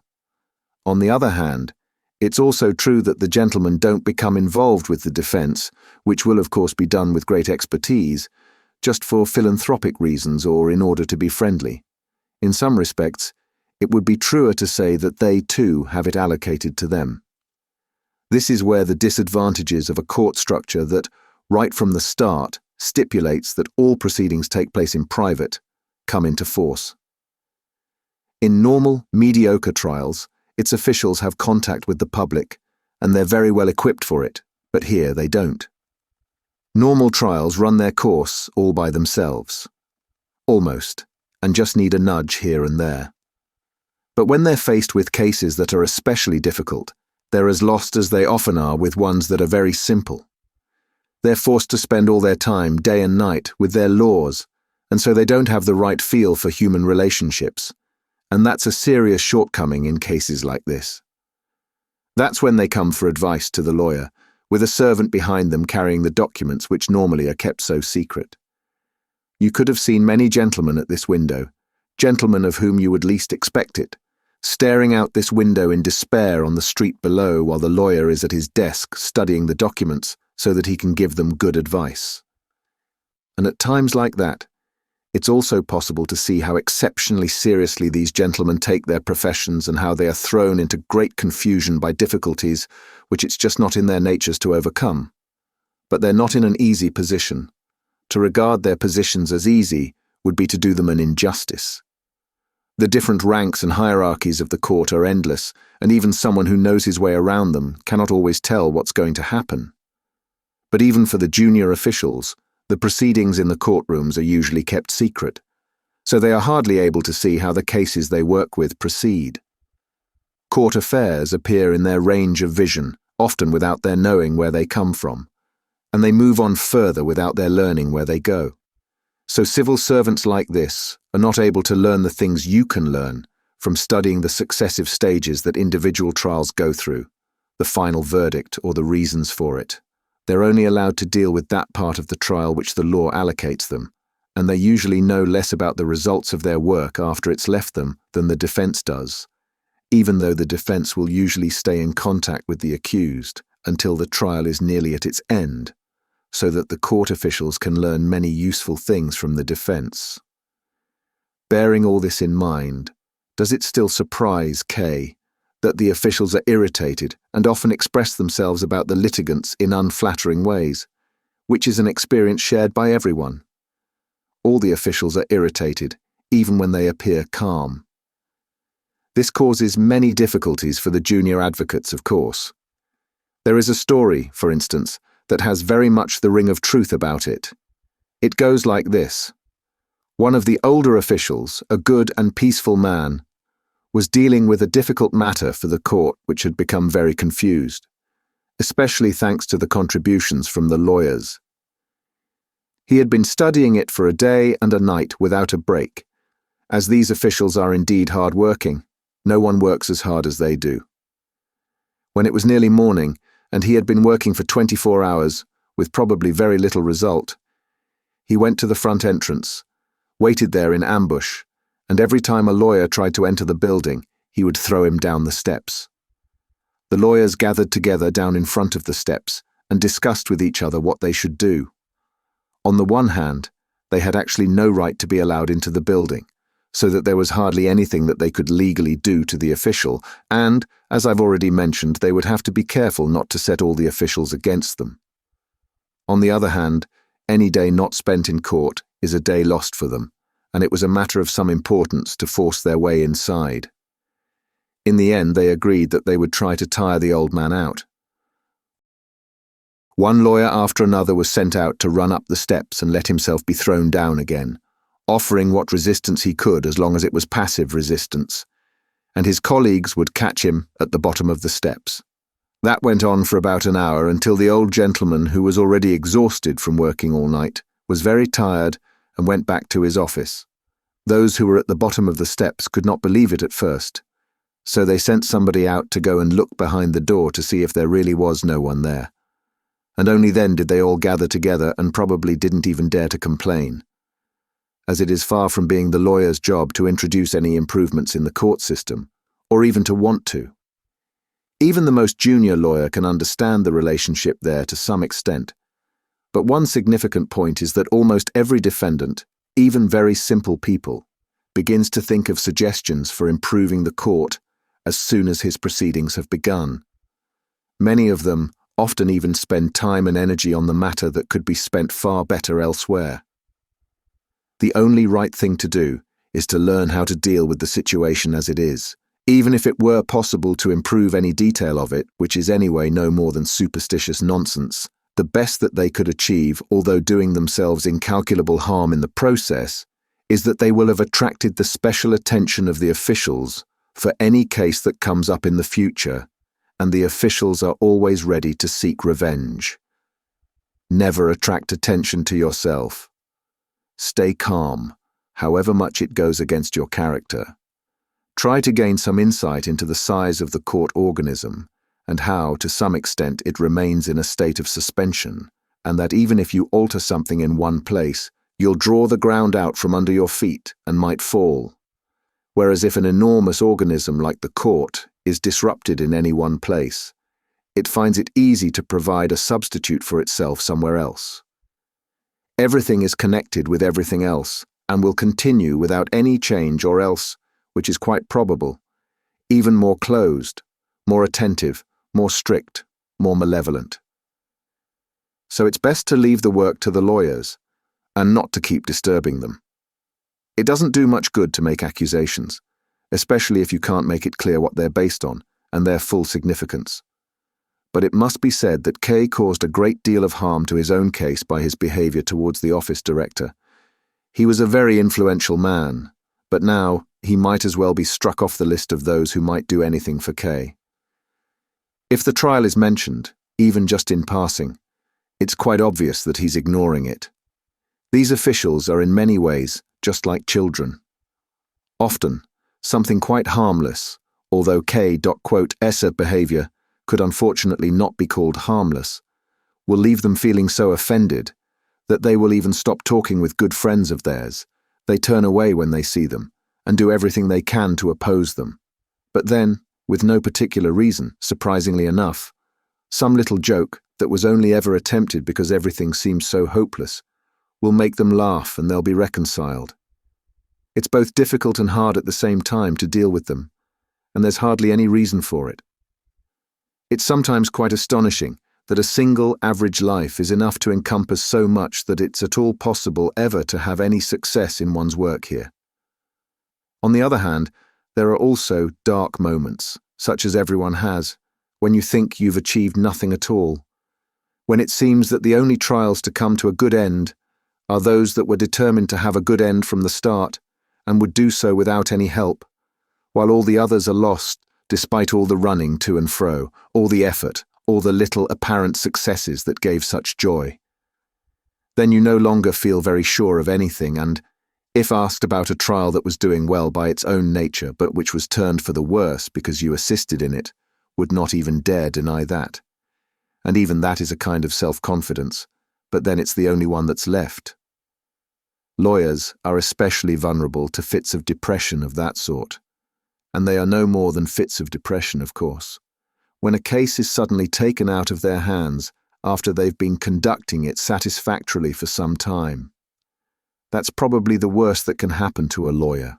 It's not that the accused takes the case away from him. That hardly ever happens. Once a defendant has taken on a certain lawyer, he has to stay with him whatever happens. How could he ever carry on by himself after he's taken on help from a lawyer? No, that just doesn't happen. But what does sometimes happen is that the trial takes on a course where the lawyer may not go along with it. Client and trial are both simply taken away from the lawyer, and then even contact with the court officials won't help, however good they are, as they don't know anything themselves. The trial will have entered a stage where no more help can be given, where it's being processed in courts to which no one has any access, where the defendant cannot even be contacted by his lawyer. You come home one day and find all the documents you've submitted, which you've worked hard to create and which you had the best hopes for, lying on the desk. They've been sent back as they can't be carried through to the next stage in the trial. They're just worthless scraps of paper. It doesn't mean that the case has been lost. Not at all. Or at least there is no decisive reason for supposing so. It's just that you don't know anything more about the case, and won't be told anything of what's happening.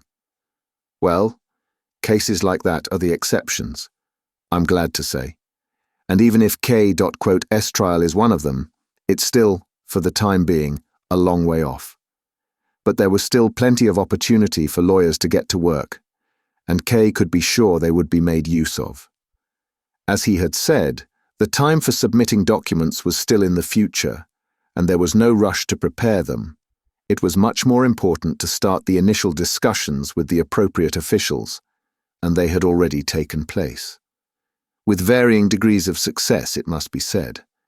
It was much better not to give away any details before their time, as in that way K could only be influenced unfavorably, and his hopes might be raised or he might be made too anxious.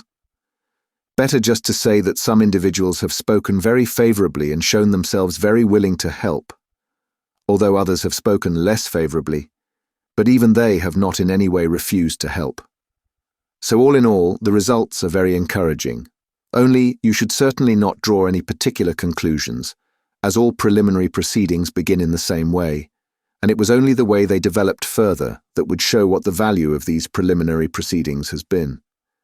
Anyway, nothing has been lost yet, and if we can succeed in getting the office director, despite everything, on our side, and several actions have been undertaken to this end, then everything is a clean wound, as a surgeon would say, and we can wait for the results with some comfort.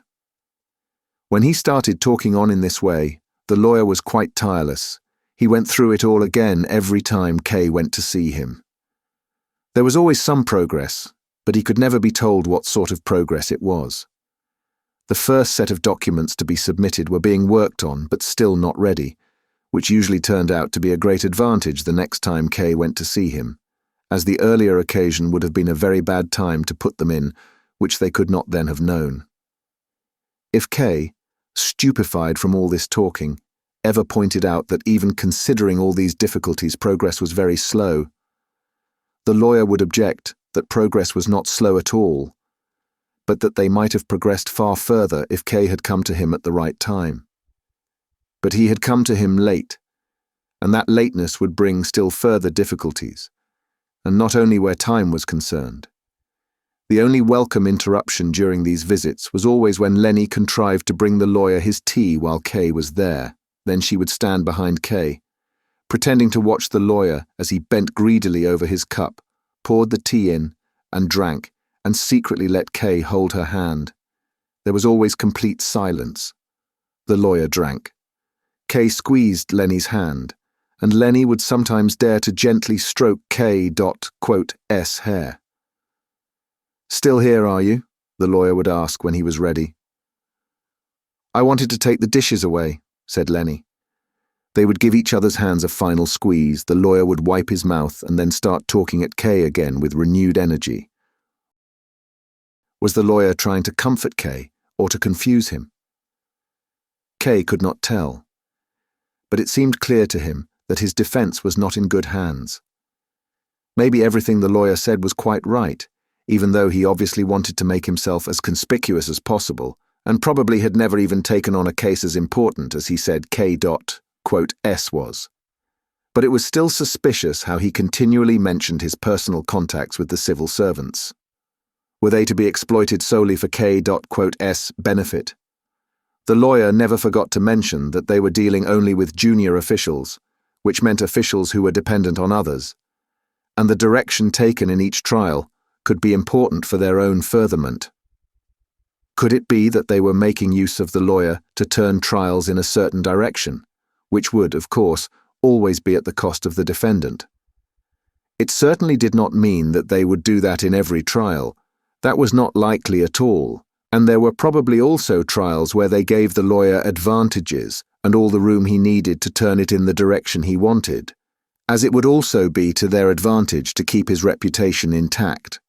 If that really was their relationship, how would they direct K.S. trial, which, as the lawyer had explained, was especially difficult and therefore important enough to attract great attention from the very first time it came to court? There could not be much doubt about what they would do. The first signs of it could already be seen in the fact that the first documents still had not been submitted, even though the trial had already lasted several months, and that, according to the lawyer, everything was still in its initial stages, which was very effective, of course, in making the defendant passive and keeping him helpless. Then he could be suddenly surprised with the verdict, or at least with a notification that the hearing had not decided in his favor and the matter would be passed on to a higher office. It was essential that Kay take a hand in it himself. On winter's mornings such as this, when he was very tired and everything dragged itself lethargically through his head, this belief of his seemed irrefutable. He no longer felt the contempt for the trial that he had had earlier. If he had been alone in the world, it would have been easy for him to ignore it, although it was also certain that, in that case, the trial would never have arisen in the first place. But now, his uncle had already dragged him to see the lawyer. He had to take account of his family. His job was no longer totally separate from the progress of the trial. He himself had carelessly, with a certain inexplicable complacency, mentioned it to acquaintances, and others had learned about it in ways he did not know. His relationship with Miss Burstner seemed to be in trouble because of it. In short, he no longer had any choice whether he would accept the trial or turn it down. He was in the middle of it and had to defend himself. If he was tired, then that was bad. But there was no reason to worry too much before he needed to. He had been capable of working himself up to his high position in the bank in a relatively short time, and to retain it with respect from everyone. Now, he simply had to apply some of the talents that had made that possible for him to the trial, and there was no doubt that it had to turn out well. The most important thing, if something was to be achieved, was to reject in advance any idea that he might be in any way guilty. There was no guilt. The trial was nothing but a big piece of business, just like he had already concluded to the benefit of the bank many times. A piece of business that concealed many lurking dangers, waiting in ambush for him, as they usually did, and these dangers would need to be defended against. If that was to be achieved, then he must not entertain any idea of guilt. Whatever he did, he would need to look after his own interests as closely as he could. Seen in this way, there was no choice but to take his representation away from the lawyer very soon, at best that very evening. The lawyer had told him, as he talked to him, that that was something unheard of and would probably do him a great deal of harm. But K could not tolerate any impediment to his efforts where his trial was concerned, and these impediments were probably caused by the lawyer himself. But once he had shaken off the lawyer, the documents would need to be submitted straight away, and, if possible, he would need to see to it that they were being dealt with every day. It would, of course, not be enough, if that was to be done, for K to sit in the corridor with his hat under the bench like the others. Day after day, he himself or one of the women or somebody else on his behalf would have to run after the officials and force them to sit at their desks and study K.S documents, instead of looking out on the corridor through the grating. There could be no let-up in these efforts. Everything would need to be organized and supervised. It was about time that the court came up against a defendant who knew how to defend and make use of his rights. But when K had the confidence to try and do all this, the difficulty of composing the documents was too much for him. Earlier, just a week or so before, he could only have felt shame at the thought of being made to write out such documents himself. It had never entered his head that the task could also be difficult. He remembered one morning when, already piled up with work, he suddenly shoved everything to one side and took a pad of paper on which he sketched out some of his thoughts on how documents of this sort should proceed. Perhaps he would offer them to that slow-witted lawyer. But just then the door of the manager's office opened, and the deputy director entered the room with a loud laugh. K was very embarrassed, although the deputy director, of course, was not laughing at K.S documents, which he knew nothing about, but at a joke he had just heard about the stock exchange. A joke which needed an illustration if it was to be understood. And now the deputy director leant over K.S desk, took his pencil from his hand, and drew the illustration on the writing pad that K had intended for his ideas about his case. K now had no more thoughts of shame. The documents had to be prepared and submitted. If, as was very likely, he could find no time to do it in the office, he would have to do it at home at night. If the nights weren't enough, he would have to take a holiday. Above all, he could not stop halfway. That was nonsense not only in business, but always and everywhere. Needless to say, the documents would mean an almost endless amount of work. It was easy to come to the belief, not only for those of an anxious disposition, that it was impossible ever to finish it. This was not because of laziness or deceit, which were the only things that might have hindered the lawyer in preparing it, but because he did not know what the charge was or even what consequences it might bring, so that he had to remember every tiny action and event from the whole of his life, looking at them from all sides and checking and reconsidering them. It was also a very disheartening job. It would have been more suitable as a way of passing the long days after he had retired and become senile. But now, just when K needed to apply all his thoughts to his work, when he was still rising and already posed a threat to the deputy director, when every hour passed so quickly and he wanted to enjoy the brief evenings and nights as a young man, this was the time he had to start working out these documents. Once more, he began to feel resentment. Almost involuntarily, only to put an end to it, his finger felt for the button of the electric bell in the anteroom. As he pressed it, he glanced up to the clock. It was 11 o'clock, 2 hours. He had spent a great deal of his costly time just dreaming, and his wits were, of course, even more dulled than they had been before. but the time had nonetheless not been wasted. He had come to some decisions that could be of value. As well as various pieces of mail, the servitors brought 2 visiting cards from gentlemen who had already been waiting for Kay for some time. They were actually very important clients of the bank who should not really have been kept waiting under any circumstances. Why had they come at such an awkward time? And why, the gentleman on the other side of the closed door seemed to be asking, was the industrious Kay using up the best business time for his private affairs? Tired from what had gone before, and tired in anticipation of what was to follow, Kay stood up to receive the first of them.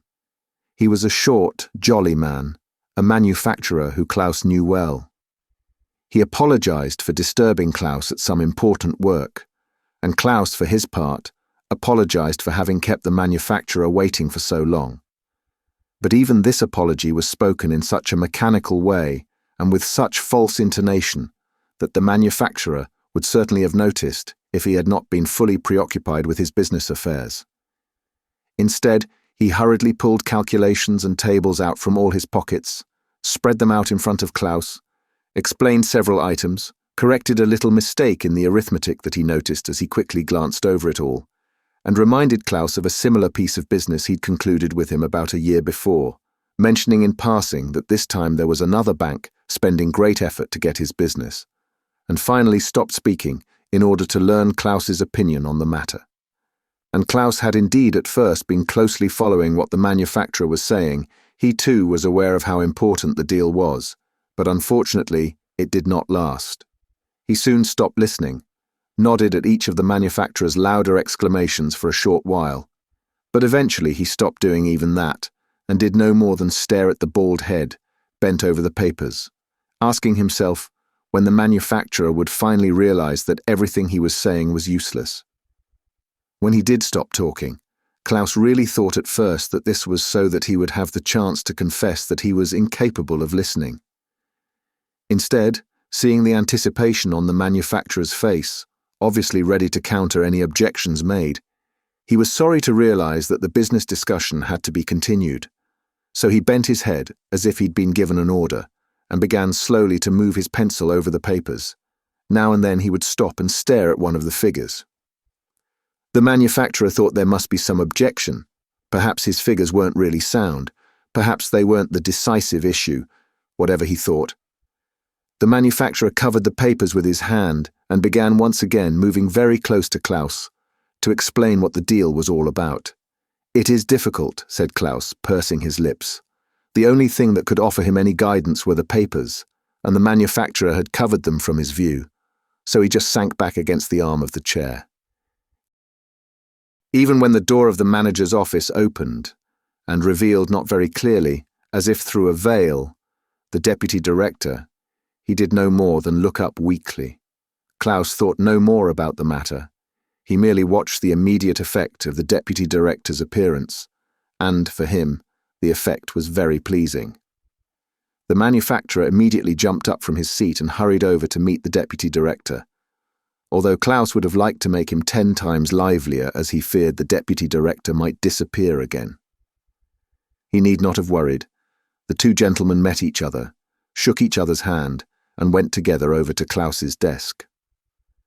The manufacturer said he was sorry to find the chief clerk so little inclined to do business, pointing to Klaus, who, under the view of the deputy director, had bent back down over the papers. As the 2 men leant over the desk and the manufacturer made some effort to gain and keep the deputy director's attention, Klaus felt as if they were much bigger than they really were, and that their negotiations were about him. Carefully and slowly turning his eyes upwards, he tried to learn what was taking place above him, took one of the papers from his desk without looking to see what it was, lay it on the flat of his hand, and raised it slowly up as he rose up to the level of the 2 men himself. He had no particular plan in mind as he did this, but merely felt this was how he would act if only he had finished preparing that great document that was to remove his burden entirely. The deputy director had been paying all his attention to the conversation, and did no more than glance at the paper. He did not read what was written on it at all, as what was important for the chief clerk was not important for him. He took it from Klaus's hand, saying, "Thank you," "I'm already familiar with everything," and laid it calmly back on the desk. Klaus gave him a bitter, sideways look. But the deputy director did not notice this at all, or if he did notice it, it only raised his spirits. He frequently laughed out loud.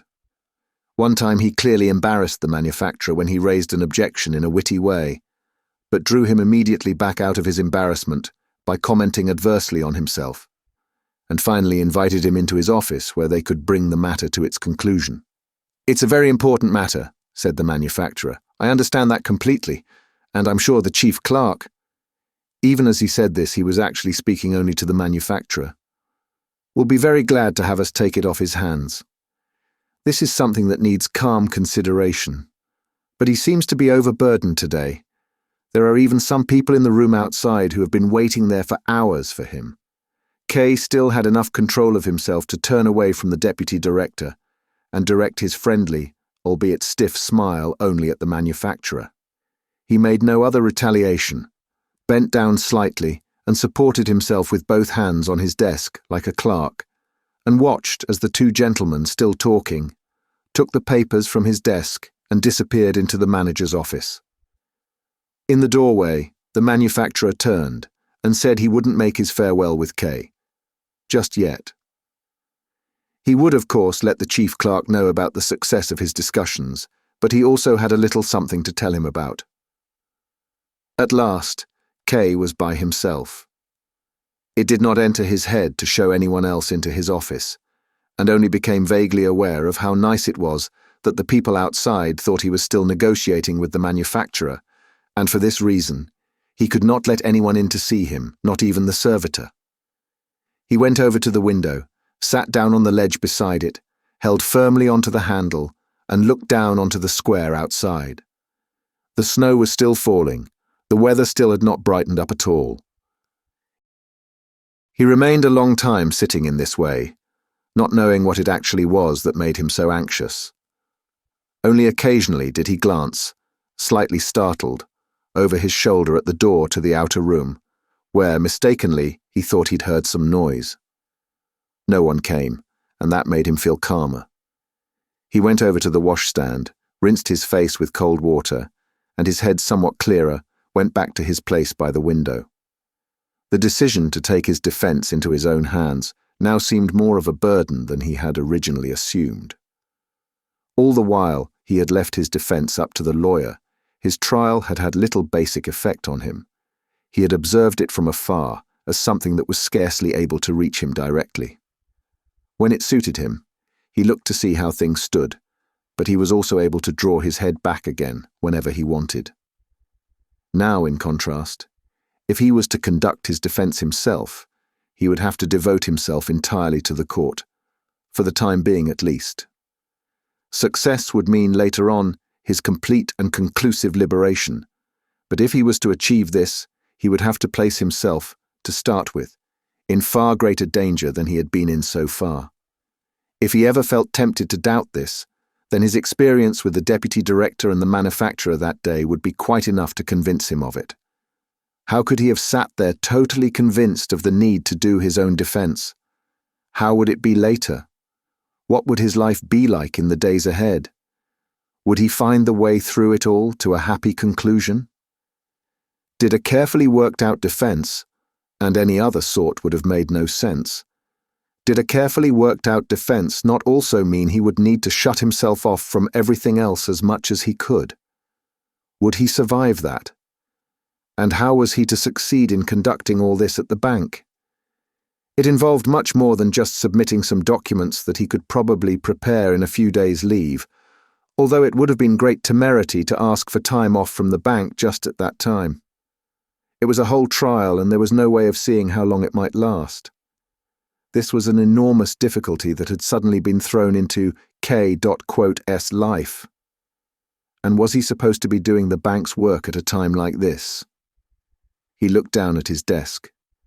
Was he supposed to let people in to see him and go into negotiations with them at a time like this? While his trial trundled on, while the court officials upstairs in the attic room sat looking at the papers for this trial, should he be worrying about the business of the bank? Did this not seem like a kind of torture acknowledged by the court, connected with the trial and which followed him around? And is it likely that anyone in the bank, when judging his work, would take any account of his peculiar situation? No one, and never. There were those who knew about his trial, although it was not quite clear who knew about it or how much. But he hoped rumours had not reached as far as the deputy director. Otherwise he would obviously soon find a way of making use of it to harm K. He would show neither comradeship nor humaneness. And what about the director? It was true that he was well disposed towards K, and as soon as he heard about the trial, he would probably try to do everything he could to make it easier for him. But he would certainly not devote himself to it. K at one time had provided the counterbalance to what the deputy director said, but the director was now coming more and more under his influence, and the deputy director would also exploit the weakened condition of the director to strengthen his own power. So what could K hope for? Maybe considerations of this sort weakened his power of resistance, but it was still necessary not to deceive oneself and to see everything as clearly as it could be seen at that moment. For no particular reason, just to avoid returning to his desk for a while, he opened the window. It was difficult to open, and he had to turn the handle with both his hands. Then, through the whole height and breadth of the window, the mixture of fog and smoke was drawn into the room, filling it with a slight smell of burning. A few flakes of snow were blown in with it. "It's a horrible autumn," said the manufacturer, who had come into the room unnoticed after seeing the deputy director and now stood behind K. K nodded and looked uneasily at the manufacturer's briefcase, from which he would now probably take the papers, and inform K of the result of his negotiations with the deputy director. However, the manufacturer saw where K was looking, knocked on his briefcase, and without opening it said, "You'll be wanting to hear how things turned out. I've already got the contract in my pocket almost. He's a charming man, your deputy director. He's got his dangers, though." He laughed as he shook K.'s hand and wanted to make him laugh with him. But to K, it once more seemed suspicious that the manufacturer did not want to show him the papers and saw nothing about his comments to laugh at.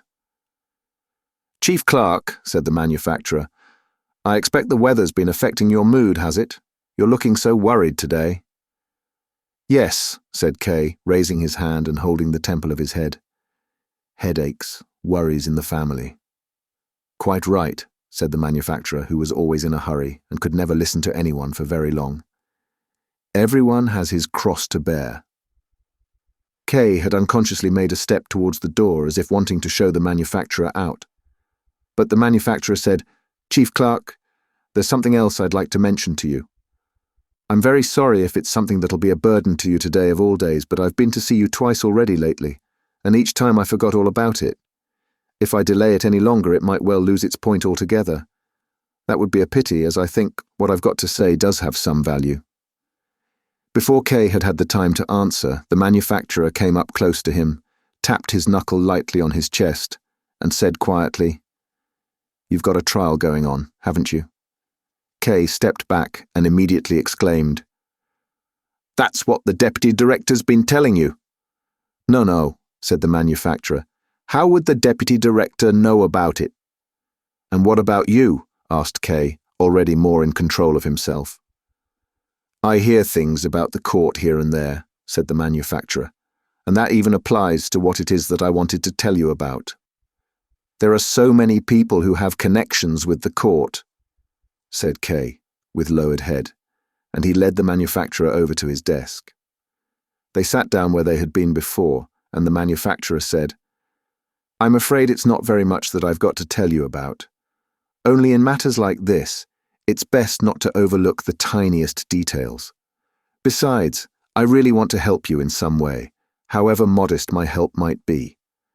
We've been good business partners up till now, haven't we? Well then." K wanted to apologize for his behavior in the conversation earlier that day, but the manufacturer would tolerate no interruption, shoved his briefcase up high in his armpit to show that he was in a hurry, and carried on. "I know about your case through a certain Titorelli. He's a painter. Titorelli's just his artistic name. I don't even know what his real name is.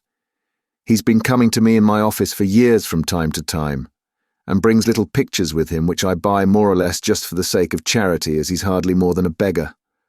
And they're nice pictures too, moorland landscapes and that sort of thing. We'd both got used to doing business in this way, and it always went smoothly. Only one time these visits became a bit too frequent. I began to tell him off for it. We started talking, and I became interested how it was that he could earn a living just by painting.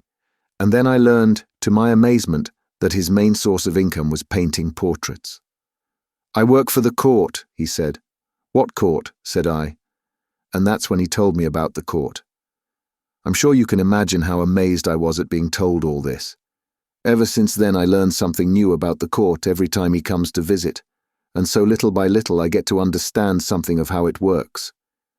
Anyway, Titorelli talks a lot, and I often have to push him away, not only because he's bound to be lying, but also, most of all, because a businessman like me, who's already close to breaking point under the weight of his own business worries, can't pay too much attention to other people's.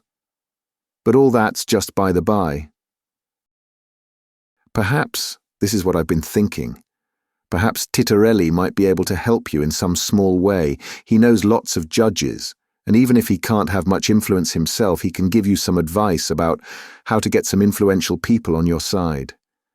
And even if this advice doesn't turn out to make all the difference, I still think it'll be very important once you've got it.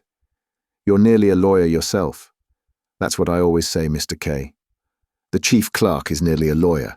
Oh, I'm sure this trial of yours will turn out all right. So do you want to go and see Titorelli then? If I ask him to, he'll certainly do everything he possibly can. I really do think you ought to go. It needn't be today, of course, just some time when you get the chance. And anyway, I want to tell you this too. You don't actually have to go and see Titorelli. This advice from me doesn't place you under any obligation at all. No, if you think you can get by without Titorelli, it'll certainly be better to leave him completely out of it. Maybe you've already got a clear idea of what you're doing, and Titorelli could upset your plans. No, if that's the case, then of course you shouldn't go there under any circumstances, and it certainly won't be easy to take advice from a lad like that. Still, it's up to you. Here's the letter of recommendation, and here's the address. Disappointed, Kay took the letter and put it in his pocket.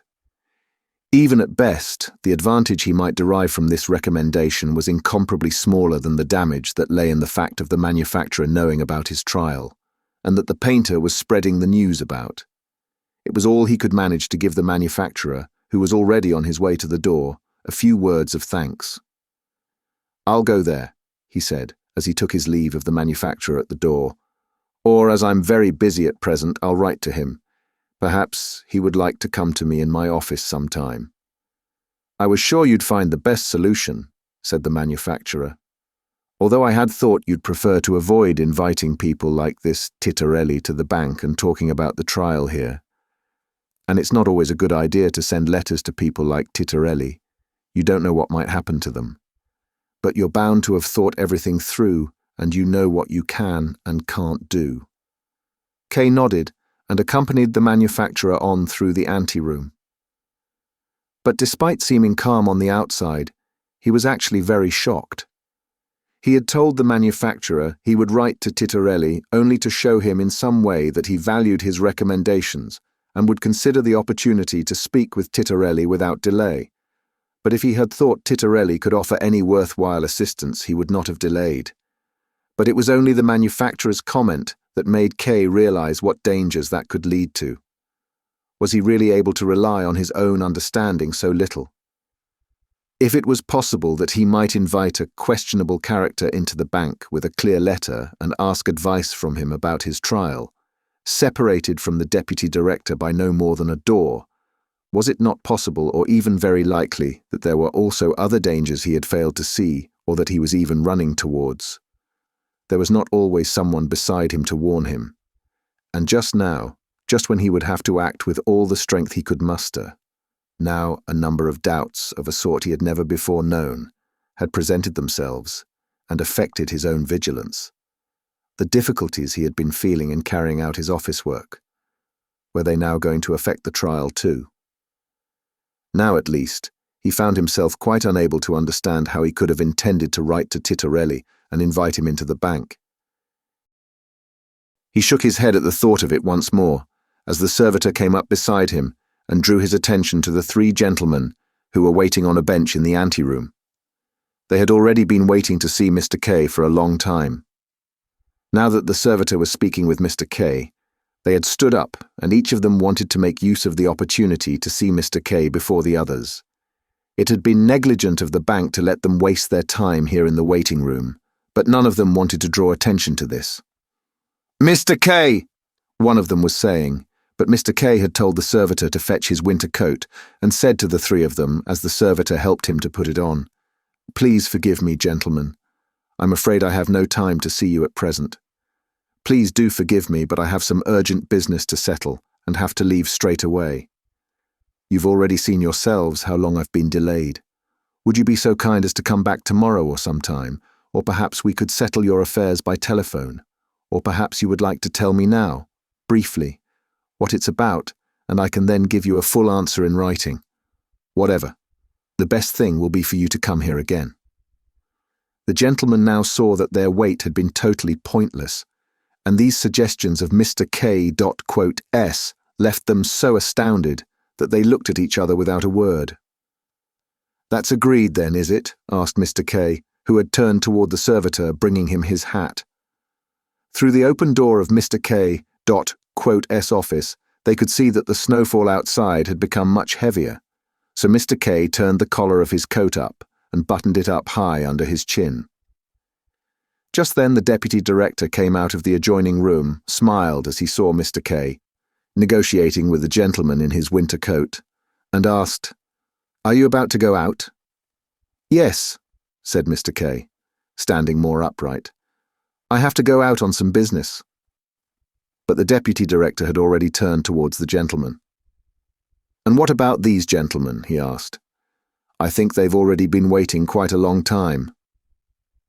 "We've already come to an understanding," said Mr. K. But now the gentlemen could be held back no longer. They surrounded Mr. K and explained that they would not have been waiting for hours if it had not been about something important that had to be discussed now, at length and in private. The deputy director listened to them for a short while. He also looked at Mr. K as he held his hat in his hand, cleaning the dust off it here and there, and then he said, "Gentlemen, there is a very simple way to solve this.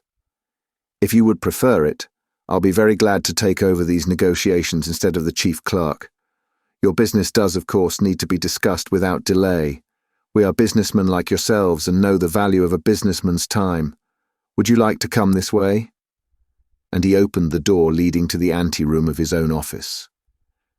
The deputy director seemed very good at appropriating everything that Mr. K was now forced to give up. But was Mr. K not giving up more than he absolutely had to? By running off to some unknown painter, with, as he had to admit, very little hope of any vague benefit, his renown was suffering damage that could not be repaired. It would probably be much better to take off his winter coat again, and at the very least, try to win back the two gentlemen who were certainly still waiting in the next room. If Mr. K had not then glimpsed the deputy director in his office, looking for something from his bookshelves as if they were his own, he would probably even have made the attempt. As Mr. K, somewhat agitated, approached the door, the deputy director called out, "Oh, you've still not left." He turned his face toward him. Its many deep folds seemed to show strength rather than age, and immediately began once more to search. "I'm looking for a copy of a contract," he said, "which this gentleman insists you must have.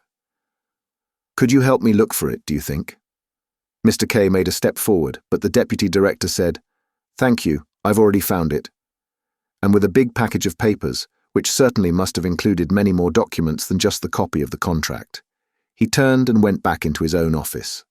"I can't deal with him right now," Mr. K said to himself, "but once my personal difficulties have been settled, then he'll certainly be the first to get the effect of it, and he certainly won't like it." Slightly calmed by these thoughts, Mr. K gave the servitor, who had already long been holding the door to the corridor open for him, the task of telling the director, when he was able, that Mr. K was going out of the bank on a business matter.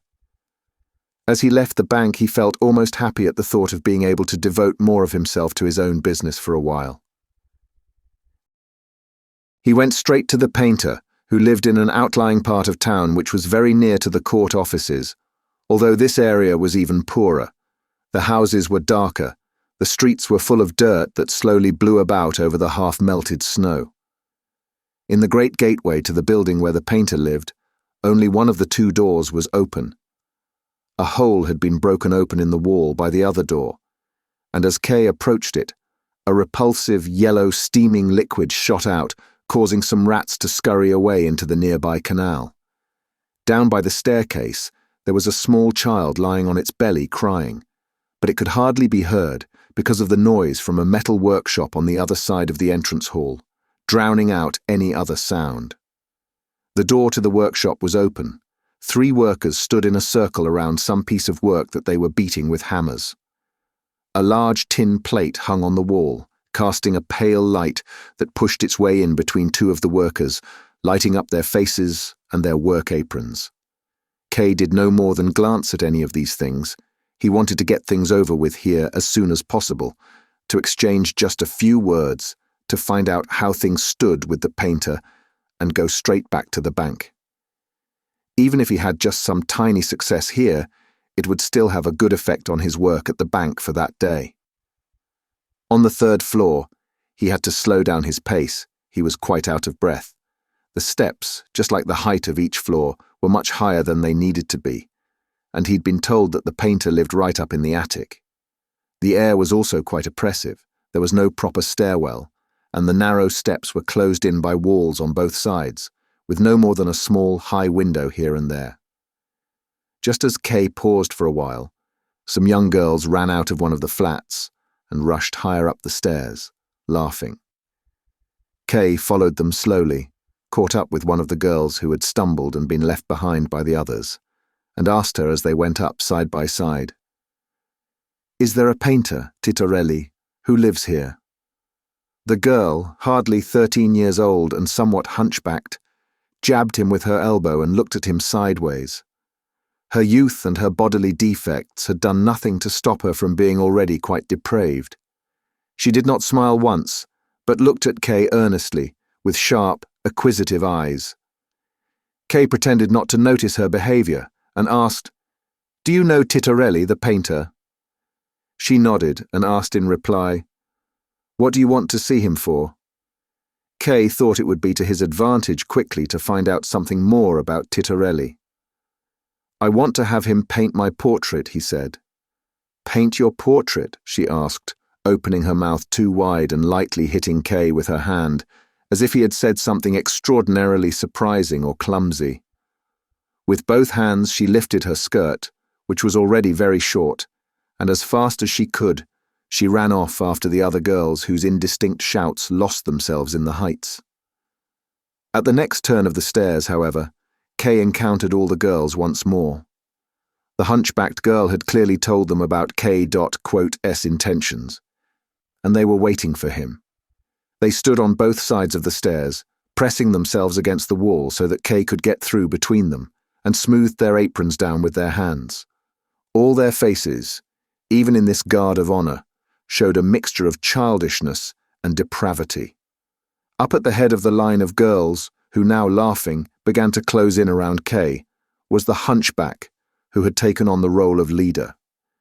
It was thanks to her that Kay found the right direction without delay. He would have continued up the stairs straight in front of him, but she showed him that to reach Titorelli, he would need to turn off to one side.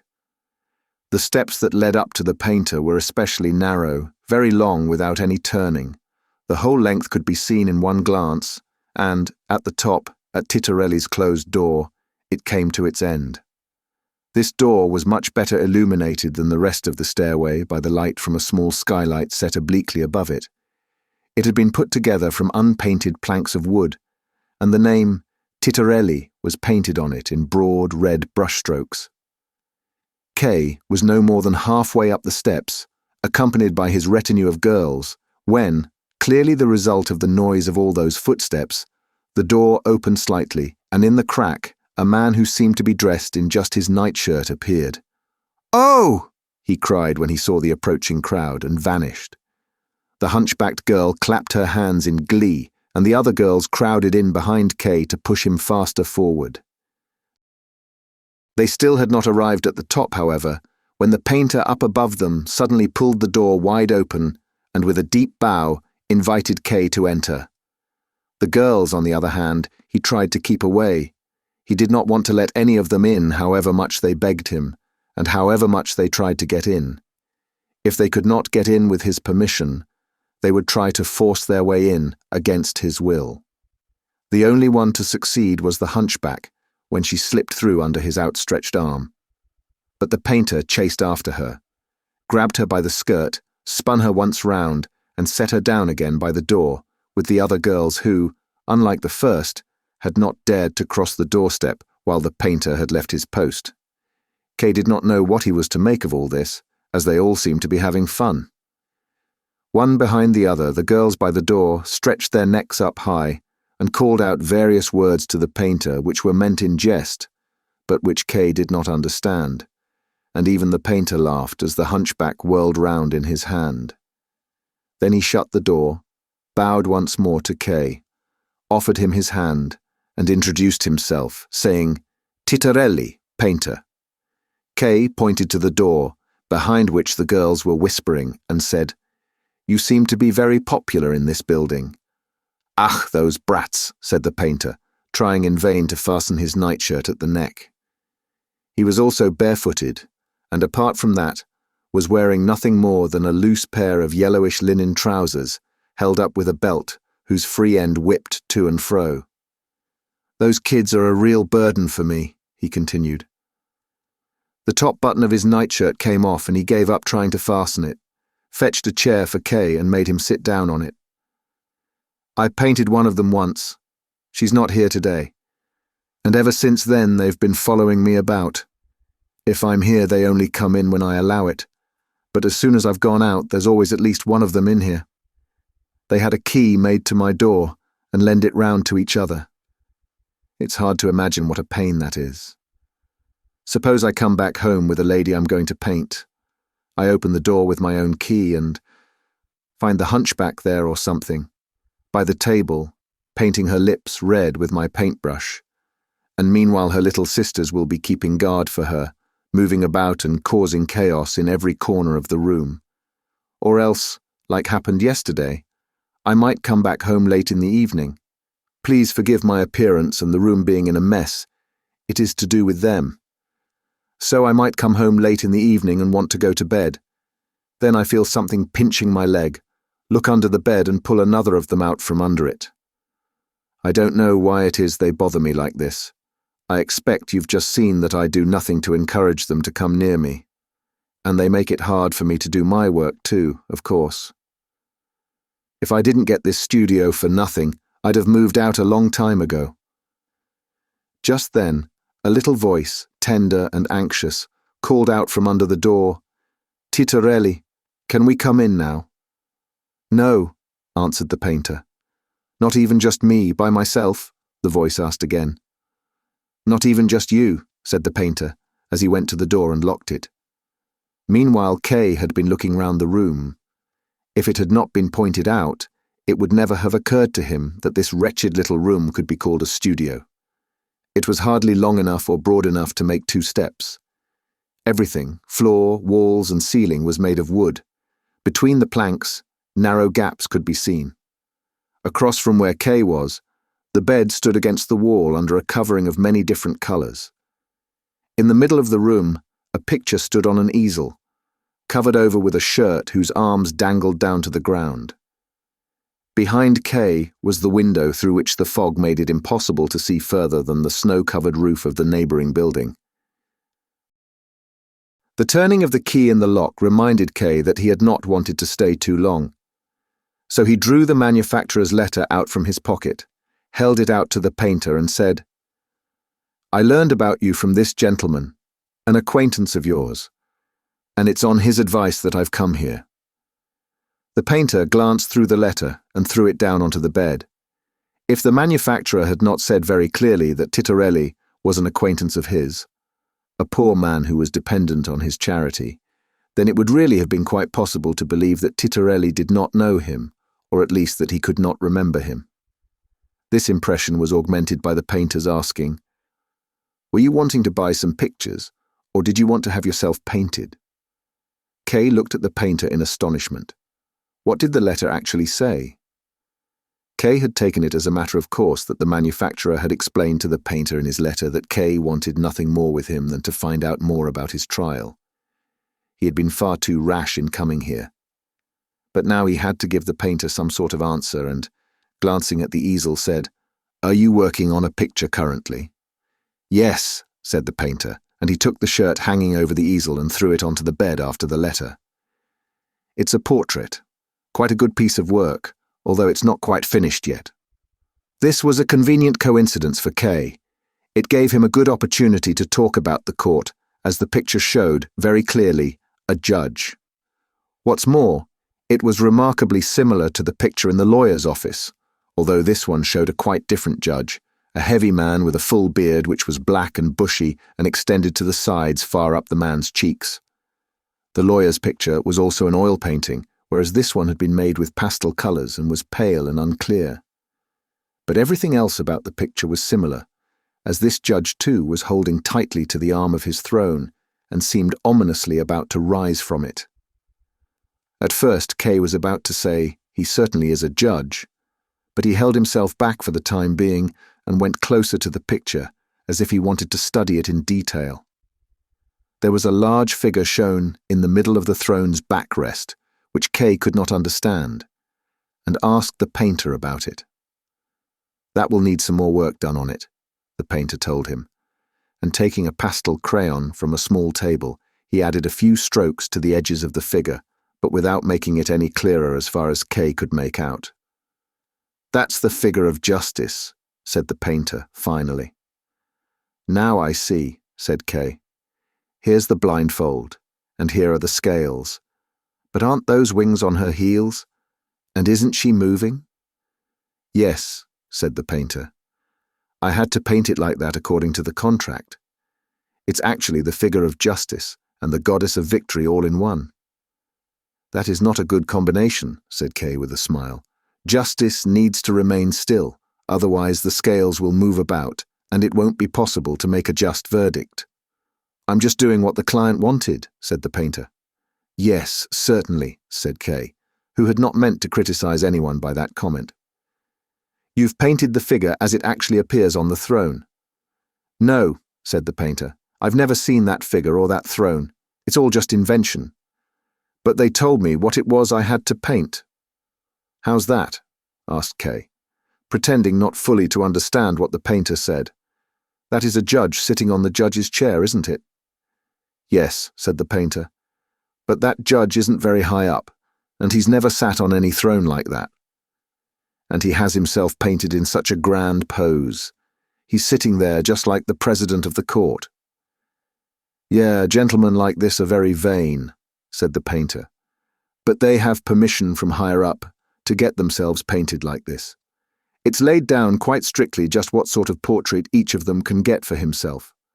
Only it's a pity that you can't make out the details of his costume and pose in this picture. Pastel colours aren't really suitable for showing people like this." "Yes," said Kay. "It does seem odd that it's in pastel colours." "That's what the judge wanted," said the painter. "It's meant to be for a woman." The sight of the picture seemed to make him feel like working.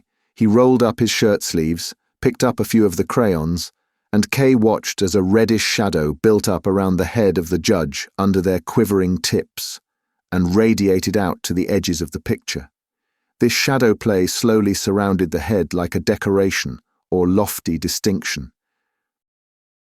But around the figure of justice, apart from some coloration that was barely noticeable, it remained light, and in this brightness the figure seemed to shine forward, so that it now looked like neither the god of justice nor the god of victory. It seemed now rather to be a perfect depiction of the god of the hunt. Kay found the painter's work more engrossing than he had wanted, but finally he reproached himself for staying so long without having done anything relevant to his own affair. "What's the name of this judge?" he asked suddenly. I'm not allowed to tell you that, the painter answered. He was bent deeply over the picture and clearly neglecting his guest who, at first, he had received with such care. Kay took this to be just a foible of the painter's, and it irritated him, as it made him lose time. I take it you must be a trustee of the court, he said. The painter immediately put his crayons down, stood upright, rubbed his hands together, and looked at Kay with a smile. Always straight out with the truth, he said. You want to learn something about the court, like it says in your letter of recommendation, but then you start talking about my pictures to get me on your side. Still, I won't hold it against you.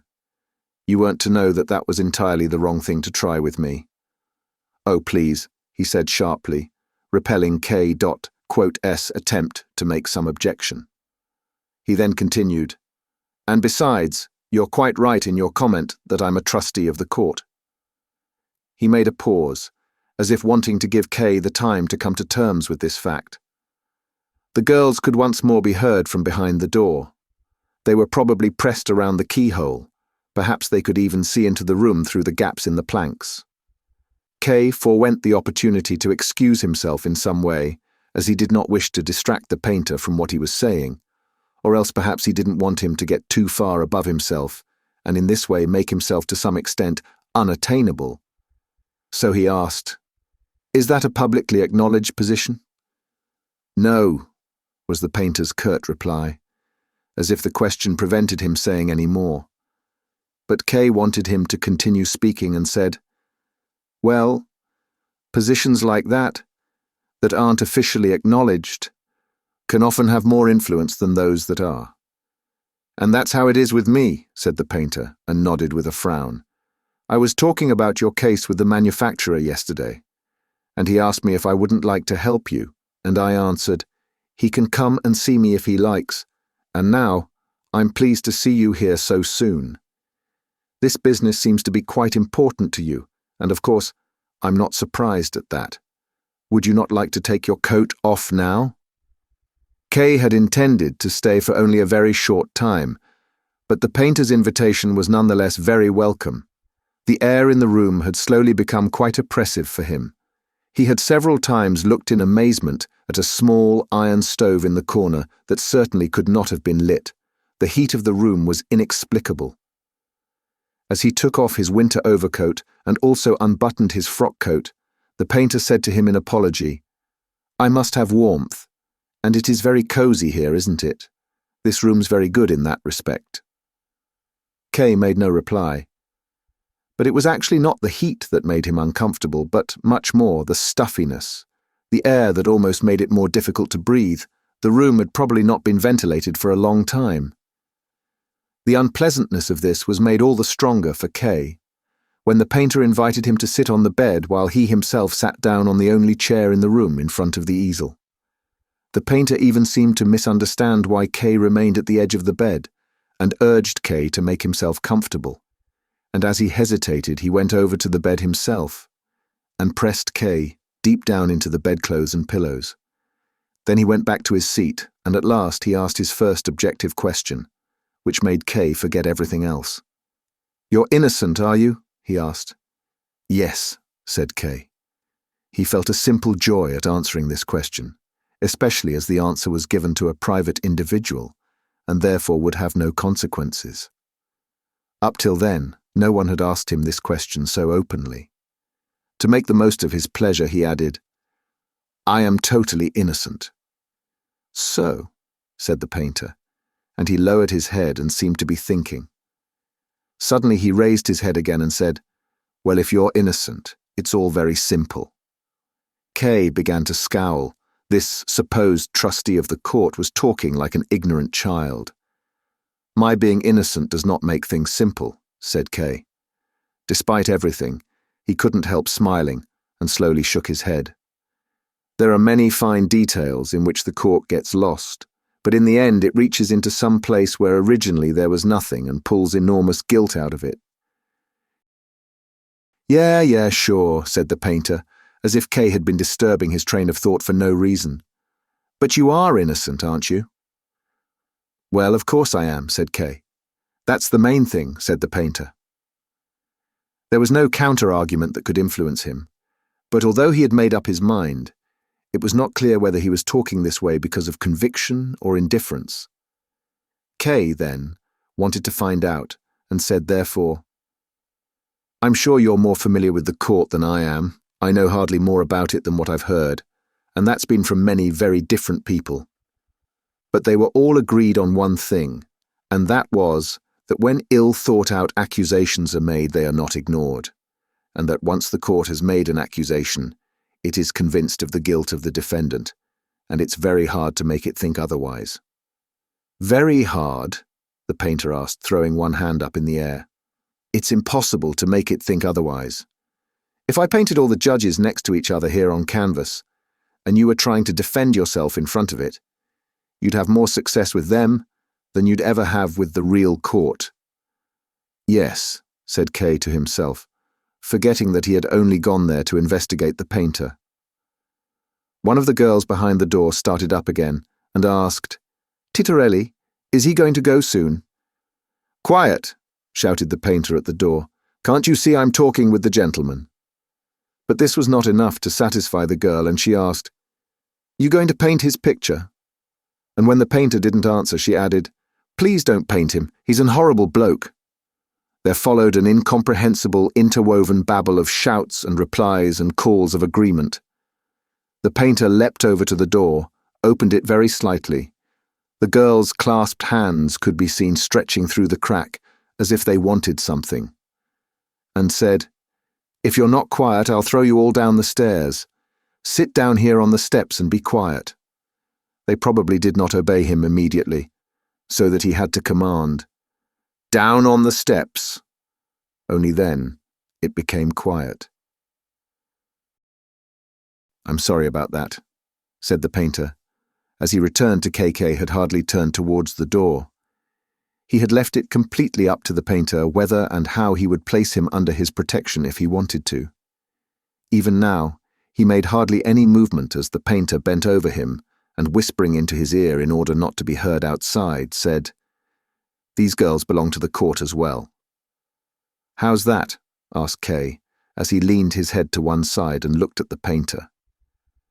But the painter sat back down on his chair and, half in jest, half in explanation, said, "Well, everything belongs to the court."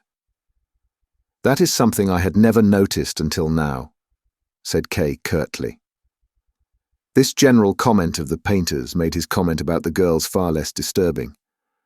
Nonetheless, Kay looked for a while at the door, behind which the girls were now sitting quietly on the steps, except that one of them had pushed a drinking straw through a crack between the planks and was moving it slowly up and down.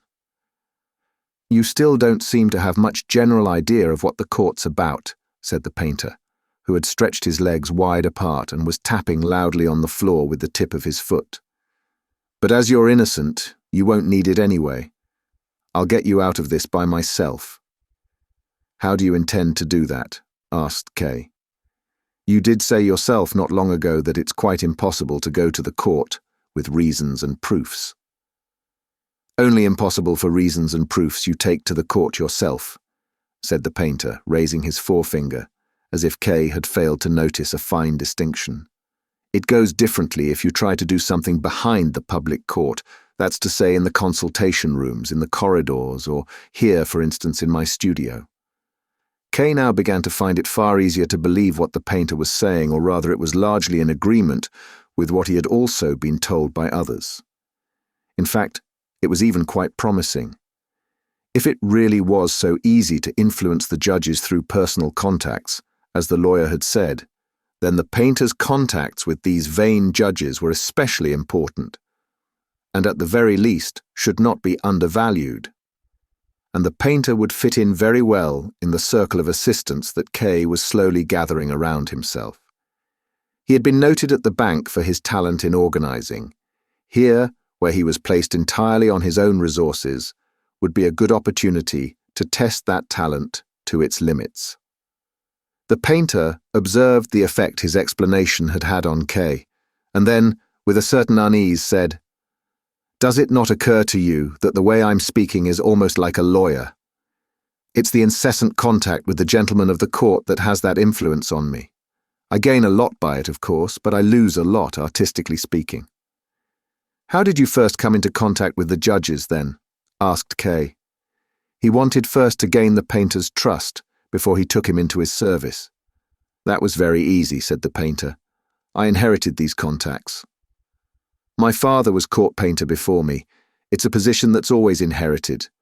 They can't use new people for it. The rules governing how the various grades of officials are painted are so many and varied, and above all, so secret that no one outside of certain families even knows them.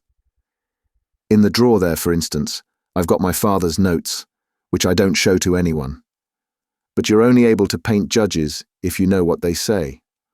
Although even if I lost them, no one could ever dispute my position because of all the rules I just carry around in my head. All the judges want to be painted like the old, great judges were, and I'm the only one who can do that." "You are to be envied," said Kay, thinking of his position at the bank. "Your position is quite unassailable, then." "Yes, quite unassailable," said the painter, and he raised his shoulders in pride. "That's how I can even afford to help some poor man facing trial now and then." "And how do you do that?" asked Kay, as if the painter had not just described him as a poor man. The painter did not let himself be distracted, but said, "In your case, for instance, as you're totally innocent, this is what I'll do." The repeated mention of K.S. innocence was becoming irksome to him. It sometimes seemed to him as if the painter was using these comments to make a favorable outcome to the trial a precondition for his help, which of course would make the help itself unnecessary. But despite these doubts, Kay forced himself not to interrupt the painter. He did not want to do without the painter's help. That was what he had decided. And this help did not seem in any way less questionable than that of the lawyer. Kay valued the painter's help far more highly because it was offered in a way that was more harmless and open. The painter had pulled his seat closer to the bed and continued in a subdued voice. "I forgot to ask you, what sort of acquittal is it you want? There are 3 possibilities: absolute acquittal, apparent acquittal, and deferment. Absolute acquittal is the best, of course, only there's nothing I could do to get that sort of outcome. I don't think there's anyone at all who could do anything to get an absolute acquittal. Probably the only thing that could do that is if the accused is innocent. As you are innocent, it could actually be possible and you could depend on your innocence alone. In that case, you won't need me or any other kind of help." At first, Kay was astonished at this orderly explanation.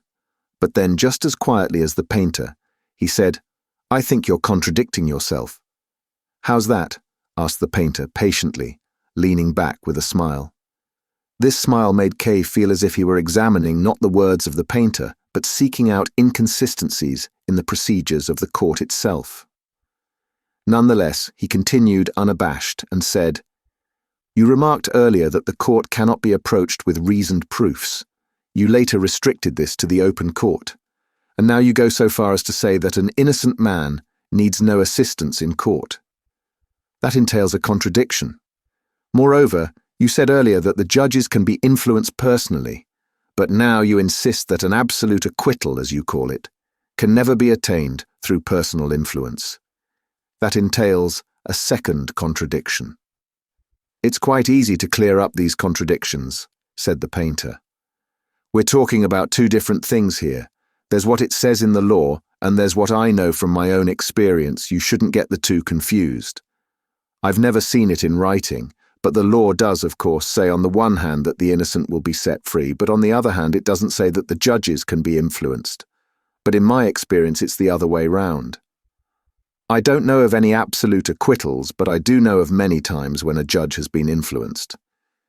It's possible, of course, that there was no innocence in any of the cases I know about.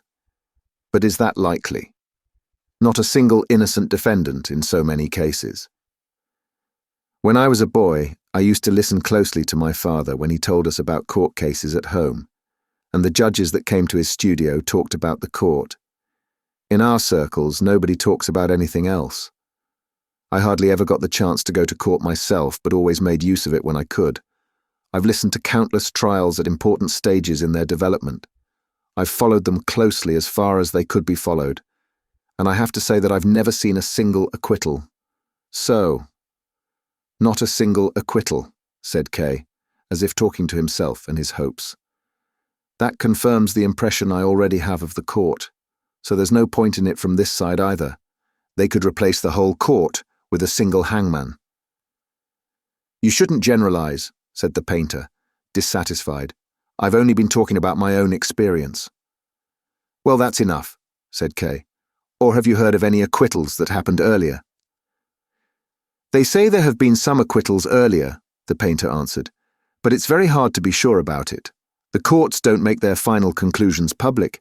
Not even the judges are allowed to know about them, so that all we know about these earlier cases are just legends. But most of them did involve absolute acquittals, you can believe that, but they can't be proved. On the other hand, you shouldn't forget all about them either. I'm sure there is some truth to them, and they are very beautiful. I've painted a few pictures myself depicting these legends. My assessment will not be altered by mere legends, said Kay. I don't suppose it's possible to cite these legends in court, is it? The painter laughed. No, you can't cite them in court, he said. Then there's no point in talking about them, said Kay. He wanted, for the time being, to accept anything the painter told him, even if he thought it unlikely or contradicted what he had been told by others. He did not now have the time to examine the truth of everything the painter said or even to disprove it. He would have achieved as much as he could if the painter would help him in any way, even if his help would not be decisive. As a result, he said, So let's pay no more attention to absolute acquittal, but you mentioned two other possibilities. Apparent acquittal and deferment. They're the only possibilities, said the painter.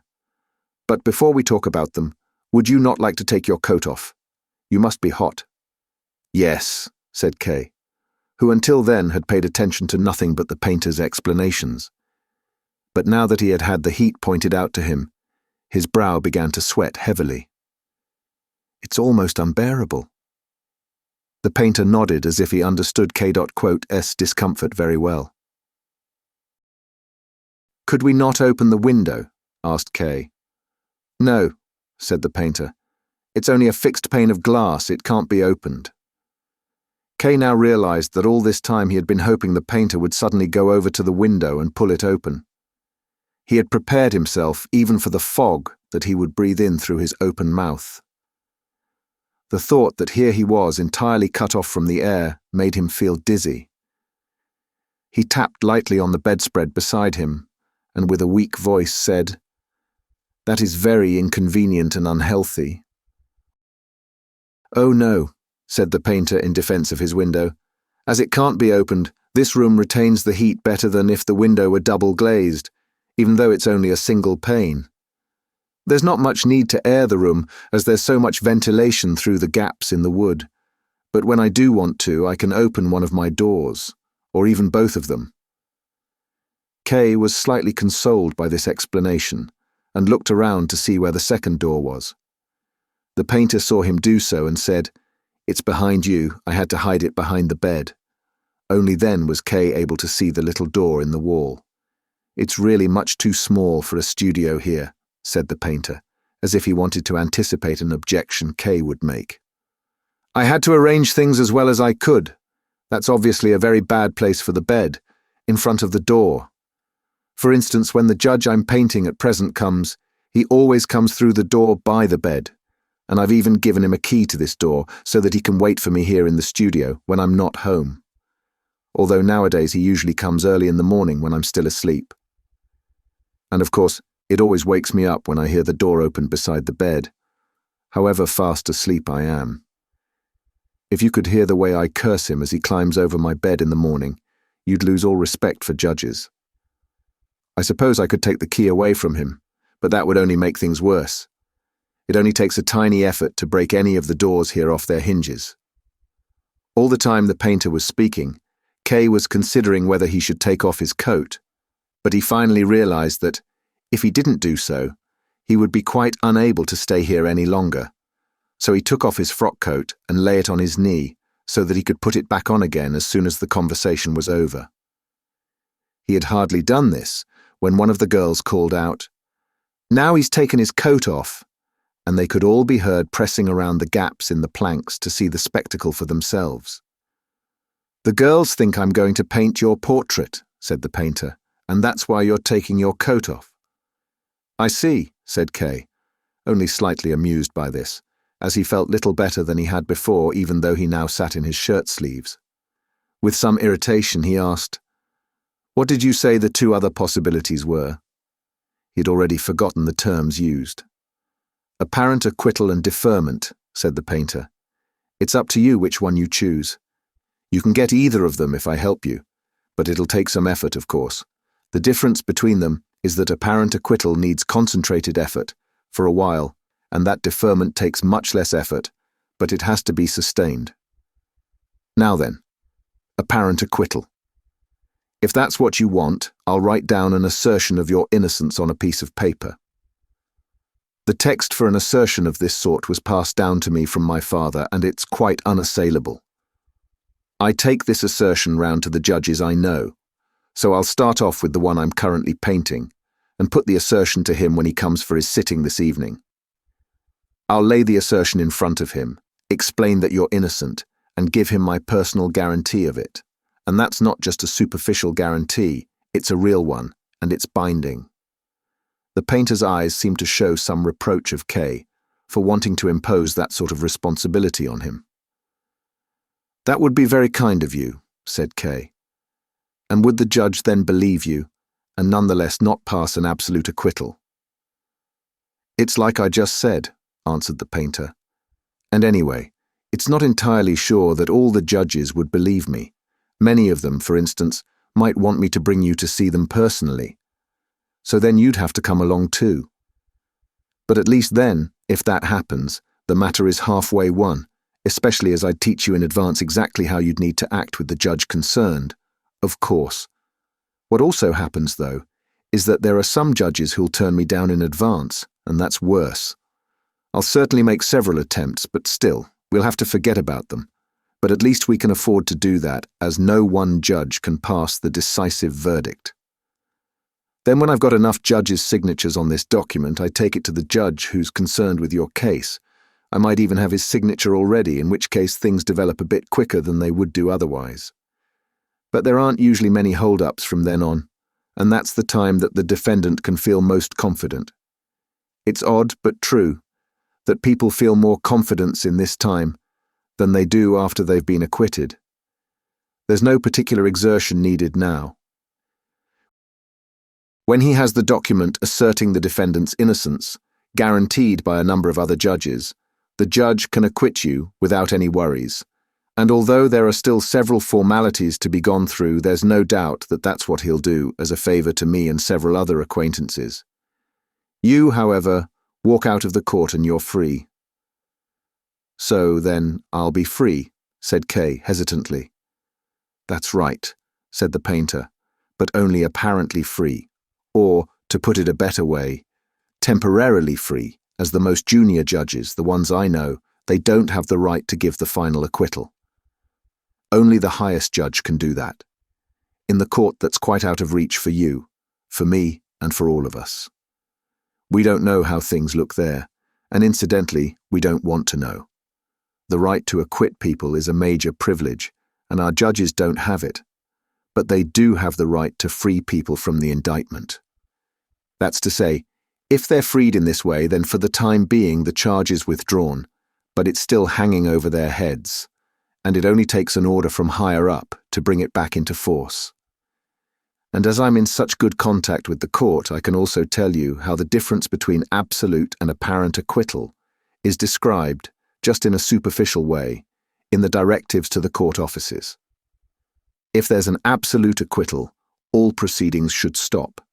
Everything disappears from the process, not just the indictment, but the trial, and even the acquittal disappears.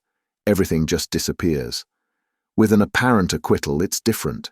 When that happens, nothing has changed except that the case for your innocence, for your acquittal and the grounds for the acquittal have been made stronger. Apart from that, proceedings go on as before. The court offices continue their business, and the case gets passed to higher courts, gets passed back down to the lower courts, and so on, backwards and forwards, sometimes faster, sometimes slower, to and fro. It's impossible to know exactly what's happening while this is going on. Seen from outside, it can sometimes seem that everything has been long since forgotten. The documents have been lost, and the acquittal is complete. No one familiar with the court would believe it. No documents ever get lost, the court forgets nothing. One day, no one expects it, some judge or other picks up the documents and looks more closely at them. He notices that this particular case is still active, and orders the defendant's immediate arrest. I've been talking here as if there's a long delay between apparent acquittal and rearrest. That is quite possible, and I do know of cases like that.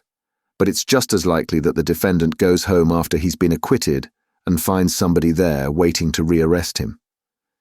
Then, of course, his life as a free man is at an end. And does the trial start over again? Asked Kay, finding it hard to believe. The trial will always start over again, said the painter, but there is, once again as before, the possibility of getting an apparent acquittal. Once again, the accused has to muster all his strength and mustn't give up.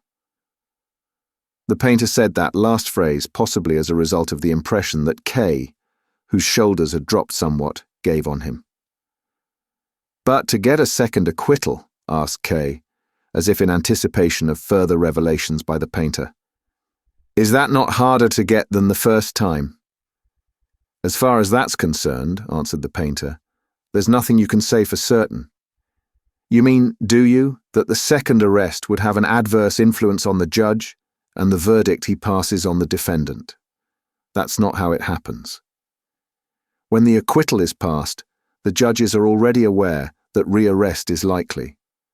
So when it happens, it has hardly any effect. But there are countless other reasons why the judge's mood and their legal acumen in the case can be altered, and efforts to obtain the second acquittal must therefore be suited to the new conditions and generally just as vigorous as the first. But this second acquittal will once again not be final, said Kay, shaking his head.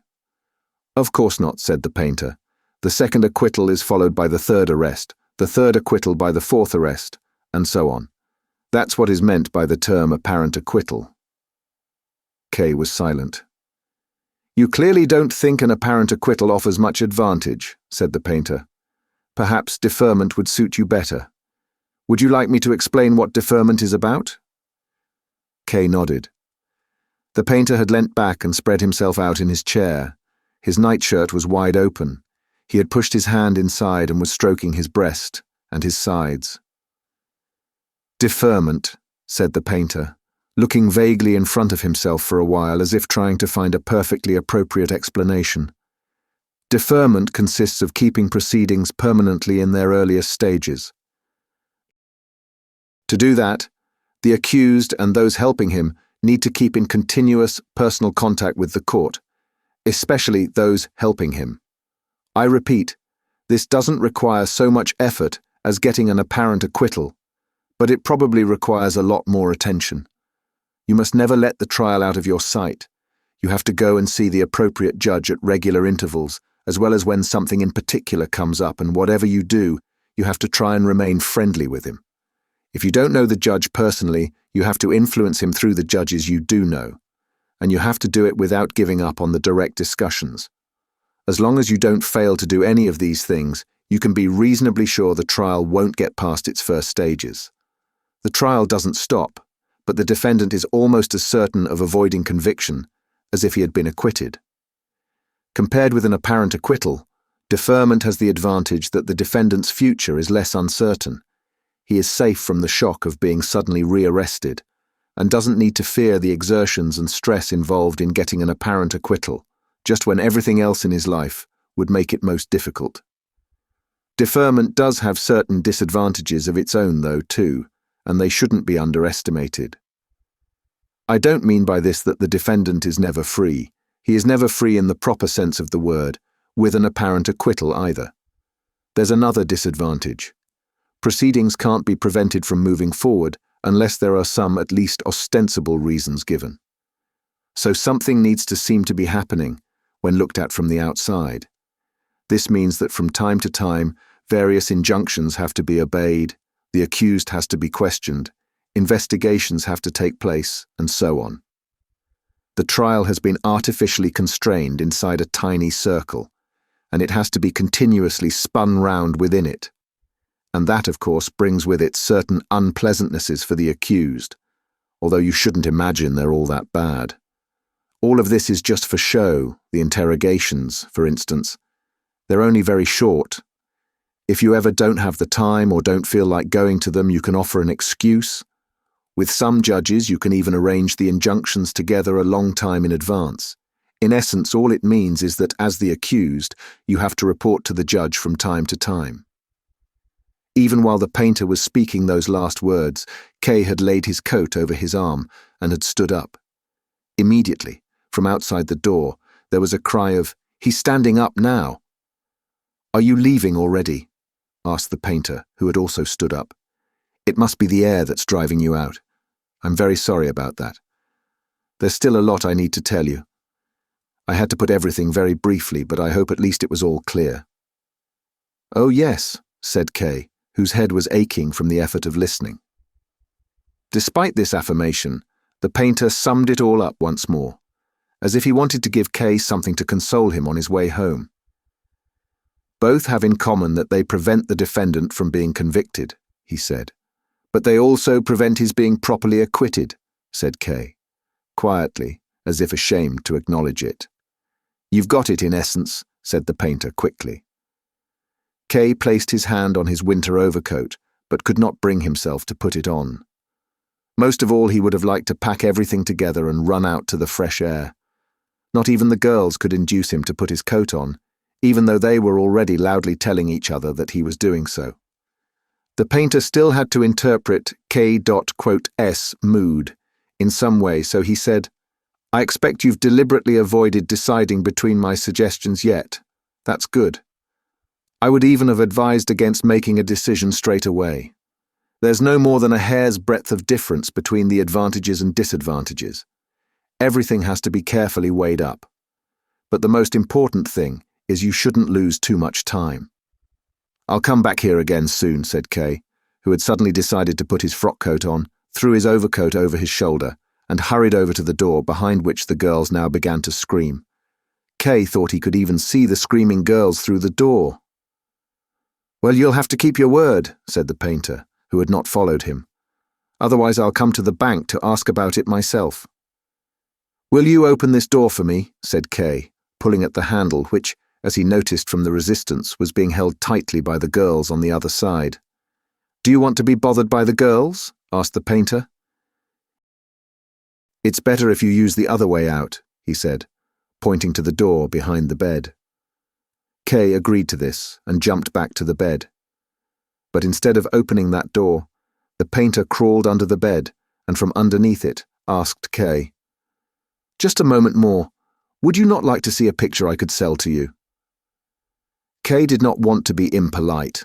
The painter really had taken his side and promised to help him more in the future, and because of K.S forgetfulness, there had been no mention of any payment for the painter's help, so K could not turn him down now and allowed him to show him the picture, even though he was quivering with impatience to get out of the studio. From under the bed, the painter withdrew a pile of unframed paintings. They were so covered in dust that when the painter tried to blow it off the one on top, the dust swirled around in front of K.S eyes, robbing him of breath for some time. "Moorland landscape," said the painter, passing the picture to K. It showed two sickly trees, well separated from each other in dark grass. In the background, there was a multicolored sunset. "That's nice," said K. "I'll buy it." K expressed himself in this curt way without any thought, so he was glad when the painter did not take this amiss and picked up a second painting from the floor. "This is a counterpart to the first picture," said the painter. Perhaps it had been intended as a counterpart, but there was not the slightest difference to be seen between it and the first picture. There were the trees, there the grass, and there the sunset. But this was of little importance to Kay. "They are beautiful landscapes," he said. "I'll buy them both and hang them in my office." "You seem to like this subject," said the painter, picking up a third painting. "Good job I've still got another similar picture here." The picture, though, was not similar. Rather, it was exactly the same moorland landscape. The painter was fully exploiting this opportunity to sell off his old pictures. "I'll take this one too," said Kay. "How much do the 3 paintings cost?" "We can talk about that next time," said the painter. "You're in a hurry now and we'll still be in contact. And besides, I'm glad you like the paintings. I'll give you all the paintings I've got down here. They're all moorland landscapes. I've painted a lot of moorland landscapes. A lot of people don't like that sort of picture because they're too gloomy, but there are others, and you're one of them, who love gloomy themes." But Kay was not in the mood to hear about the professional experiences of this painter-cum-beggar. "Wrap them all up," he called out, interrupting the painter as he was speaking. "My servant will come to fetch them in the morning." "There's no need for that," said the painter. "I expect I can find a porter for you, who can go with you now." And at last he leant over the bed and unlocked the door. "Just step on the bed. Don't worry about that," said the painter. "That's what everyone does who comes in here." Even without this invitation, Kay had shown no compunction in already placing his foot in the middle of the bed covers. Then he looked out through the open door and drew his foot back again. "What is that?" he asked the painter. "What are you so surprised at?" he asked, surprised in his turn. "Those are court offices. Didn't you know there are court offices here?" "There are court offices in almost every attic. Why should this building be any different? Even my studio is actually one of the court offices, but the court put it at my disposal." It was not so much finding court offices even here that shocked Kay. He was mainly shocked at himself, at his own naivety in court matters.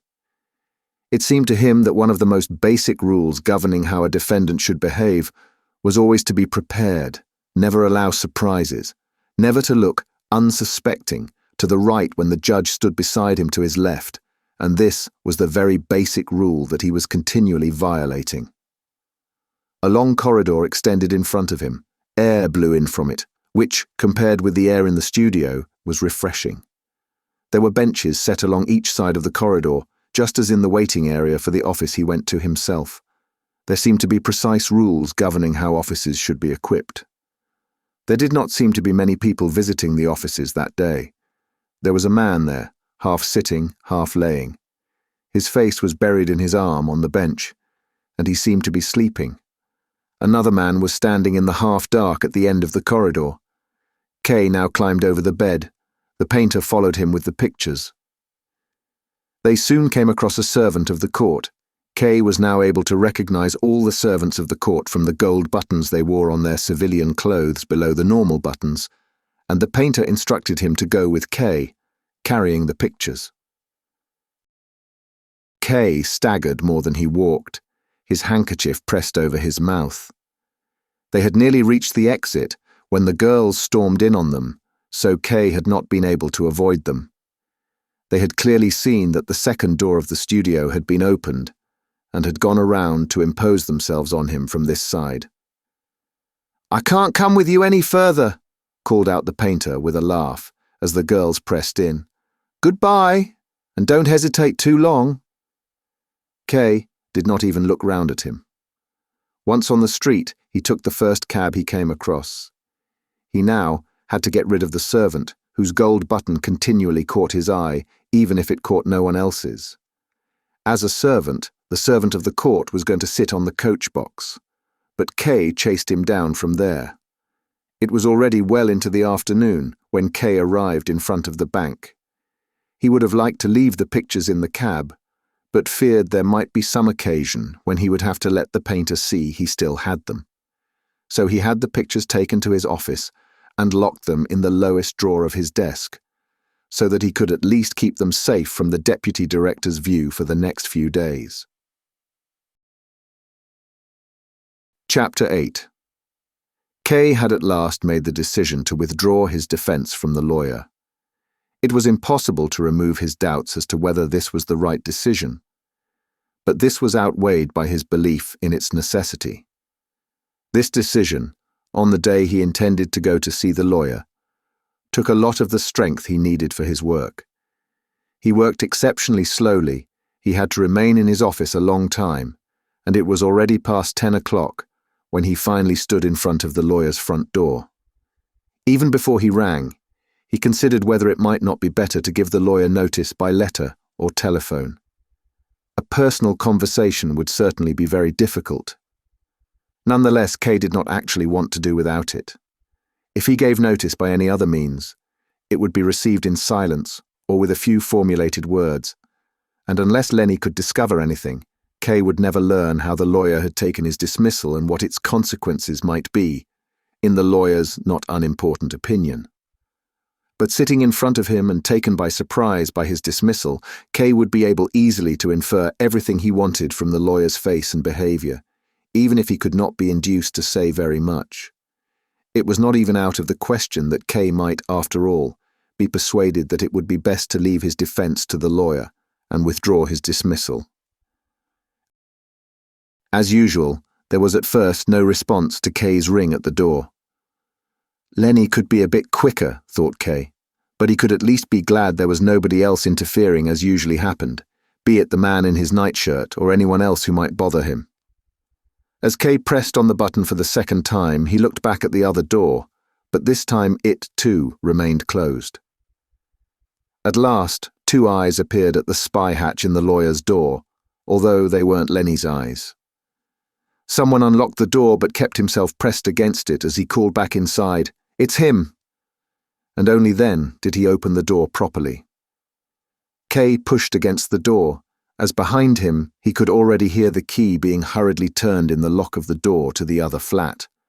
When the door in front of him finally opened, he stormed straight into the hallway.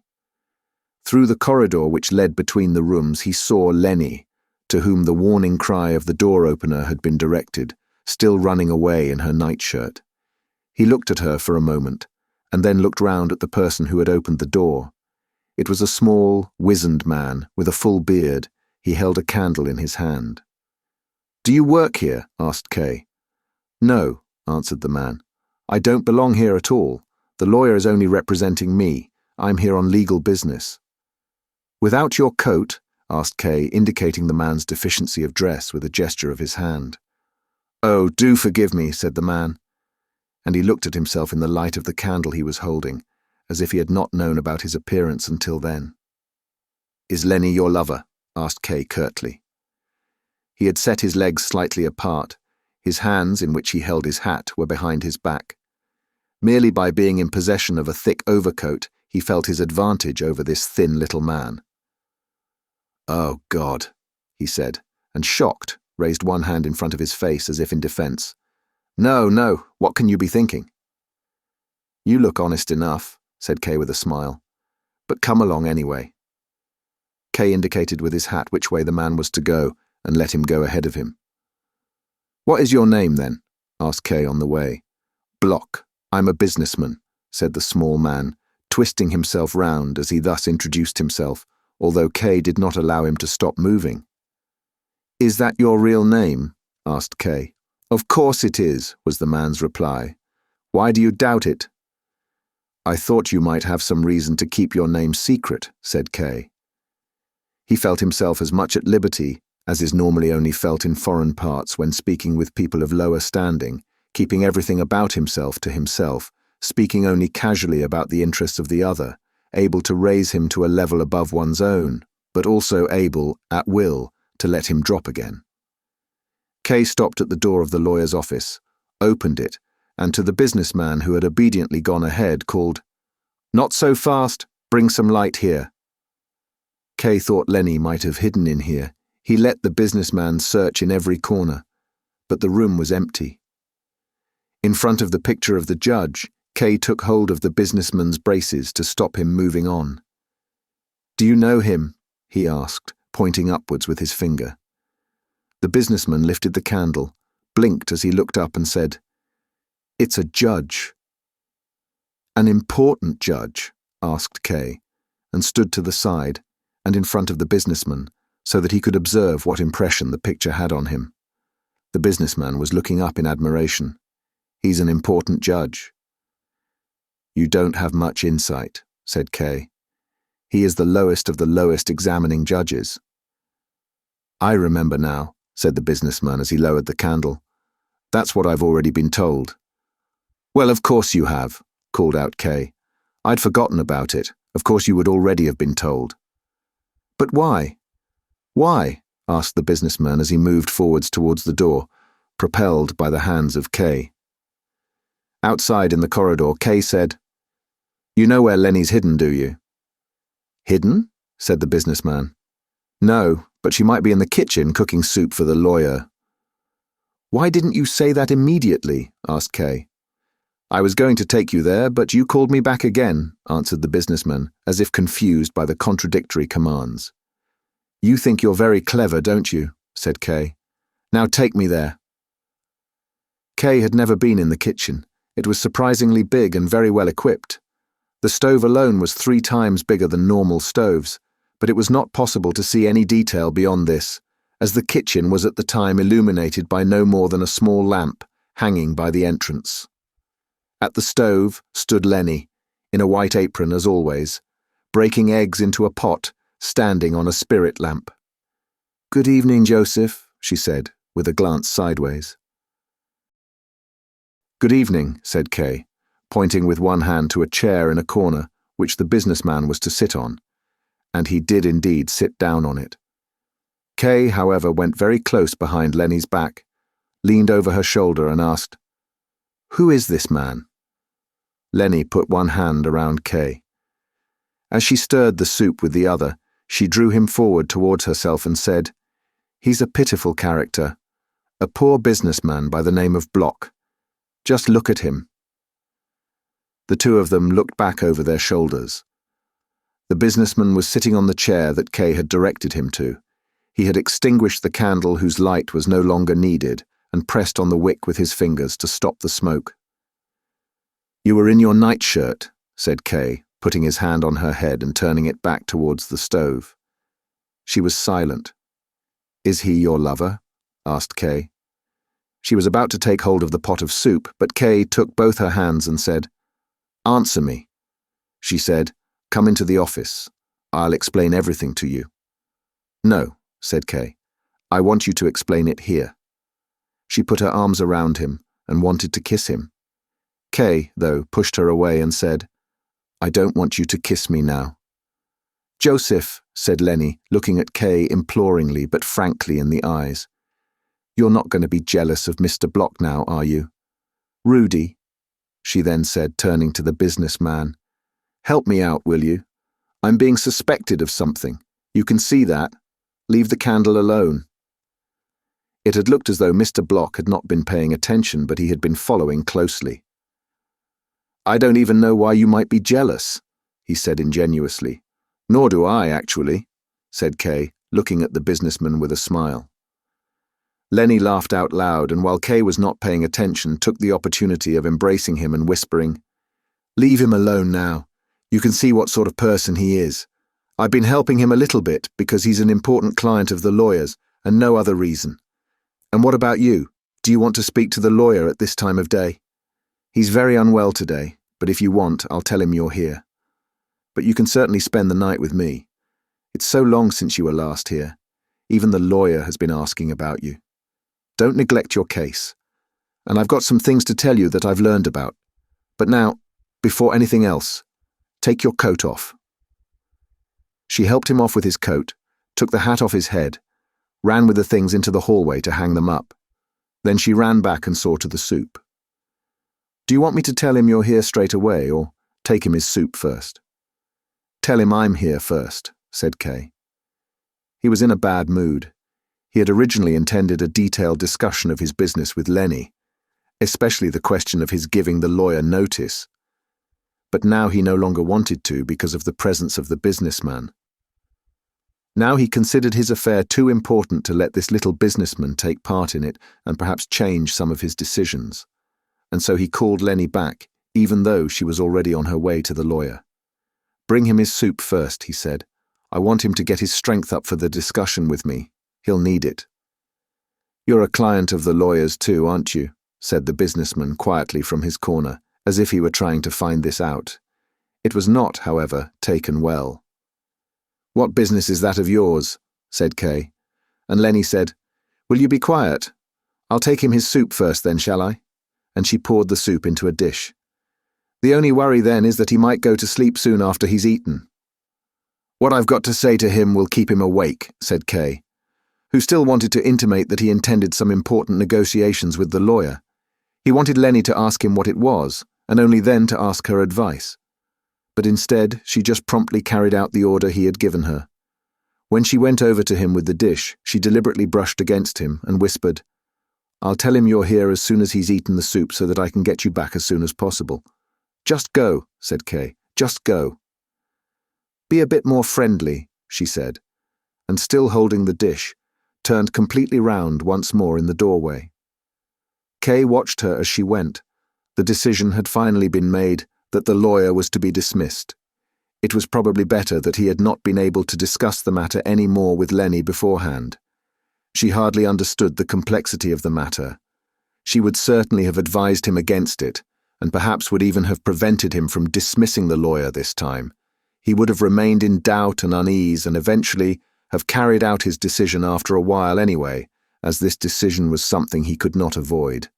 The sooner it was carried out, the more harm would be avoided. And moreover, perhaps the businessman had something to say on the matter. Kay turned round. The businessman hardly noticed it as he was about to stand up. "Stay where you are," said Kay, and pulled up a chair beside him. "Have you been a client of the lawyer's for a long time?" asked Kay. "Yes," said the businessman, "a very long time." "How many years has he been representing you so far, then?" asked Kay. "I don't know how you mean," said the businessman. "He's been my business lawyer. I buy and sell cereals. He's been my business lawyer since I took the business over, and that's about 20 years now. But perhaps you mean my own trial, and he's been representing me in that since it started, and that's been more than 5 years. Yes, well over 5 years," he then added, pulling out an old briefcase. "I've got everything written down.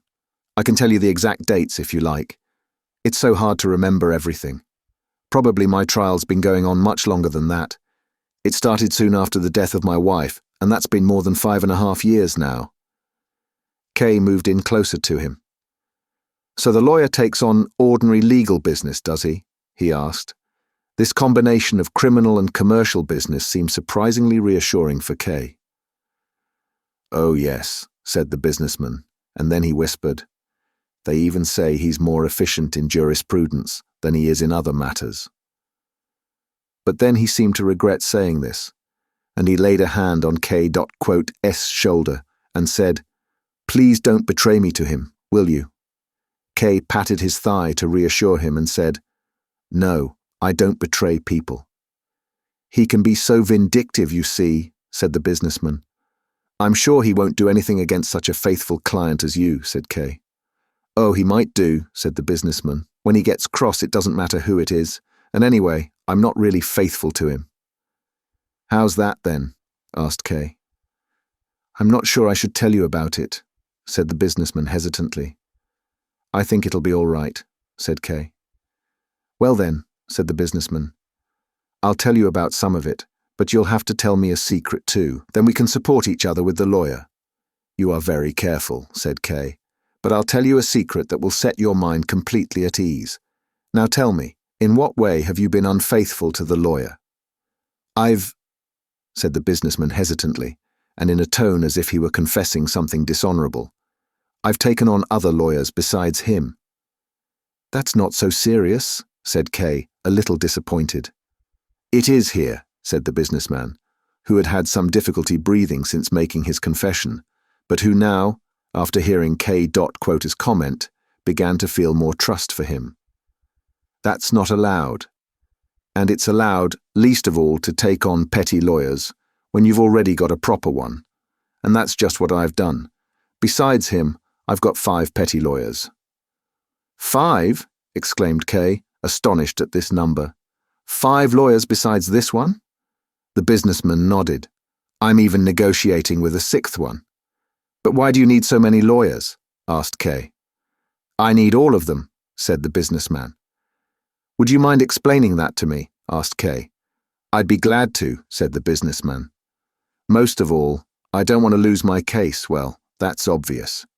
So that means I mustn't neglect anything that might be of use to me, even if there's very little hope of a particular thing being of any use. I can't just throw it away. So everything I have, I've put to use in my case. I've taken all the money out of my business. For example, the offices for my business used to occupy nearly a whole floor. But now all I need is a little room at the back where I work with one apprentice. It wasn't just using up the money that caused the difficulty, of course. It was much more to do with me not working at the business as much as I used to. If you want to do something about your trial, you don't have much time for anything else. So you're also working at the court yourself? Asked Kay. That's just what I want to learn more about. I can't tell you very much about that, said the businessman. At first I tried to do that too, but I soon had to give it up again. It wears you out too much, and it's really not much use. And it turned out to be quite impossible to work there yourself and to negotiate. At least for me it was. It's a heavy strain there, just sitting and waiting. You know yourself what the air is like in those offices.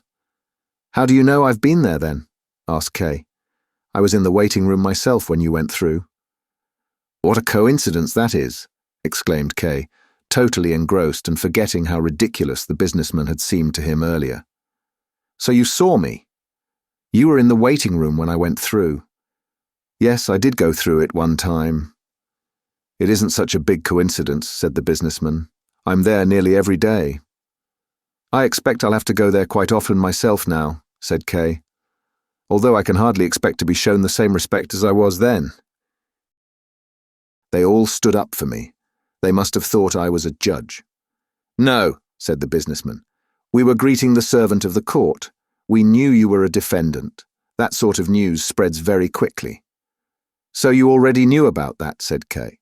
The way I behaved must have seemed very arrogant to you. Did you criticize me for it afterwards? No, said the businessman. Quite the opposite. That was just stupidity. What do you mean, stupidity? Asked Kay. Why are you asking about it? Said the businessman in some irritation. You still don't seem to know the people there, and you might take it wrong. Don't forget, in proceedings like this, there are always lots of different things coming up to talk about. Things that you just can't understand with reason alone. You just get too tired and distracted for most things. And so, instead, people rely on superstition. I'm talking about the others, but I'm no better myself. One of these superstitions, for example, is that you can learn a lot about the outcome of a defendant's case by looking at his face, especially the shape of his lips. There are lots who believe that, and they said they could see from the shape of your lips that you'd definitely be found guilty very soon. I repeat that all this is just a ridiculous superstition, and in most cases it's completely disproved by the facts, but when you live in that society it's hard to hold yourself back from beliefs like that. Just think how much effect that superstition can have. You spoke to one of them there, didn't you? He was hardly able to give you an answer. There are lots of things there that can make you confused, of course, but one of them, for him, was the appearance of your lips. He told us all later he thought he could see something in your lips that meant he'd be convicted himself. On my lips? Asked Kay, pulling out a pocket mirror and examining himself. I can see nothing special about my lips, can you? Nor can I, said the businessman. Nothing at all. These people are so superstitious, exclaimed Kay. Isn't that what I just told you? Asked the businessman. Do you then have that much contact with each other, exchanging each other's opinions? Said Kay. I've kept myself completely apart so far. They don't normally have much contact with each other, said the businessman. That would be impossible, there are so many of them, and they don't have much in common either. If a group of them ever thinks they have found something in common, it soon turns out they were mistaken. There's nothing you can do as a group where the court's concerned. Each case is examined separately, The court is very painstaking. So there's nothing to be achieved by forming into a group. Only sometimes an individual will achieve something in secret, and it's only when that's been done, the others learn about it. Nobody knows how it was done, so there's no sense of togetherness. You meet people now and then in the waiting rooms, but we don't talk much there. The superstitious beliefs were established a long time ago, and they spread all by themselves. I saw those gentlemen in the waiting room, said Kay. It seemed so pointless for them to be waiting in that way. Waiting is not pointless, said the businessman. It's only pointless if you try and interfere yourself. I told you just now I've got 5 lawyers besides this one. You might think, I thought it myself at first, you might think I could leave the whole thing entirely up to them now. That would be entirely wrong. I can leave it up to them less than when I had just the one. Maybe you don't understand that, do you? No, said Kay. And to slow the businessman down, who had been speaking too fast, he laid his hand on the businessman's to reassure him. But I'd like just to ask you to speak a little more slowly. These are many very important things for me, and I can't follow exactly what you're saying. You're quite right to remind me of that, said the businessman. You're new to all this, a junior. Your trial is 6 months old, isn't it? Yes, I've heard about it. Such a new case. But I've already thought all these things through countless times. To me, they're the most obvious things in the world. You must be glad your trial has already progressed so far, are you? Asked Kay. He did not wish to ask directly how the businessman's affairs stood, but received no clear answer anyway. Yes, I've been working at my trial for 5 years now, said the businessman as his head sank. That's no small achievement. Then he was silent for a while. Kay listened to hear whether Lenny was on her way back. On the one hand, he did not want her to come back too soon, as he still had many questions to ask, and did not want her to find him in this intimate discussion with the businessman. But on the other hand, it irritated him that she stayed so long with the lawyer when Kay was there, much longer than she needed to give him his soup. I still remember it exactly, the businessman began again, and Kay immediately gave him his full attention. When my case was as old as yours is now. I only had this one lawyer at that time, but I wasn't very satisfied with him. Now I'll find out everything, thought Kay, nodding vigorously as if he could thereby encourage the businessman to say everything worth knowing. My case, the businessman continued, didn't move on at all. There were some hearings that took place, and I went to every one of them, collected materials, handed all my business books to the court, which I later found was entirely unnecessary. I ran back and forth to the lawyer, and he submitted various documents to the court too. Various documents? Asked Kay.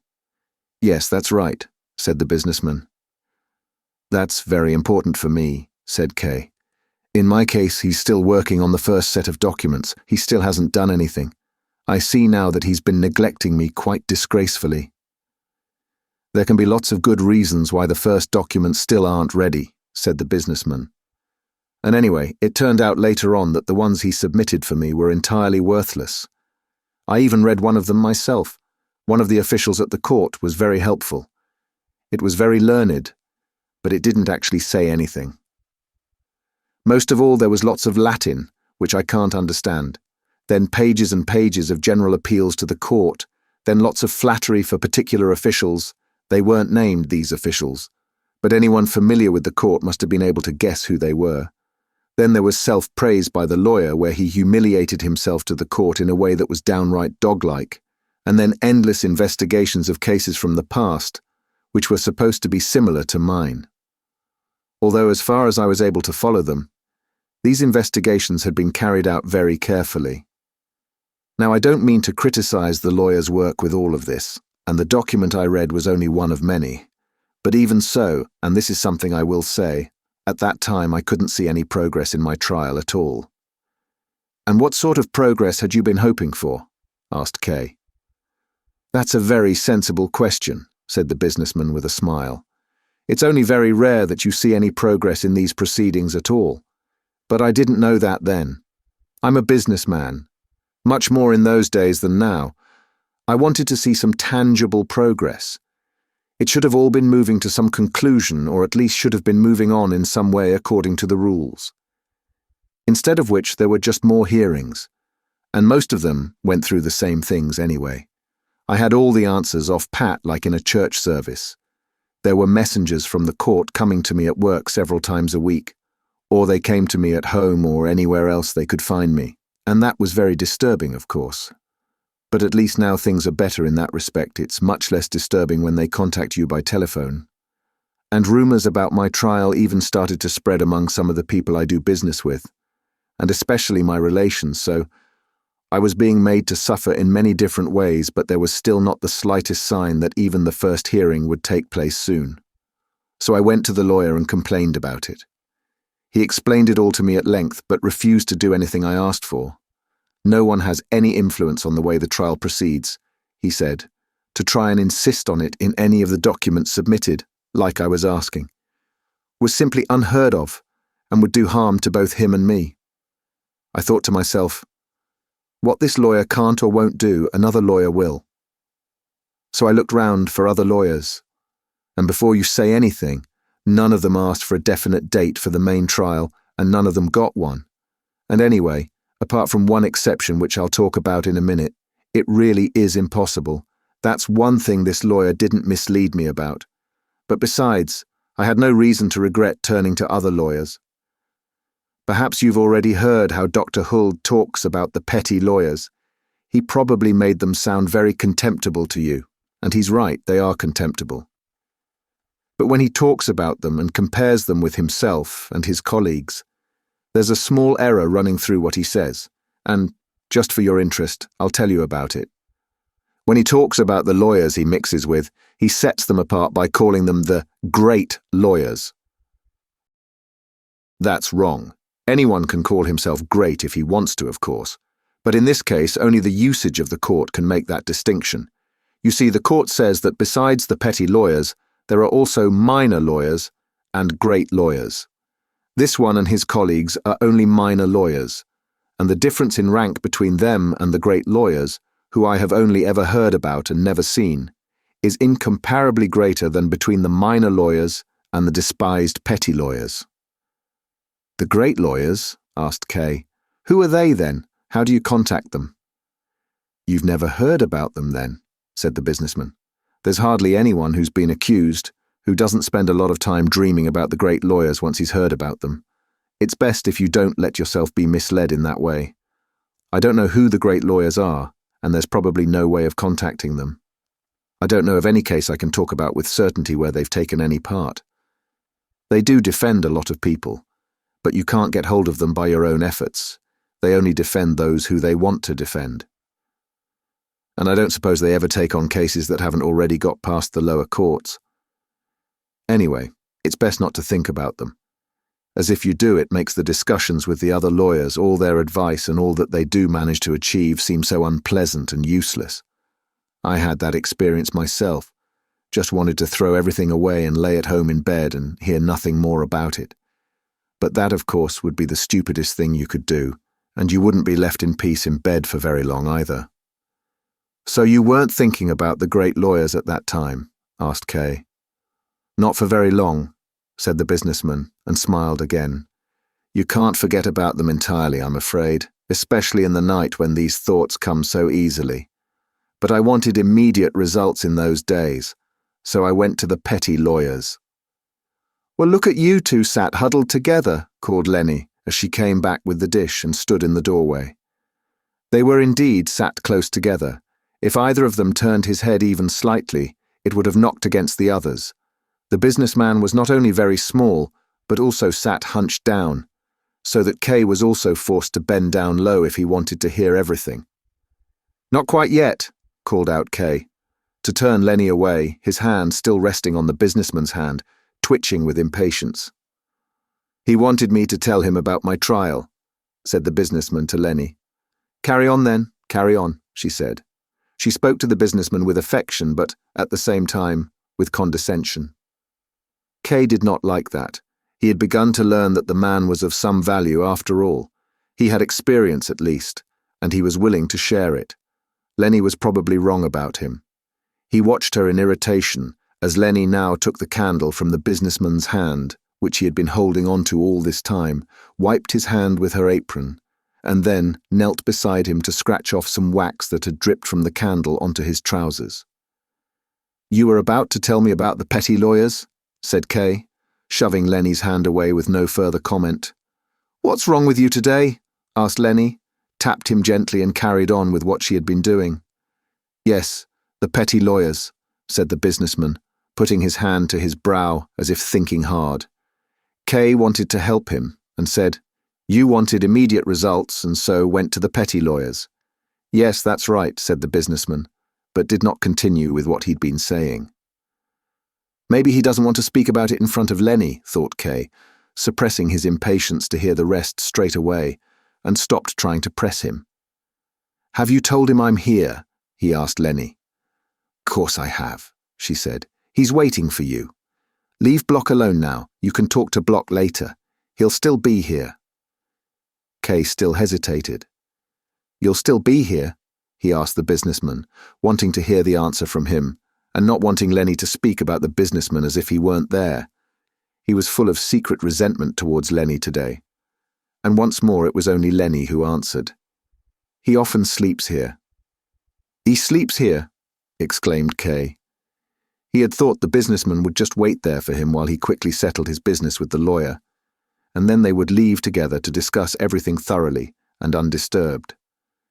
"Yes," said Lenny. "Not everyone's like you, Joseph, allowed to see the lawyer at any time you like. Don't even seem surprised that the lawyer, despite being ill, still receives you at 11 o'clock at night. You take it far too much for granted what your friends do for you. Well, your friends, or at least I do, we like to do things for you. I don't want or need any more thanks than that you're fond of me." "Fond of you?" thought Kay at first, and only then it occurred to him. Well, yes, I am fond of her. Nonetheless, what he said, forgetting all the rest, was, "He receives me because I am his client. If I needed anyone else's help, I'd have to beg and show gratitude whenever I do anything." "He's really nasty today, isn't he?" Lenny asked the businessman. Now it's me who's not here, thought Kay, and nearly lost his temper with the businessman when, with the same rudeness as Lenny, he said, "The lawyer also has other reasons to receive him. His case is much more interesting than mine, and it's only in its early stages too. It probably hasn't progressed very far, so the lawyer still likes to deal with him. That'll all change later on." Yeah, said Lenny, looking at the businessman and laughing. "He doesn't half talk," she said, turning to face Kay. "You can't believe a word he says. He's as talkative as he is sweet. Maybe that's why the lawyer can't stand him. At least, he only sees him when he's in the right mood. I've already tried hard to change that, but it's impossible. Just think, there are times when I tell him Block's here, and he doesn't receive him until 3 days later. And if Block isn't on the spot when he's called, then everything's lost and it all has to start all over again. That's why I let Block sleep here. It wouldn't be the first time Dr. Huld has wanted to see him in the night, so now Block is ready for that. Sometimes when he knows Block is still here, he'll even change his mind about letting him in to see him." Kay looked questioningly at the businessman. The latter nodded, and, although he had spoken quite openly with Kay earlier, seemed to be confused with shame as he said, "Yes, later on you become very dependent on your lawyer." "He's only pretending to mind," said Lenny. "He likes to sleep here, really. He's often said so." She went over to a little door and shoved it open. "Do you want to see his bedroom?" she asked. Kay went over to the low, windowless room and looked in from the doorway. The room contained a narrow bed which filled it completely, so that to get into the bed you would need to climb over the bedpost. At the head of the bed there was a niche in the wall where, fastidiously tidy, stood a candle, a bottle of ink, and a pen with a bundle of papers which were probably to do with the trial. "You sleep in the maid's room?" asked Kay, as he went back to the businessman. "Lenny's let me have it," answered the businessman. "It has many advantages." Kay looked long at him. His first impression of the businessman had perhaps not been right. He had experience as his trial had already lasted a long time, but he had paid a heavy price for this experience. Kay was suddenly unable to bear the sight of the businessman any longer. "Bring him to bed, then," he called out to Lenny, who seemed to understand him. For himself, he wanted to go to the lawyer and, by dismissing him, free himself from not only the lawyer, but also from Lenny and the businessman. But before he had reached the door, the businessman spoke to him gently. "Excuse me, sir," he said, and Kay looked round crossly. "You've forgotten your promise," said the businessman, stretching his hand out to Kay, imploringly, from where he sat. "You were going to tell me a secret." "That is true," said Kay, as he glanced at Lenny, who was watching him carefully to check on her. "So listen, it's hardly a secret now anyway. I'm going to see the lawyer now to sack him." "He's sacking him!" yelled the businessman, and he jumped up from his chair and ran around the kitchen with his arms in the air. He kept on shouting, "He's sacking his lawyer!" Lenny tried to rush at Kay, but the businessman got in her way so that she shoved him away with her fists. Then, still with her hands balled into fists, she ran after Kay, who, however, had been given a long start. He was already inside the lawyer's room by the time Lenny caught up with him.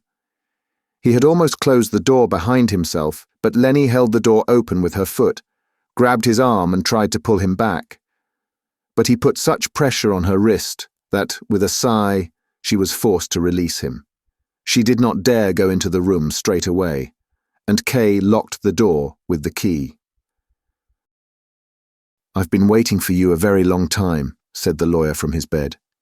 He had been reading something by the light of a candle, but now he laid it onto the bedside table and put his glasses on, looking at Kay sharply through them. Instead of apologizing, Kay said, "I'll be leaving again soon." As he had not apologized, the lawyer ignored what Kay said and replied, "I won't let you in this late again next time." "I find that quite acceptable," said Kay. The lawyer looked at him quizzically. "Sit down," he said. "As you wish," said Kay, drawing a chair up to the bedside table and sitting down. "It seemed to me that you locked the door," said the lawyer.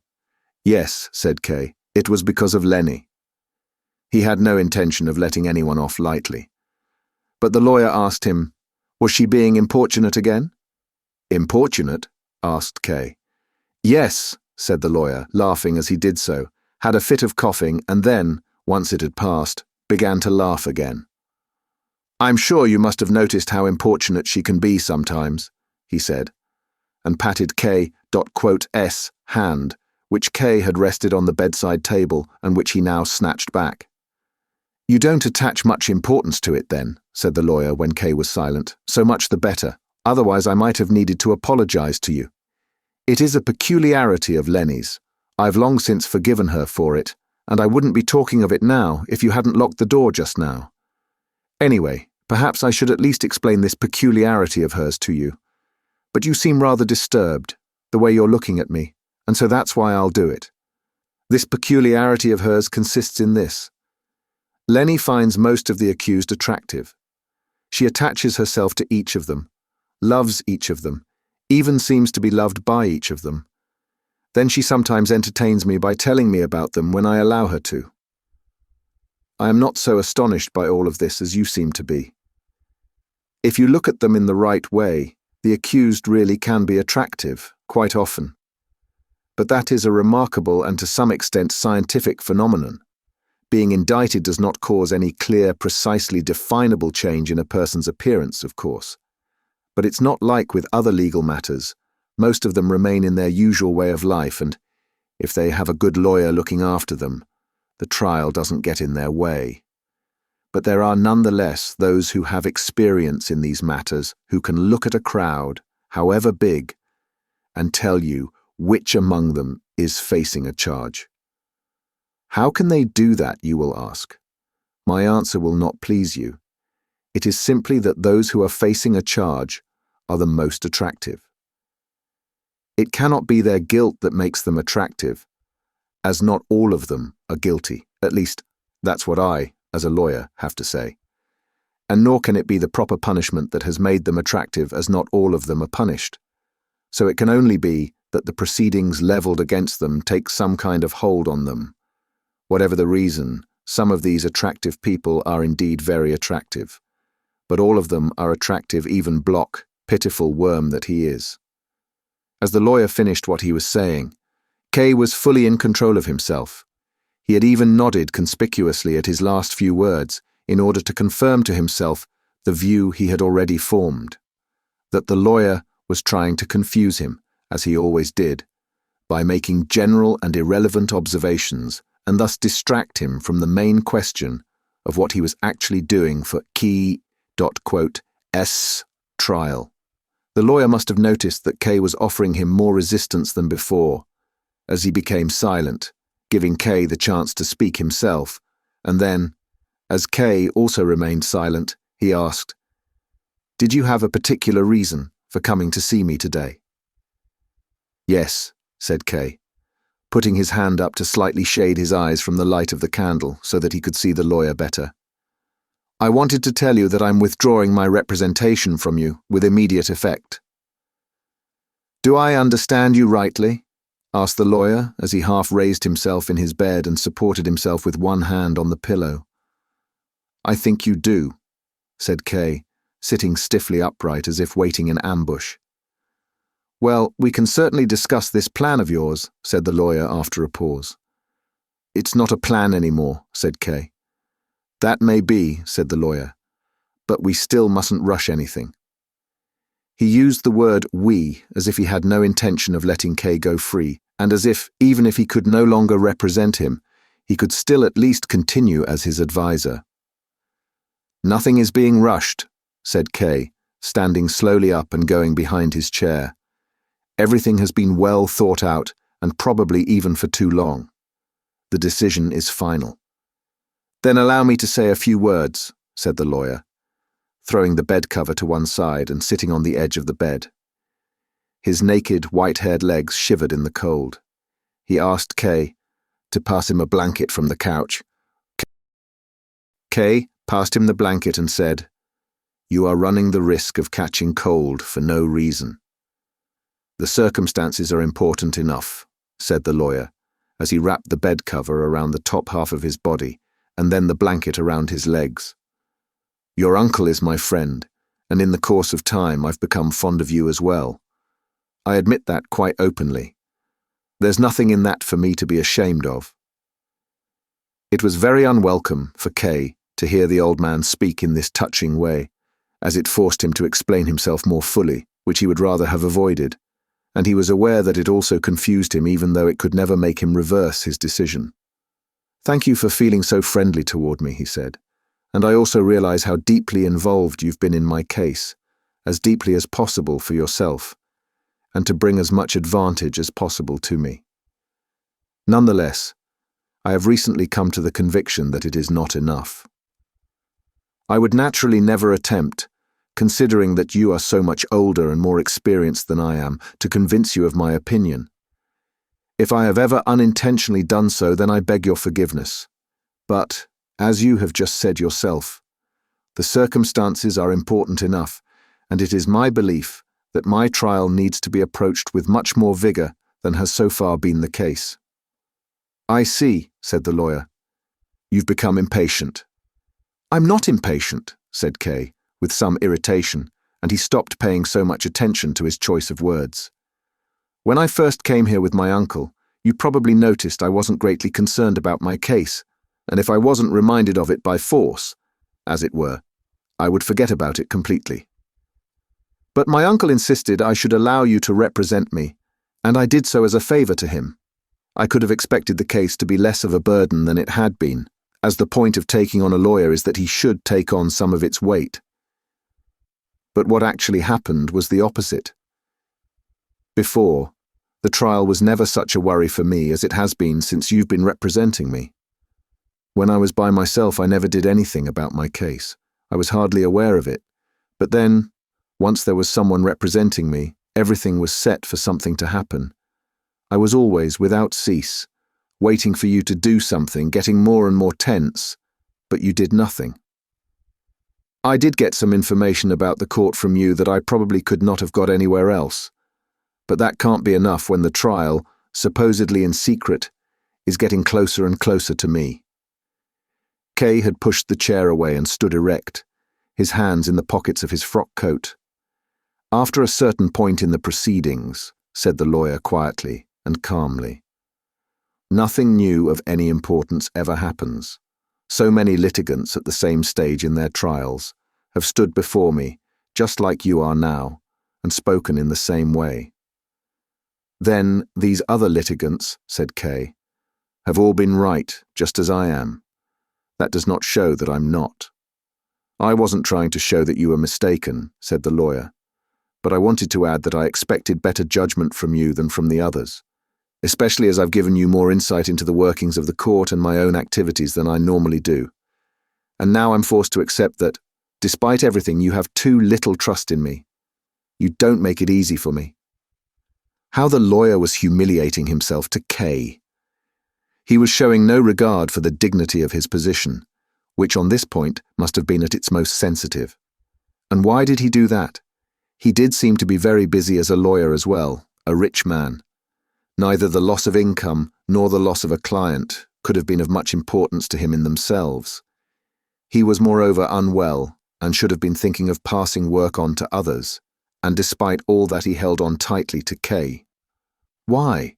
Was it something personal for his uncle's sake, or did he really see K.S case as one that was exceptional and hoped to be able to distinguish himself with it, either for K.S sake or, and this possibility could never be excluded, for his friends at the court?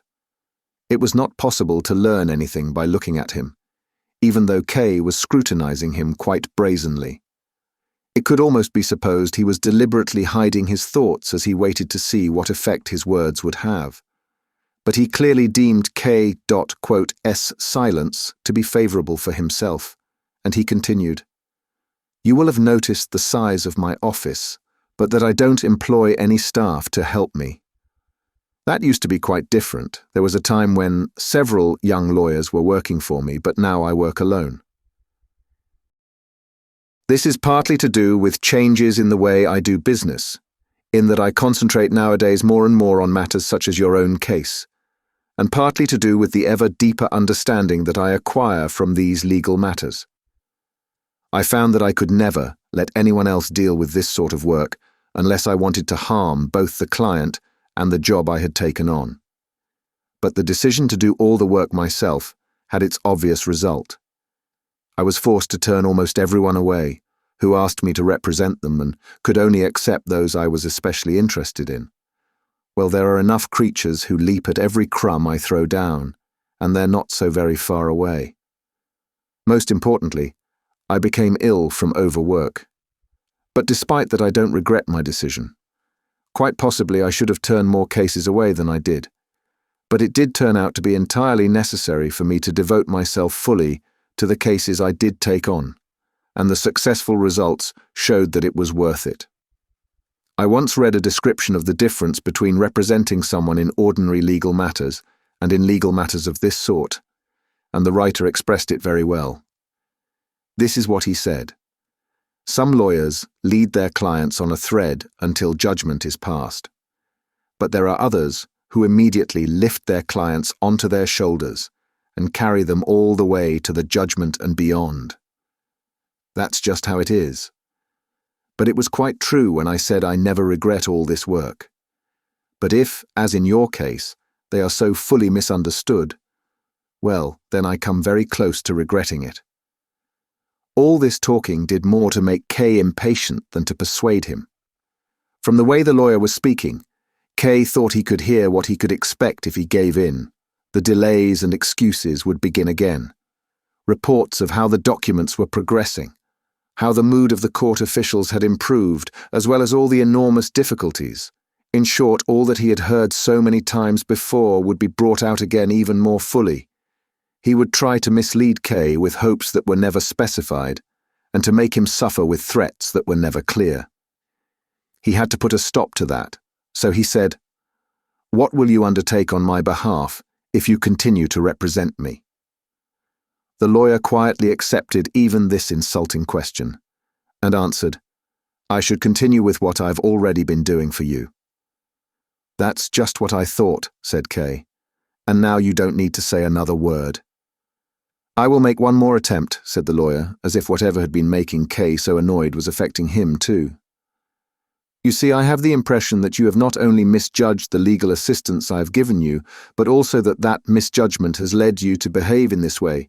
You seem, although you are the accused, to have been treated too well or, to put it a better way, handled with neglect, with apparent neglect. Even that has its reason. It is often better to be in chains than to be free. But I would like to show you how other defendants are treated. Perhaps you will succeed in learning something from it. What I will do is I will call Block in, unlock the door, and sit down here beside the bedside table." "Be glad to," said Kay, and did as the lawyer suggested. He was always ready to learn something new. But to make sure of himself for any event, he added, "But you do realize that you are no longer to be my lawyer, don't you?" "Yes," said the lawyer. "But you can still change your mind today if you want to." He lay back down in the bed, pulled the quilt up to his chin, and turned to face the wall. Then he rang. Lenny appeared almost the moment he had done so. She looked hurriedly at Kay and the lawyer to try and find out what had happened. She seemed to be reassured by the sight of Kay sitting calmly at the lawyer's bed. She smiled and nodded to Kay. Kay looked blankly back at her. "Fetch Block," said the lawyer. But instead of going to fetch him, Lenny just went to the door and called out, "Block! To the lawyer!" Then, probably because the lawyer had turned his face to the wall and was paying no attention, she slipped in behind K.S chair. From then on, she bothered him by leaning forward over the back of the chair, or, albeit very tenderly and carefully, she would run her hands through his hair and over his cheeks. Kay eventually tried to stop her by taking hold of one hand, and after some resistance, Lenny let him keep hold of it. Block came as soon as he was called, but he remained standing in the doorway and seemed to be wondering whether he should enter or not. He raised his eyebrows and lowered his head as if listening to find out whether the order to attend the lawyer would be repeated. Kay could have encouraged him to enter, but he had decided to make a final break not only with the lawyer, but with everything in his home. So he kept himself motionless. Lenny was also silent. Block noticed that at least no one was chasing him away, and on tiptoe, he entered the room. His face was tense. His hands were clenched behind his back. He left the door open in case he needed to go back again. Kay did not even glance at him. He looked instead only at the thick quilt under which the lawyer could not be seen, as he had squeezed up very close to the wall. Then his voice was heard. "Block here?" he asked. Block had already crept some way into the room, but this question seemed to give him first a shove in the breast, and then another in the back. He seemed about to fall, but remained standing, deeply bowed, and said, "At your service, sir." "What do you want?" asked the lawyer. "You've come at a bad time." "Wasn't I summoned?" asked Block, more to himself than the lawyer. He held his hands in front of himself as protection, and would have been ready to run away any moment. "You were summoned," said the lawyer, "but you have still come at a bad time." Then after a pause he added, "You always come at a bad time." When the lawyer started speaking, Block had stopped looking at the bed, but stared rather into one of the corners, just listening, as if the light from the speaker were brighter than Block could bear to look at. But it was also difficult for him to listen, as the lawyer was speaking into the wall and speaking quickly and quietly. "Would you like me to go away again, sir?" asked Block. "Well, you're here now," said the lawyer. "Stay." It was as if the lawyer had not done as Block had wanted, but instead threatened him with a stick, as now Block really began to shake. "I went to see," said the lawyer, "the third judge yesterday, a friend of mine, and slowly brought the conversation round to the subject of you. Do you want to know what he said?" "Oh, yes, please," said Block. The lawyer did not answer immediately, so Block repeated his request and lowered his head as if about to kneel down. But then Kay spoke to him. "What do you think you're doing?" he shouted. Lenny had wanted to stop him from calling out, and so he took hold of her other hand. It was not love that made him squeeze it and hold on to it so tightly. She sighed frequently and tried to disengage her hands from him. But Block was punished for K.S. outburst as the lawyer asked him, "Who is your lawyer?" "You are, sir," said Block. "And who besides me?" the lawyer asked. "No one besides you, sir," said Block. "And let there be no one besides me," said the lawyer. Block fully understood what that meant. He glowered at Kay, shaking his head violently. If these actions had been translated into words, they would have been coarse insults. Kay had been friendly and willing to discuss his own case with someone like this. "I won't disturb you any more," said Kay, leaning back in his chair. "You can kneel down or creep on all fours, whatever you like. I won't bother with you any more." But Block still had some sense of pride, at least where Kay was concerned, and he went towards him waving his fists, shouting as loudly as he dared while the lawyer was there. "You shouldn't speak to me like that. That's not allowed. Why are you insulting me? Especially here in front of the lawyer, where both of us, you and me, were only tolerated because of his charity. You're not a better person than me. You've been accused of something too. You're facing a charge too. If, in spite of that, you're still a gentleman, then I'm just as much a gentleman as you are, if not even more so. And I want to be spoken to as a gentleman, especially by you. If you think being allowed to sit there and quietly listen while I creep on all fours, as you put it, makes you something better than me, then there's an old legal saying you ought to bear in mind. If you're under suspicion, it's better to be moving than still. As if you're still, you can be in the pan of the scales without knowing it and be weighed along with your sins." Kay said nothing. He merely looked in amazement at this distracted being, his eyes completely still. He had gone through such changes in just the last few hours. Was it the trial that was throwing him from side to side in this way and stopped him knowing who was friend and who was foe?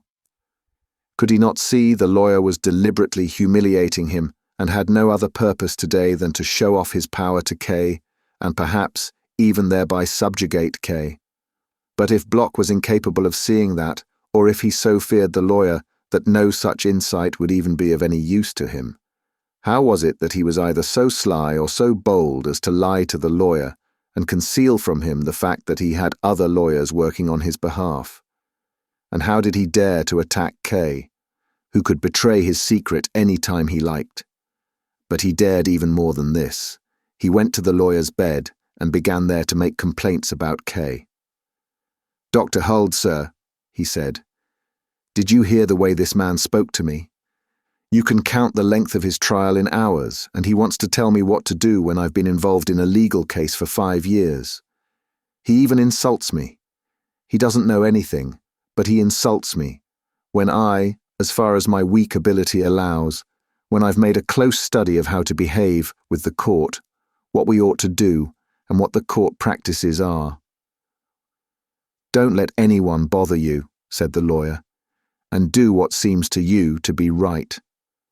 "I will," said Block, as if speaking to himself to give himself courage, and with a quick glance to the side, he knelt down close beside the bed. "I'm kneeling now, Dr. Huld, sir," he said. But the lawyer remained silent. With one hand, Block carefully stroked the bed cover. In the silence while he did so, Lenny, as she freed herself from K.S. hands, said, "You're hurting me. Let go of me. I'm going over to Block." She went over to him and sat on the edge of the bed. Block was very pleased at this, and with lively but silent gestures, he immediately urged her to intercede for him with the lawyer. It was clear that he desperately needed to be told something by the lawyer, although perhaps only so that he could make use of the information with his other lawyers. Lenny probably knew very well how the lawyer could be brought round, pointed to his hand and pursed her lips as if making a kiss. Block immediately performed the hand kiss, and at further urging from Lenny, repeated it twice more. But the lawyer continued to be silent. Then Lenny leant over the lawyer as she stretched out. The attractive shape of her body could be seen, and, bent over close to his face, She stroked his long white hair. That now forced him to give an answer. "I'm rather wary of telling him," said the lawyer, and his head could be seen shaking slightly, perhaps so that he would feel the pressure of Lenny's hand better. Block listened closely with his head lowered, as if by listening he were breaking an order. "What makes you so wary about it?" asked Lenny. Kay had the feeling he was listening to a contrived dialogue that had been repeated many times, that would be repeated many times more, and that for Block alone it would never lose its freshness. "What has his behaviour been like today?" asked the lawyer instead of an answer. Before Lenny said anything, she looked down at Block and watched him a short while as he raised his hands towards her and rubbed them together imploringly. Finally, she gave a serious nod, turned back to the lawyer and said, "He's been quiet and industrious." This was an elderly businessman, a man whose beard was long, and he was begging a young girl to speak on his behalf. Even if there was some plan behind what he did, there was nothing that could reinstate him in the eyes of his fellow man. Kay could not understand how the lawyer could have thought this performance would win him over. Even if he had done nothing earlier to make him want to leave, then this scene would have done so. It was almost humiliating even for the onlooker. So these were the lawyer's methods, which Kay fortunately had not been exposed to for long, to let the client forget about the whole world and leave him with nothing but the hope of reaching the end of his trial by this deluded means. He was no longer a client, he was the lawyer's dog. If the lawyer had ordered him to crawl under the bed as if it were a kennel and to bark out from under it, then he would have done so with enthusiasm. Kay listened to all of this, testing it and thinking it over as if he had been given the task of closely observing everything spoken here, inform a higher office about it, and write a report. "And what has he been doing all day?" asked the lawyer. "I kept him locked in the maid's room all day," said Lenny, "so that he wouldn't stop me doing my work. That's where he usually stays. From time to time I looked in through the spy hole to see what he was doing, and each time he was kneeling on the bed and reading the papers you gave him, propped up on the windowsill. That made a good impression on me, as the window only opens onto an air shaft and gives hardly any light. It showed how obedient he is that he was even reading in those conditions." "I'm pleased to hear it," said the lawyer. "But did he understand what he was reading?" While this conversation was going on, Block continually moved his lips and was clearly formulating the answers he hoped Lenny would give. "Well, I can't give you any certain answer to that, of course," said Lenny, "but I could see that he was reading thoroughly. He spent all day reading the same page, running his finger along the lines. Whenever I looked in on him, he sighed as if this reading was a lot of work for him. I expect the papers you gave him were very hard to understand." "Yes," said the lawyer, "they certainly are that. And I really don't think he understood anything of them. But they should at least give him some inkling of just how hard a struggle it is, and how much work it is for me to defend him. And who am I doing all this hard work for? I'm doing it. It's laughable even to say it. I'm doing it for Block. He ought to realize what that means too. Did he study without a pause?" "Almost without a pause," answered Lenny. "Just the once he asked me for a drink of water, so I gave him a glassful through the window. Then at 8 o'clock I let him out and gave him something to eat."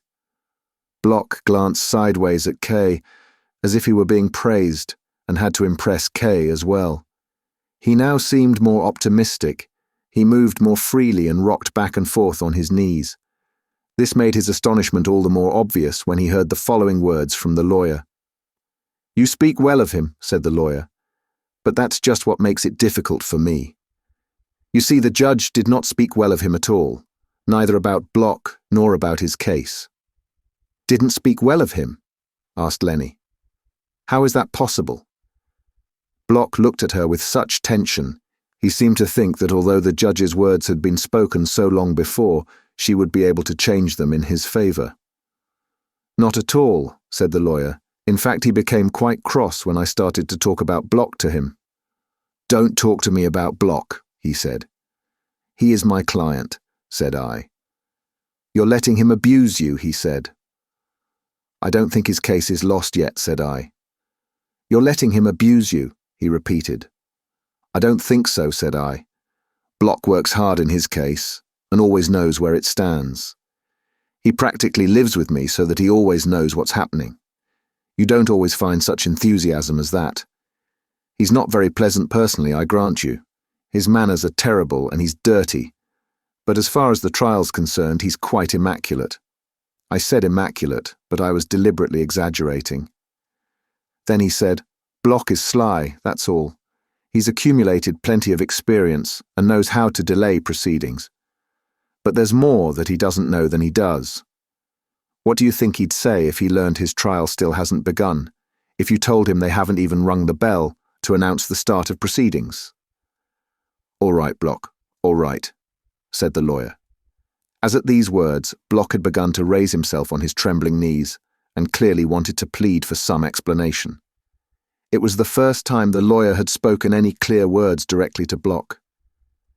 He looked down with his tired eyes, half blankly and half at Block, who slowly sank back down on his knees under this gaze. "What the judge said has no meaning for you," said the lawyer. "You needn't be frightened at every word. If you do it again, I won't tell you anything else at all. It's impossible to start a sentence without you looking at me as if you were receiving your final judgment. You should be ashamed of yourself here in front of my client, and you're destroying the trust he has for me. Just what is it you want? You're still alive. You're still under my protection. There's no point in worrying. Somewhere you've read that the final judgment can often come without warning, from anyone at any time. And, in the right circumstances, that's basically true. But it's also true that I dislike your anxiety and fear and see that you don't have the trust in me you should have. Now what have I just said?" I repeated something said by one of the judges. "You know that there are so many various opinions about the procedure that they form into a great big pile and nobody can make any sense of them. This judge, for instance, sees proceedings as starting at a different point from where I do. A difference of opinion, nothing more. At a certain stage in the proceedings, tradition has it that a sign is given by ringing a bell. This judge sees that as the point at which proceedings begin. I can't set out all the opinions opposed to that view here, and you wouldn't understand it anyway. Suffice it to say that there are many reasons to disagree with him." Embarrassed, Block ran his fingers through the pile of the carpet. His anxiety about what the judge had said had let him forget his inferior status towards the lawyer for a while. He thought only about himself, and turned the judge's words round to examine them from all sides. "Block," said Lenny, as if reprimanding him, and taking hold of the collar of his coat, pulled him up slightly higher. "Leave the carpet alone and listen to what the lawyer is saying." Chapter 9. A very important Italian business contact of the bank had come to visit the city for the first time, and Kay was given the task of showing him some of its cultural sites. At any other time, he would have seen this job as an honor, but now, when he was finding it hard even to maintain his current position in the bank, he accepted it only with reluctance. Every hour that he could not be in the office was a cause of concern for him. He was no longer able to make use of his time in the office anything like as well as he had previously. He spent many hours merely pretending to do important work, but that only increased his anxiety about not being in the office. Then he sometimes thought he saw the deputy director, who was always watching, come into K.S office, sit at his desk, look through his papers, receive clients who had almost become old friends of K, and lure them away from him. Perhaps he even discovered mistakes that seemed to threaten K from 1,000 directions when he was at work now, and which he could no longer avoid. So now, if he was ever asked to leave the office on business, or even needed to make a short business trip, however much an honor it seemed, and tasks of this sort happened to have increased substantially recently, there was always the suspicion that they wanted to get him out of his office for a while and check his work, or at least the idea that they thought he was dispensable. It would not have been difficult for him to turn down most of these jobs, but he did not dare to do so because, if his fears had the slightest foundation, turning the jobs down would have been an acknowledgement of them. For this reason, he never demurred from accepting them, and even when he was asked to go on a tiring business trip lasting 2 days, he said nothing about having to go out in the rainy autumn weather when he had a severe chill, just in order to avoid the risk of not being asked to go. When, with a raging headache, he arrived back from this trip, he learned that he had been chosen to accompany the Italian business contact the following day. The temptation for once to turn the job down was very great, especially as it had no direct connection with business. But there was no denying that social obligations towards this business contact were in themselves important enough. Only not for K, who knew quite well that he needed some successes at work if he was to maintain his position there, and that if he failed in that, it would not help him even if this Italian somehow found him quite charming.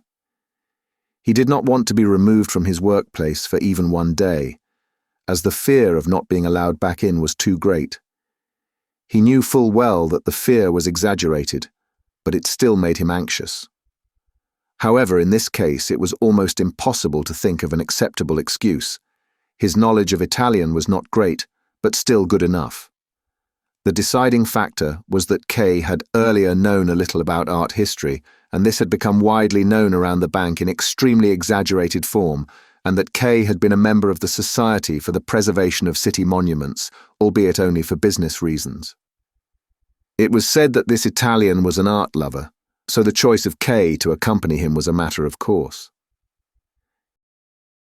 It was a very rainy and stormy morning when K, in a foul temper at the thought of the day ahead of him, arrived early at 7 o'clock in the office so that he could at least do some work before his visitor would prevent him. He had spent half the night studying a book of Italian grammar so that he would be somewhat prepared and was very tired. His desk was less attractive to him than the window where he had spent far too much time sitting of late, but he resisted the temptation and sat down to his work. Unfortunately, just then the servitor came in and reported that the director had sent him to see whether the chief clerk was already in his office. If he was, then would he please be so kind as to come to his reception room as the gentleman from Italy was already there. "I'll come straight away," said K. He put a small dictionary in his pocket, took a guide to the city's tourist sites under his arm that he had compiled for strangers, and went through the deputy director's office into that of the director. He was glad he had come into the office so early and was able to be of service immediately. Nobody could seriously have expected that of him. The deputy director's office was, of course, still as empty as the middle of the night. The servitor had probably been asked to summon him too, but without success. As K entered the reception room, 2 men stood up from the deep armchairs where they had been sitting. The director gave him a friendly smile. He was clearly very glad that K was there.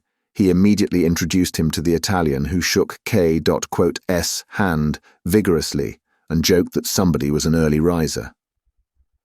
K did not quite understand whom he had in mind. It was moreover an odd expression to use, and it took K a little while to guess its meaning. He replied with a few bland phrases which the Italian received once more with a laugh, passing his hand nervously and repeatedly over his blue-grey, bushy moustache. This moustache was obviously perfumed. It was almost tempting to come close to it and sniff. When they had all sat down and begun a light, preliminary conversation, K was disconcerted to notice that he understood no more than fragments of what the Italian said. When he spoke very calmly, he understood almost everything, but that was very infrequent. Mostly the words gushed from his mouth, and he seemed to be enjoying himself so much his head shook. When he was talking in this way, his speech was usually wrapped up in some kind of dialect which seemed to K to have nothing to do with Italian, but which the director not only understood, but also spoke. Although K ought to have foreseen this, as the Italian came from the south of his country, where the director had also spent several years. Whatever the cause, K realized that the possibility of communicating with the Italian had been largely taken from him. Even his French was difficult to understand, and his moustache concealed the movements of his lips, which might have offered some help in understanding what he said. K began to anticipate many difficulties. He gave up trying to understand what the Italian said.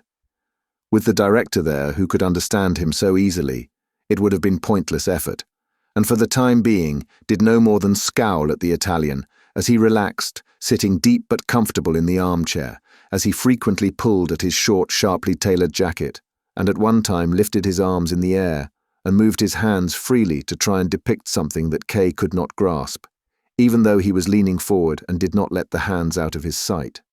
Kay had nothing to occupy himself but mechanically watch the exchange between the two men, and his tiredness finally made itself felt, to his alarm, although fortunately in good time, he once caught himself nearly getting up, turning round, and leaving. Eventually, the Italian looked at the clock and jumped up. After taking his leave from the director, he turned to Kay, pressing himself so close to him that Kay had to push his chair back just so that he could move. The director had, no doubt, seen the anxiety in K.'s eyes as he tried to cope with this dialect of Italian. He joined in with this conversation in a way that was so adroit and unobtrusive that he seemed to be adding no more than minor comments, whereas in fact he was swiftly and patiently breaking into what the Italian said so that Kay could understand. Kay learned in this way that the Italian first had a few business matters to settle, that he unfortunately had only a little time at his disposal, that he certainly did not intend to rush round to see every monument in the city, that he would much rather, at least as long as Kay would agree, it was entirely his decision, just see the cathedral and to do so thoroughly.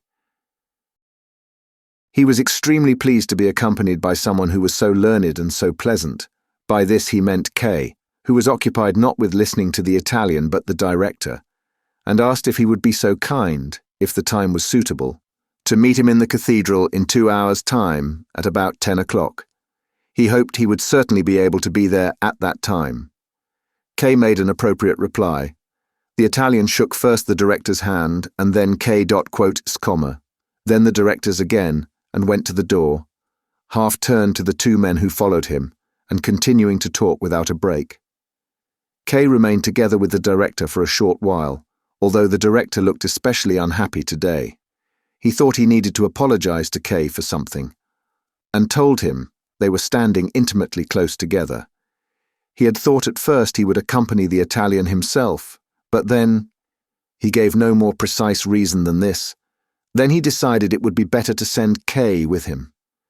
He should not be surprised if he could not understand the Italian at first. He would be able to very soon. And even if he really could not understand very much, he said it was not so bad, as it was really not so important for the Italian to be understood. And anyway, K.'s knowledge of Italian was surprisingly good. The director was sure he would get by very well. And with that, it was time for Kay to go. He spent the time still remaining to him with a dictionary, copying out obscure words he would need to guide the Italian round the cathedral. It was an extremely irksome task. Servitors brought him the mail, bank staff came with various queries, and, when they saw that Kay was busy, stood by the door and did not go away until he had listened to them. The deputy director did not miss the opportunity to disturb Kay, and came in frequently, took the dictionary from his hand and flicked through its pages, clearly for no purpose. When the door to the anteroom opened, even clients would appear from the half-darkness and bow timidly to him. They wanted to attract his attention but were not sure whether he had seen them. All this activity was circling around Kay with him at its center while he compiled the list of words he would need. Then looked them up in the dictionary, then wrote them out, then practiced their pronunciation, and finally tried to learn them by heart. The good intentions he had had earlier, though, seemed to have left him completely. It was the Italian who had caused him all this effort, and sometimes he became so angry with him that he buried the dictionary under some papers, firmly intending to do no more preparation. But then he realized he could not walk up and down in the cathedral with the Italian without saying a word, so, in an even greater rage, he pulled the dictionary back out again. At exactly 9:30, just when he was about to leave, there was a telephone call for him. Lenny wished him good morning and asked how he was. Kay thanked her hurriedly and told her it was impossible for him to talk now, as he had to go to the cathedral. "To the cathedral?" asked Lenny. "Yes, to the cathedral." "What do you have to go to the cathedral for?" said Lenny. Kay tried to explain it to her briefly, but he had hardly begun when Lenny suddenly said, "They're harassing you." One thing that Kay could not bear was pity that he had not wanted or expected. He took his leave of her with 2 words. But as he put the receiver back in its place, he said half to himself and half to the girl on the other end of the line who could no longer hear him. "Yes, they're harassing me." By now the time was late, and there was almost a danger he would not be on time. He took a taxi to the cathedral. At the last moment, he had remembered the album that he had had no opportunity to give to the Italian earlier, and so took it with him now. He held it on his knees and drummed impatiently on it during the whole journey. The rain had eased off slightly, but it was still damp, chilly, and dark. It would be difficult to see anything in the cathedral, but standing about on cold flagstones might well make K.S chill much worse. The square in front of the cathedral was quite empty. Kay remembered how even as a small child he had noticed that nearly all the houses in this narrow square had the curtains at their windows closed most of the time, although today, with the weather like this, it was more understandable. The cathedral also seemed quite empty. Of course, no one would think of going there on a day like this. Kay hurried along both the side naves, but saw no one but an old woman, who, wrapped up in a warm shawl, was kneeling at a picture of the Virgin Mary and staring up at it. Then in the distance he saw a church official who limped away through a doorway in the wall. Kay had arrived on time. It had struck 10 just as he was entering the building, but the Italian still was not there. Kay went back to the main entrance, stood there indecisively for a while, and then walked round the cathedral in the rain in case the Italian was waiting at another entrance. He was nowhere to be found. Could the director have misunderstood what time they had agreed on? How could anyone understand someone like that properly anyway? Whatever had happened, Kay would have to wait for him for at least half an hour. As he was tired, he wanted to sit down. He went back inside the cathedral. He found something like a small carpet on one of the steps. He moved it with his foot to a nearby pew, wrapped himself up tighter in his coat, put the collar up, and sat down.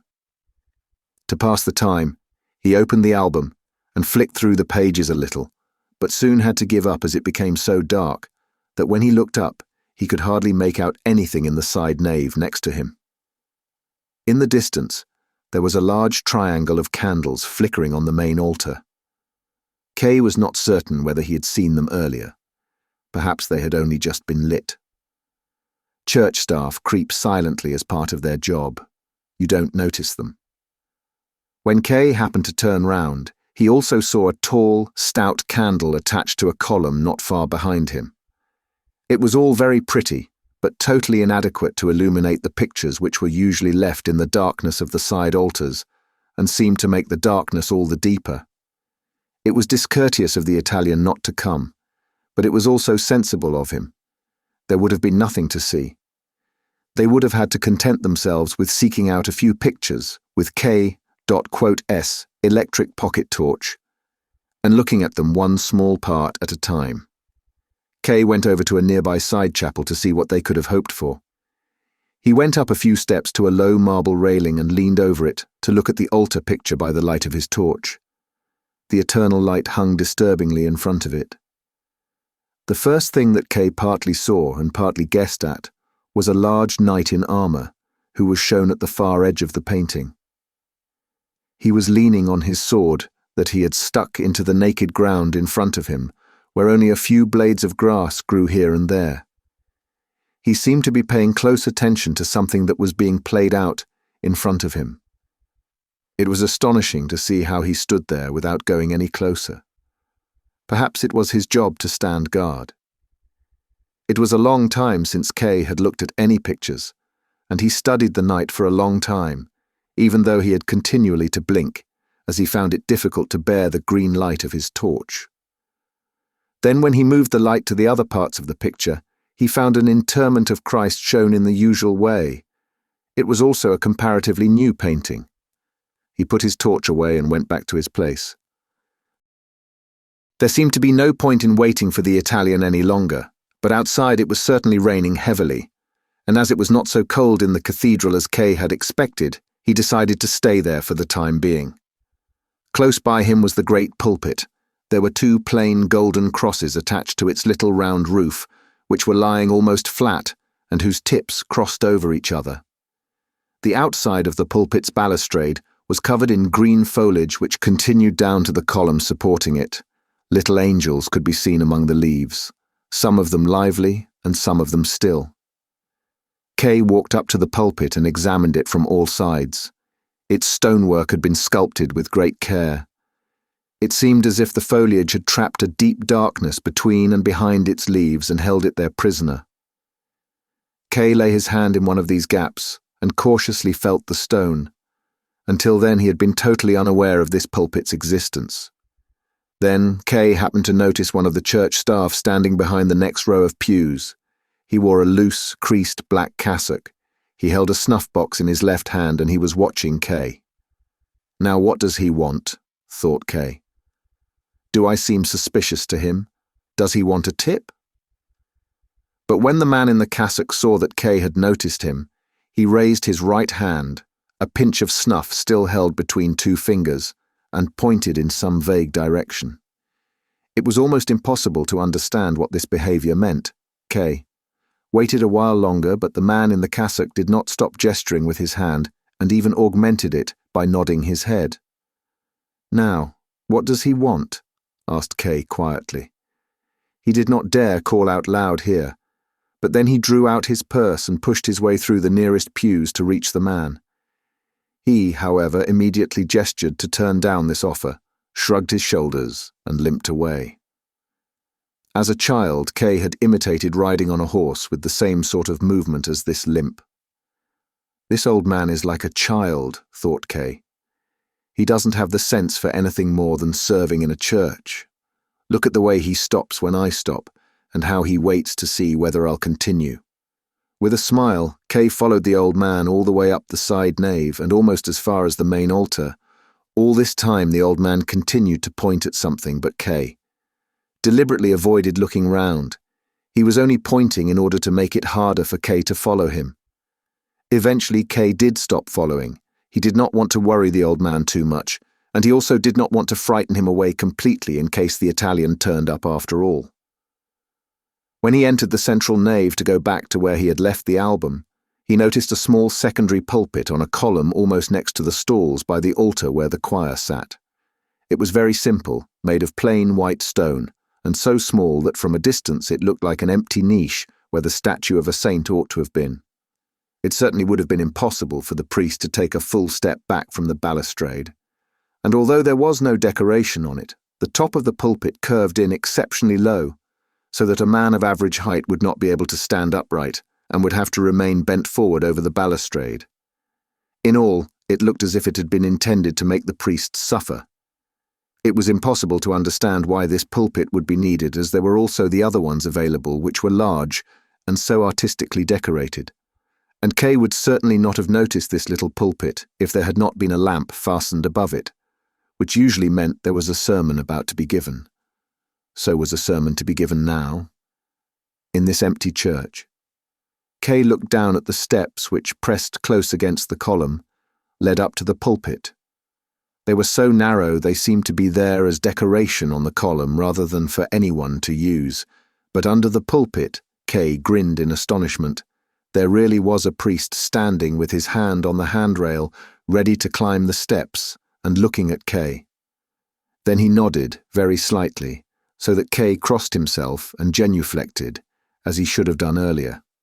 With a little swing, the priest went up into the pulpit with short, fast steps. Was there really a sermon about to begin? Maybe the man in the cassock had not been really so demented, and had meant to lead K.S. way to the preacher, which in this empty church would have been very necessary. And there was also, somewhere in front of a picture of the Virgin Mary, an old woman who should have come to hear the sermon. And if there was to be a sermon, why had it not been introduced on the organ? But the organ remained quiet and merely looked out weakly from the darkness of its great height. Kay now considered whether he should leave as quickly as possible. If he did not do it now, there would be no chance of doing so during the sermon, and he would have to stay there for as long as it lasted. He had lost so much time when he should have been in his office. There had long been no need for him to wait for the Italian any longer. He looked at his watch. It was 11 o'clock. But could there really be a sermon given? Could Kay constitute the entire congregation? How could he, when he was just a stranger who wanted to look at the church? That, basically, was all he was. The idea of a sermon now, at 11 o'clock on a workday in hideous weather, was nonsense.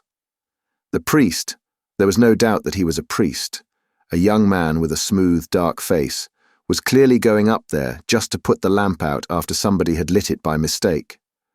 But there had been no mistake. The priest seemed rather to check that the lamp was lit and turned it a little higher. Then he slowly turned to face the front and leaned down on the balustrade, gripping its angular rail with both hands. He stood there like that for a while and, without turning his head, looked around. Kay had moved back a long way and leaned his elbows on the front pew. Somewhere in the church, he could not have said exactly where, he could make out the man in the cassock hunched under his bent back and at peace, as if his work were completed. In the cathedral, it was now very quiet. But Kay would have to disturb that silence. He had no intention of staying there. If it was the priest's duty to preach at a certain time regardless of the circumstances, then he could, and he could do it without K.is taking part, and K.'s presence would do nothing to augment the effect of it. So Kay began slowly to move, felt his way on tiptoe along the pew, arrived at the broad aisle, and went along it without being disturbed, except for the sound of his steps, however light, which rang out on the stone floor and resounded from the vaulting, quiet but continuous, at a repeating, regular pace. Kay felt slightly abandoned, as probably observed by the priest. He walked by himself between the empty pews, and the size of the cathedral seemed to be just at the limit of what a man could bear. When he arrived back at where he had been sitting, he did not hesitate, but simply reached out for the album he had left there and took it with him. He had nearly left the area covered by pews and was close to the empty space between himself and the exit, when for the first time he heard the voice of the priest. A powerful and experienced voice. It pierced through the reaches of the cathedral, ready and waiting for it. But the priest was not calling out to the congregation. His cry was quite unambiguous, and there was no escape from it. He called, "Josef K." Kay stood still and looked down at the floor. In theory, he was still free. He could have carried on walking, through one of 3 dark little wooden doors not far in front of him, and away from there. It would simply mean he had not understood, or that he had understood but chose not to pay attention to it. But if he once turned round, he would be trapped. Then he would have acknowledged that he had understood perfectly well, that he really was the Josef K the priest had called to, and that he was willing to follow. If the priest had called out again, Kay would certainly have carried on out the door. But everything was silent, as Kay also waited. He turned his head slightly as he wanted to see what the priest was doing now. He was merely standing in the pulpit as before, but it was obvious that he had seen Kay turn his head. If Kay did not now turn round completely, it would have been like a child playing hide-and-seek. He did so, and the priest beckoned him with his finger. As everything could now be done openly, he ran, because of curiosity and the wish to get it over with long flying leaps towards the pulpit. At the front pews he stopped, but to the priest he still seemed too far away. He reached out his hand and pointed sharply down with his finger to a place immediately in front of the pulpit, and Kay did as he was told. Standing in that place, he had to bend his head a long way back just to see the priest. "You are Josef K," said the priest, and raised his hand from the balustrade to make a gesture whose meaning was unclear. "Yes," said Kay. He considered how freely he had always given his name in the past. For some time now, it had been a burden to him. Now there were people who knew his name whom he had never seen before. It had been so nice first to introduce yourself, and only then for people to know who you were. "You have been accused," said the priest, especially gently. "Yes," said Kay, "so I have been informed." "Then you are the one I am looking for," said the priest. "I am the prison chaplain." "I see," said Kay. "I had you summoned here," said the priest, "because I wanted to speak to you." "I knew nothing of that," said Kay. "I came here to show the cathedral to a gentleman from Italy." "That is beside the point," said the priest. "What are you holding in your hand? Is it a prayer book?" "No," answered Kay. "It's an album of the city's tourist sites." "Put it down," said the priest. Kay threw it away with such force that it flapped open and rolled across the floor, tearing its pages. "Do you know your case is going badly?" asked the priest. "That's how it seems to me too," said Kay. "I've expended a lot of effort on it, but so far with no result. Although I do still have some documents to submit." "How do you imagine it will end?" asked the priest. "At first I thought it was bound to end well," said Kay. "But now I have my doubts about it. I don't know how it will end. Do you know?" "I don't," said the priest, "but I fear it will end badly. You are considered guilty. Your case will probably not even go beyond a minor court. Provisionally, at least, your guilt is seen as proven." "But I'm not guilty," said Kay. "There's been a mistake. How is it even possible for someone to be guilty? We're all human beings here, one like the other." "That is true," said the priest, "but that is how the guilty speak." "Do you presume I'm guilty too?" asked Kay. "I make no presumptions about you," said the priest. "I thank you for that," said Kay. "But everyone else involved in these proceedings has something against me and presumes I'm guilty. They even influence those who aren't involved. My position gets harder all the time." "You don't understand the facts," said the priest. "The verdict does not come suddenly. Proceedings continue until a verdict is reached gradually." "I see," said Kay, lowering his head. "What do you intend to do about your case next?" asked the priest. "I still need to find help," said Kay, raising his head to see what the priest thought of this. "There are still certain possibilities I haven't yet made use of." "You look for too much help from people you don't know," said the priest disapprovingly, "and especially from women. Can you really not see that's not the help you need?" "Sometimes, in fact quite often, I could believe you're right," said Kay. "But not always. Women have a lot of power. If I could persuade some of the women I know to work together with me, then I would be certain to succeed, especially in a court like this that seems to consist of nothing but woman chasers. Show the examining judge a woman in the distance, and he'll run right over the desk and the accused, just to get to her as soon as he can." The priest lowered his head down to the balustrade. Only now did the roof over the pulpit seem to press him down. What sort of dreadful weather could it be outside? It was no longer just a dull day. It was deepest night. None of the stained glass in the main window shed even a flicker of light on the darkness of the walls. And this was the moment when the man in the cassock chose to put out the candles on the main altar, one by one. "Are you cross with me?" asked Kay. "Maybe you don't know what sort of court it is you serve." He received no answer. "Well, it's just my own experience," said Kay. Above him there was still silence. "I didn't mean to insult you," said Kay. At that, the priest screamed down at Kay. "Can you not see 2 steps in front of you?"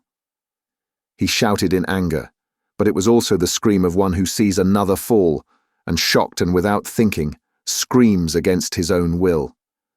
The 2 men then remained silent for a long time. In the darkness beneath him, the priest could not possibly have seen Kay distinctly, although Kay was able to see him clearly by the light of the little lamp. Why did the priest not come down? He had not given a sermon. He had only told Kay a few things which, if he followed them closely, would probably cause him more harm than good. But the priest certainly seemed to mean well. It might even be possible if he would come down and cooperate with him. It might even be possible for him to obtain some acceptable piece of advice that could make all the difference. It might, for instance, be able to show him not so much to influence the proceedings, but how to break free of them, how to evade them, how to live away from them.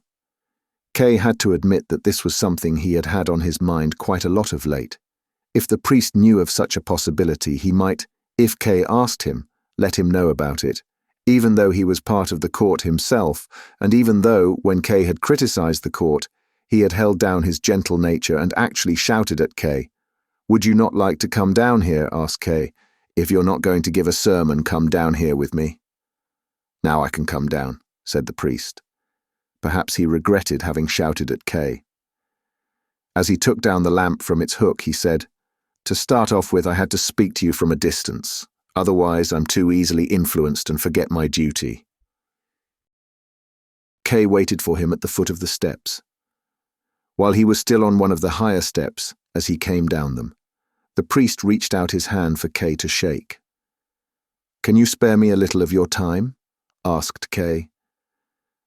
"As much time as you need," said the priest, and passed him the little lamp for him to carry. Even at close distance, the priest did not lose a certain solemnity that seemed to be part of his character. "You are very friendly towards me," said K as they walked up and down beside each other in the darkness of one of the side naves. "That makes you an exception among all those who belong to the court. I can trust you more than any of the others I've seen. I can speak openly with you." "Don't fool yourself," said the priest.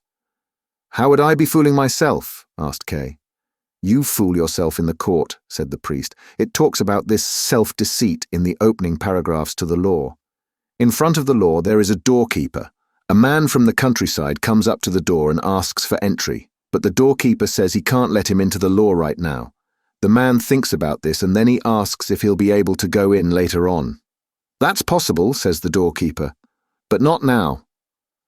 The gateway to the law is open as it always is, and the doorkeeper has stepped to one side, so the man bends over to try and see in. When the doorkeeper notices this, he laughs and says, 'If you're tempted, give it a try. Try and go in even though I say you can't. Careful though, I'm powerful, and I'm only the lowliest of all the doormen. But there's a doorkeeper for each of the rooms, and each of them is more powerful than the last. It's more than I can stand just to look at the third one.' The man from the country had not expected difficulties like this. The law was supposed to be accessible for anyone at any time, he thinks. But now he looks more closely at the doorkeeper in his fur coat, sees his big hooked nose, his long, thin Tartar beard, and he decides it's better to wait until he has permission to enter. The doorkeeper gives him a stool and lets him sit down to one side of the gate. He sits there for days and years. He tries to be allowed in time and again, and tires the doorkeeper with his requests. The doorkeeper often questions him, asking about where he's from and many other things. But these are disinterested questions such as great men ask, and he always ends up by telling him he still can't let him in. The man had come well equipped for his journey, and uses everything, however valuable, to bribe the doorkeeper. He accepts everything, but as he does so, he says, "I'll only accept this so that you don't think there's anything you failed to do." Over many years, the man watches the doorkeeper almost without a break.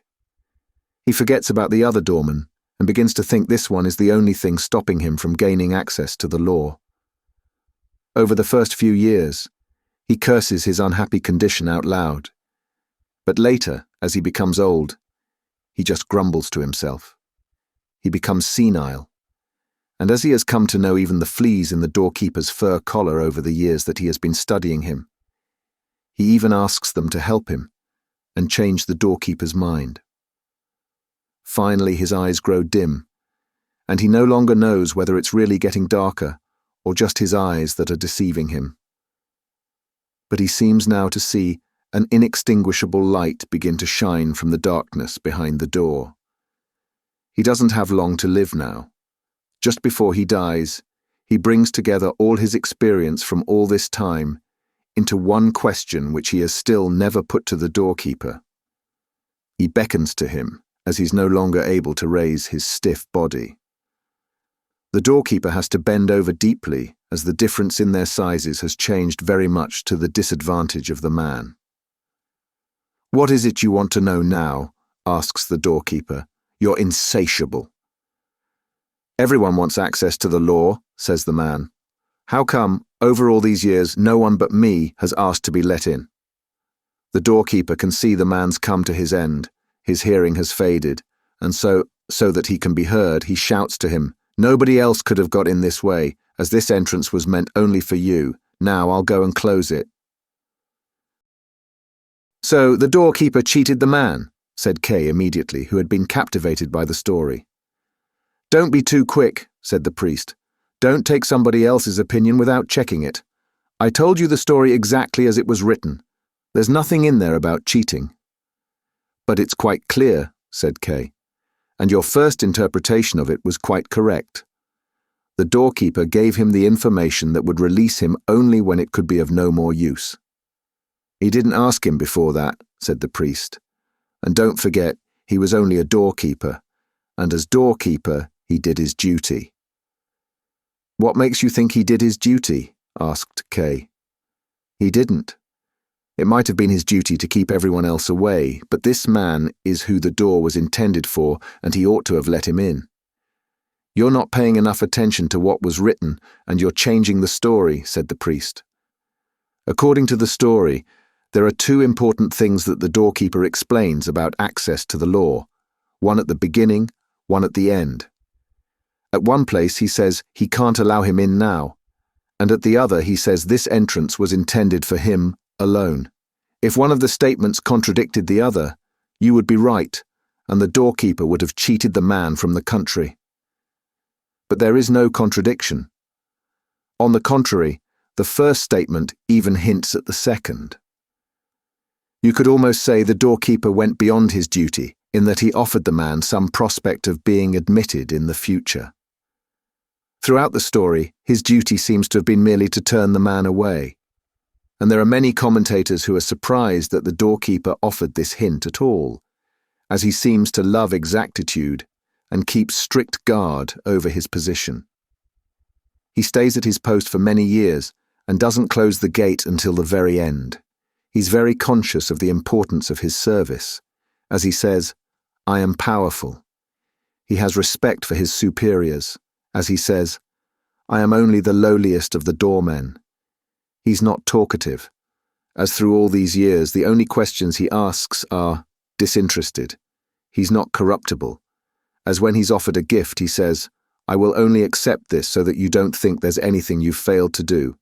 As far as fulfilling his duty goes, he can be neither ruffled nor begged, as it says about the man that he tires the doorkeeper with his requests. Even his external appearance suggests a pedantic character, the big hooked nose and the long, thin, black tartar beard. How could any doorkeeper be more faithful to his duty?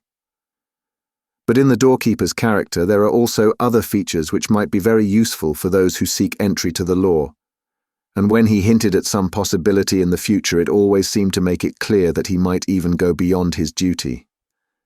There's no denying he's a little simple-minded, and that makes him a little conceited. Even if all he said about his power and the power of the other doorkeepers, and how not even he could bear the sight of them, I say even if all these assertions are right, the way he makes them shows that he's too simple and arrogant to understand properly. The commentators say about this that correct understanding of a matter and a misunderstanding of the same matter are not mutually exclusive. Whether they're right or not, you have to concede that his simplicity and arrogance, however little they show, do weaken his function of guarding the entrance. They are defects in the doorkeeper's character. You also have to consider that the doorkeeper seems to be friendly by nature. He isn't always just an official. He makes a joke right at the beginning, in that he invites the man to enter at the same time as maintaining the ban on his entering, and then he doesn't send him away, but gives him, as it says in the text, a stool to sit on and lets him stay by the side of the door. The patience with which he puts up with the man's requests through all these years, the little questioning sessions, accepting the gifts, his politeness when he puts up with the man cursing his fate, even though it was the doorkeeper who caused that fate. All these things seem to want to arouse our sympathy. Not every doorkeeper would have behaved in the same way. And finally he lets the man beckon him, and he bends deep down to him so that he can put his last question. There's no more than some slight impatience. The doorkeeper knows everything's come to its end, shown in the words, "You are insatiable." There are many commentators who go even further in explaining it in this way and think the words, "You are insatiable," are an expression of friendly admiration, albeit with some condescension. However you look at it, the figure of the doorkeeper comes out differently from how you might think. "You know the story better than I do, and you've known it for longer," said K. They were silent for a while, and then K said, "So you think the man was not cheated, do you?" "Don't get me wrong," said the priest. "I'm just pointing out the different opinions about it. You shouldn't pay too much attention to people's opinions. The text cannot be altered, and the various opinions are often no more than an expression of despair over it. There's even one opinion which says it's the doorkeeper who's been cheated." "That does seem to take things too far," said Kay. "How can they argue the doorkeeper has been cheated?" "Their argument," answered the priest, "is based on the simplicity of the doorkeeper. They say the doorkeeper doesn't know the inside of the law, only the way into it, where he just walks up and down. They see his ideas of what's inside the law as rather childish, and suppose he's afraid himself of what he wants to make the man frightened of.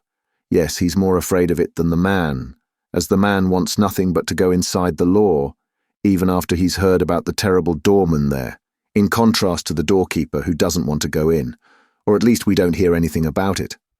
On the other hand, there are those who say he must have already been inside the law, as he has been taken on into its service, and that could only have been done inside. That can be countered by supposing he could have been given the job of doorkeeper by somebody calling out from inside, and that he can't have gone very far inside as he couldn't bear the sight of the third doorkeeper. Nor, through all those years, does the story say the doorkeeper told the man anything about the inside, other than his comment about the other doorkeepers. He could have been forbidden to do so, but he hasn't said anything about that either. All this seems to show he doesn't know anything about what the inside looks like or what it means, and that's why he's being deceived. But he's also being deceived by the man from the country, as he's this man's subordinate and doesn't know it. There's a lot to indicate that he treats the man as his subordinate, I expect you remember, but those who hold this view would say it's very clear that he really is his subordinate.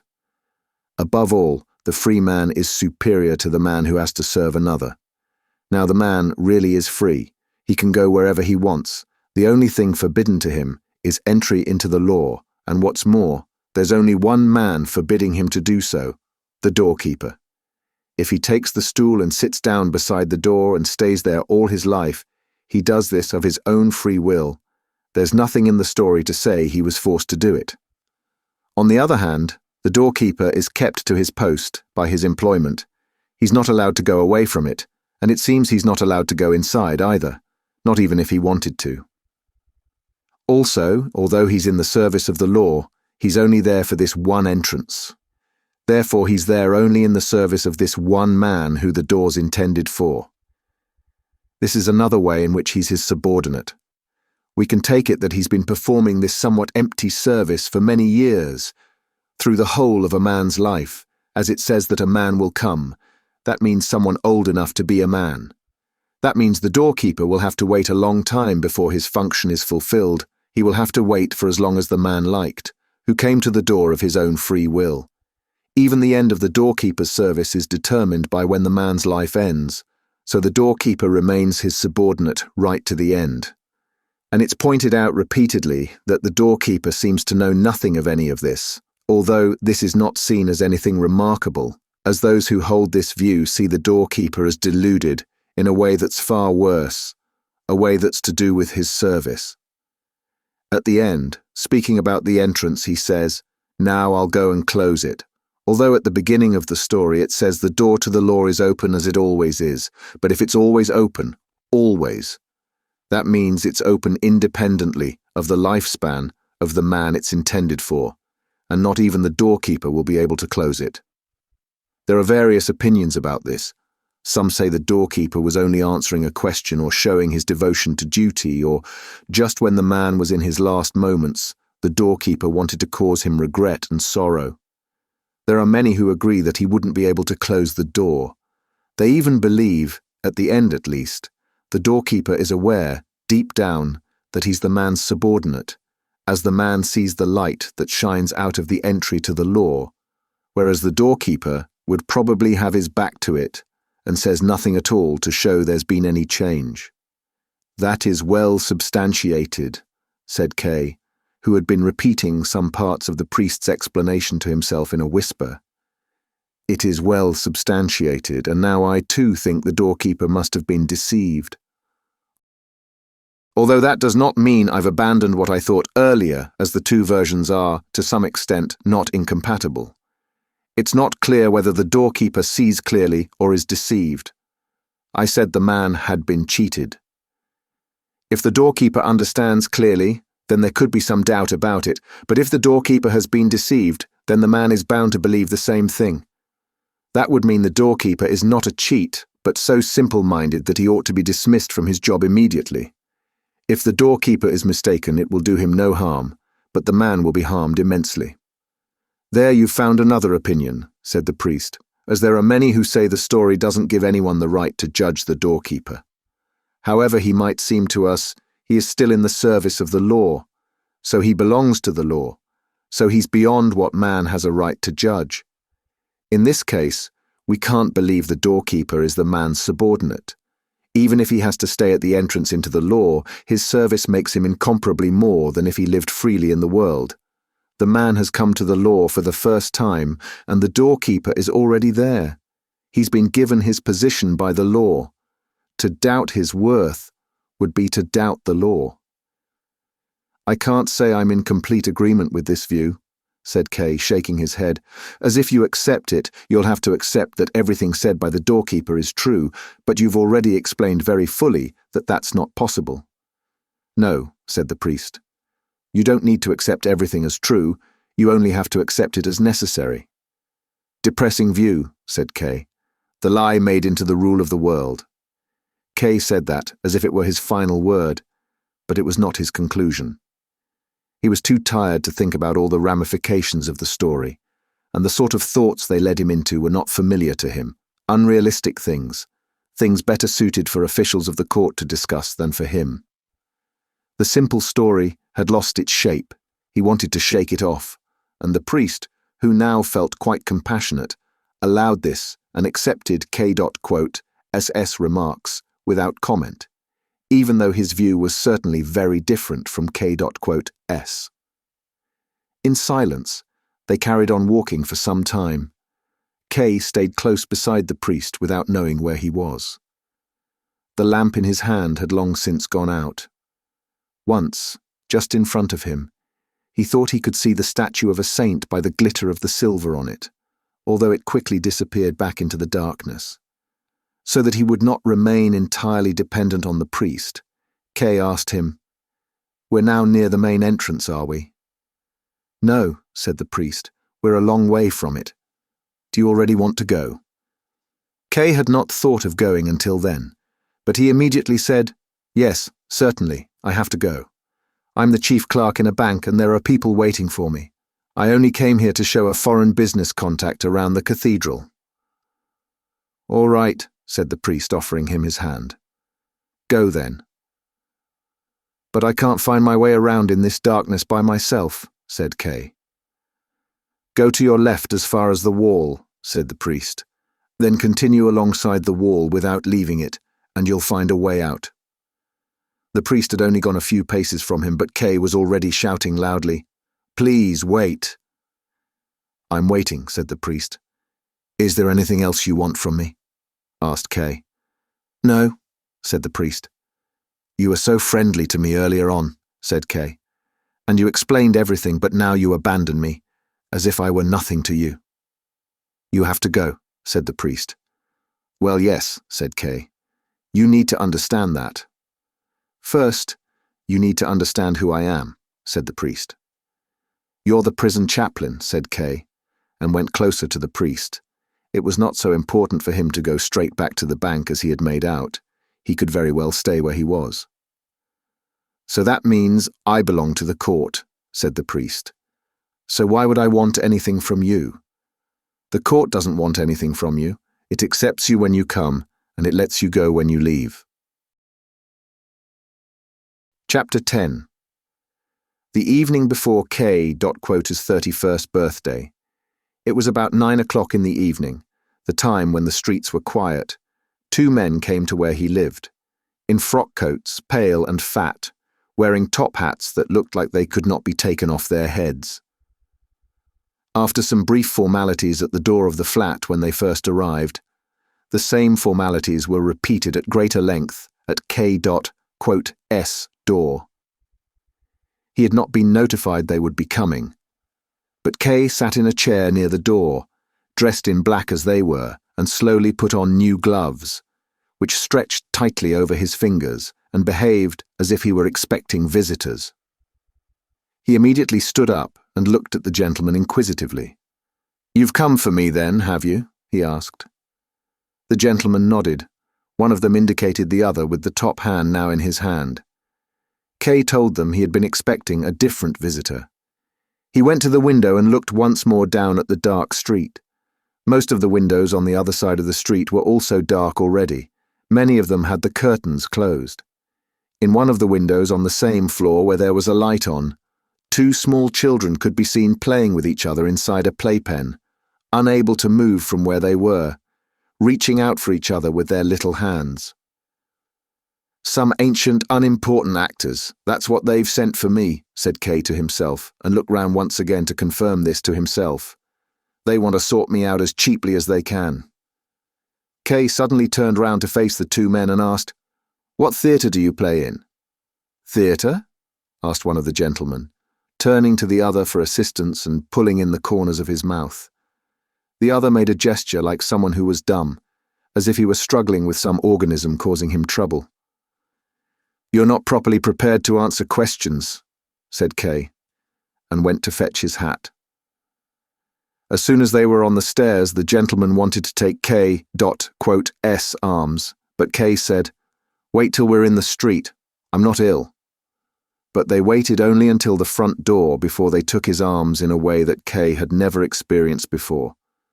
They kept their shoulders close behind his, did not turn their arms in but twisted them around the entire length of K.'s arms, and took hold of his hands with a grasp that was formal, experienced, and could not be resisted.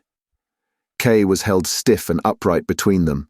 They formed now a single unit, so that if any one of them had been knocked down, all of them must have fallen. They formed a unit of the sort that normally can be formed only by matter that is lifeless.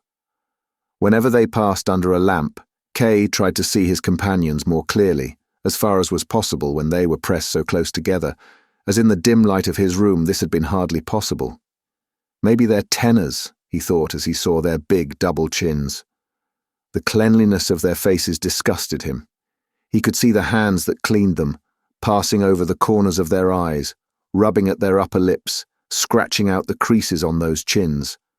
When K noticed that, he stopped, which meant the others had to stop too.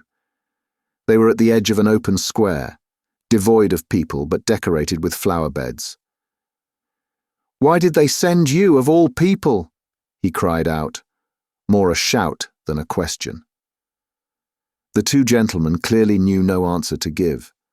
They waited, their free arms hanging down, like nurses when the patient needs to rest. "I will go no further," said K, as if to see what would happen. The gentlemen did not need to make any answer. It was enough that they did not loosen their grip on K, and tried to move him on, but K resisted them. "I'll soon have no need of much strength. I'll use all of it now," he thought. He thought of the flies that tear their legs off struggling to get free of the flypaper. These gentlemen will have some hard work to do. Just then, Miss Bursner came up into the square in front of them, from the steps leading from a small street at a lower level. It was not certain that it was her, although the similarity was, of course, great. But it did not matter to K. Whether it was certainly her anyway, he just became suddenly aware that there was no point in his resistance. There would be nothing heroic about it if he resisted, if he now caused trouble for these gentlemen, if in defending himself he sought to enjoy his last glimmer of life. He started walking, which pleased the gentlemen, and some of their pleasure conveyed itself to him. Now they permitted him to decide which direction they took, and he decided to take the direction that followed the young woman in front of them. Not so much because he wanted to catch up with her, nor even because he wanted to keep her in sight for as long as possible, but only so that he would not forget the reproach she represented for him. "The only thing I can do now," he said to himself, and his thought was confirmed by the equal length of his own steps with the steps of the two others. "The only thing I can do now is keep my common sense and do what's needed right till the end. I always wanted to go at the world and try and do too much, and even to do it for something that was not too cheap. That was wrong of me. Should I now show them I learned nothing from facing trial for a year? Should I go out like someone stupid? Should I let anyone say, after I'm gone, that at the start of the proceedings I wanted to end them, and that now that they've ended, I want to start them again? I don't want anyone to say that. I'm grateful they sent these unspeaking, uncomprehending men to go with me on this journey, and that it's been left up to me to say what's necessary." Meanwhile, the young woman had turned off into a side street, but Kay could do without her now, and let his companions lead him. All three of them now, in complete agreement, went over a bridge in the light of the moon. The two gentlemen were willing to yield to each little movement made by Kay, as he moved slightly towards the edge and directed the group in that direction as a single unit. The moonlight glittered and quivered in the water, which divided itself around a small island, covered in a densely piled mass of foliage and trees and bushes. Beneath them, now invisible, there were gravel paths with comfortable benches where Kay had stretched himself out on many summer's days. "I didn't actually want to stop here," he said to his companions, shamed by their compliance with his wishes. Behind K.'s back, one of them seemed to quietly criticize the other for the misunderstanding about stopping, and then they went on. They went on up through several streets where policemen were walking or standing here and there, some in the distance, and then some very close. One of them, with a bushy moustache, his hand on the grip of his sword, seemed to have some purpose in approaching the group, which was hardly unsuspicious. The two gentlemen stopped. The policeman seemed about to open his mouth, and then Kay drove his group forcefully forward. Several times he looked back cautiously to see if the policeman was following, but when they had a corner between themselves and the policeman, Kay began to run, and the two gentlemen, despite being seriously short of breath, had to run with him. In this way, they quickly left the built-up area and found themselves in the fields, which, in this part of town, began almost without any transition zone. There was a quarry, empty and abandoned, near a building which was still like those in the city. Here the men stopped, perhaps because this had always been their destination, or perhaps because they were too exhausted to run any further. Here they released their hold on Kay, who just waited in silence, and took their top hats off while they looked round the quarry and wiped the sweat off their brows with their handkerchiefs. The moonlight lay everywhere with the natural peace that is granted to no other light. After exchanging a few courtesies about who was to carry out the next tasks, the gentlemen did not seem to have been allocated specific functions. One of them went to Kay and took his coat, his waistcoat, and finally his shirt off him. Kay made an involuntary shiver, at which the gentleman gave him a gentle, reassuring tap on the back. Then he carefully folded the things up, as if they would still be needed, even if not in the near future. He did not want to expose Kay to the chilly night air without moving, though, so he took him under the arm and walked up and down with him a little way, while the other gentleman looked round the quarry for a suitable place.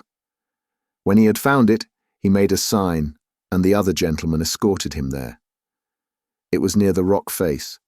There was a stone lying there that had broken loose. The gentleman sat Kay down on the ground, leaned him against the stone, and settled his head down on the top of it. Despite all the effort they went to, and despite all the cooperation shown by Kay, His demeanor seemed very forced and hard to believe. So one of the gentlemen asked the other to grant him a short time while he put K in position by himself, but even that did nothing to make it better. In the end, they left K in a position that was far from the best of the ones they had tried so far. Then one of the gentlemen opened his frock coat, and from a sheath hanging on a belt stretched across his waistcoat, he withdrew a long, thin, double-edged butcher's knife, which he held up in the light to test its sharpness. The repulsive courtesies began once again. One of them passed the knife over K to the other, who then passed it back over K to the first. K now knew it would be his duty to take the knife as it passed from hand to hand above him and thrust it into himself. But he did not do it. Instead, he twisted his neck, which was still free, and looked around. He was not able to show his full worth, was not able to take all the work from the official bodies. He lacked the rest of the strength he needed, and this final shortcoming was the fault of whoever had denied it to him. As he looked round, he saw the top floor of the building next to the quarry. He saw how a light flickered on and the two halves of a window opened out. Somebody, made weak and thin by the height and the distance, leaned suddenly far out from it and stretched his arms out even further. Who was that? A friend? A good person? Somebody who was taking part? Somebody who wanted to help? Was he alone? Was it everyone? Would anyone help? Were there objections that had been forgotten? There must have been some. The logic cannot be refuted, but someone who wants to live will not resist it. Where was the judge he'd never seen? Where was the high court he had never reached? He raised both hands and spread out all his fingers. But the hands of one of the gentlemen were laid on K.S. throat, while the other pushed the knife deep into his heart and twisted it there twice. As his eyesight failed, K saw the two gentlemen cheek by cheek, close in front of his face, watching the result. Like a dog, he said. It was as if the shame of it should outlive him. Thank you for listening. If you like our recordings, consider liking this video and subscribing to our channel so you don't miss any more audiobooks.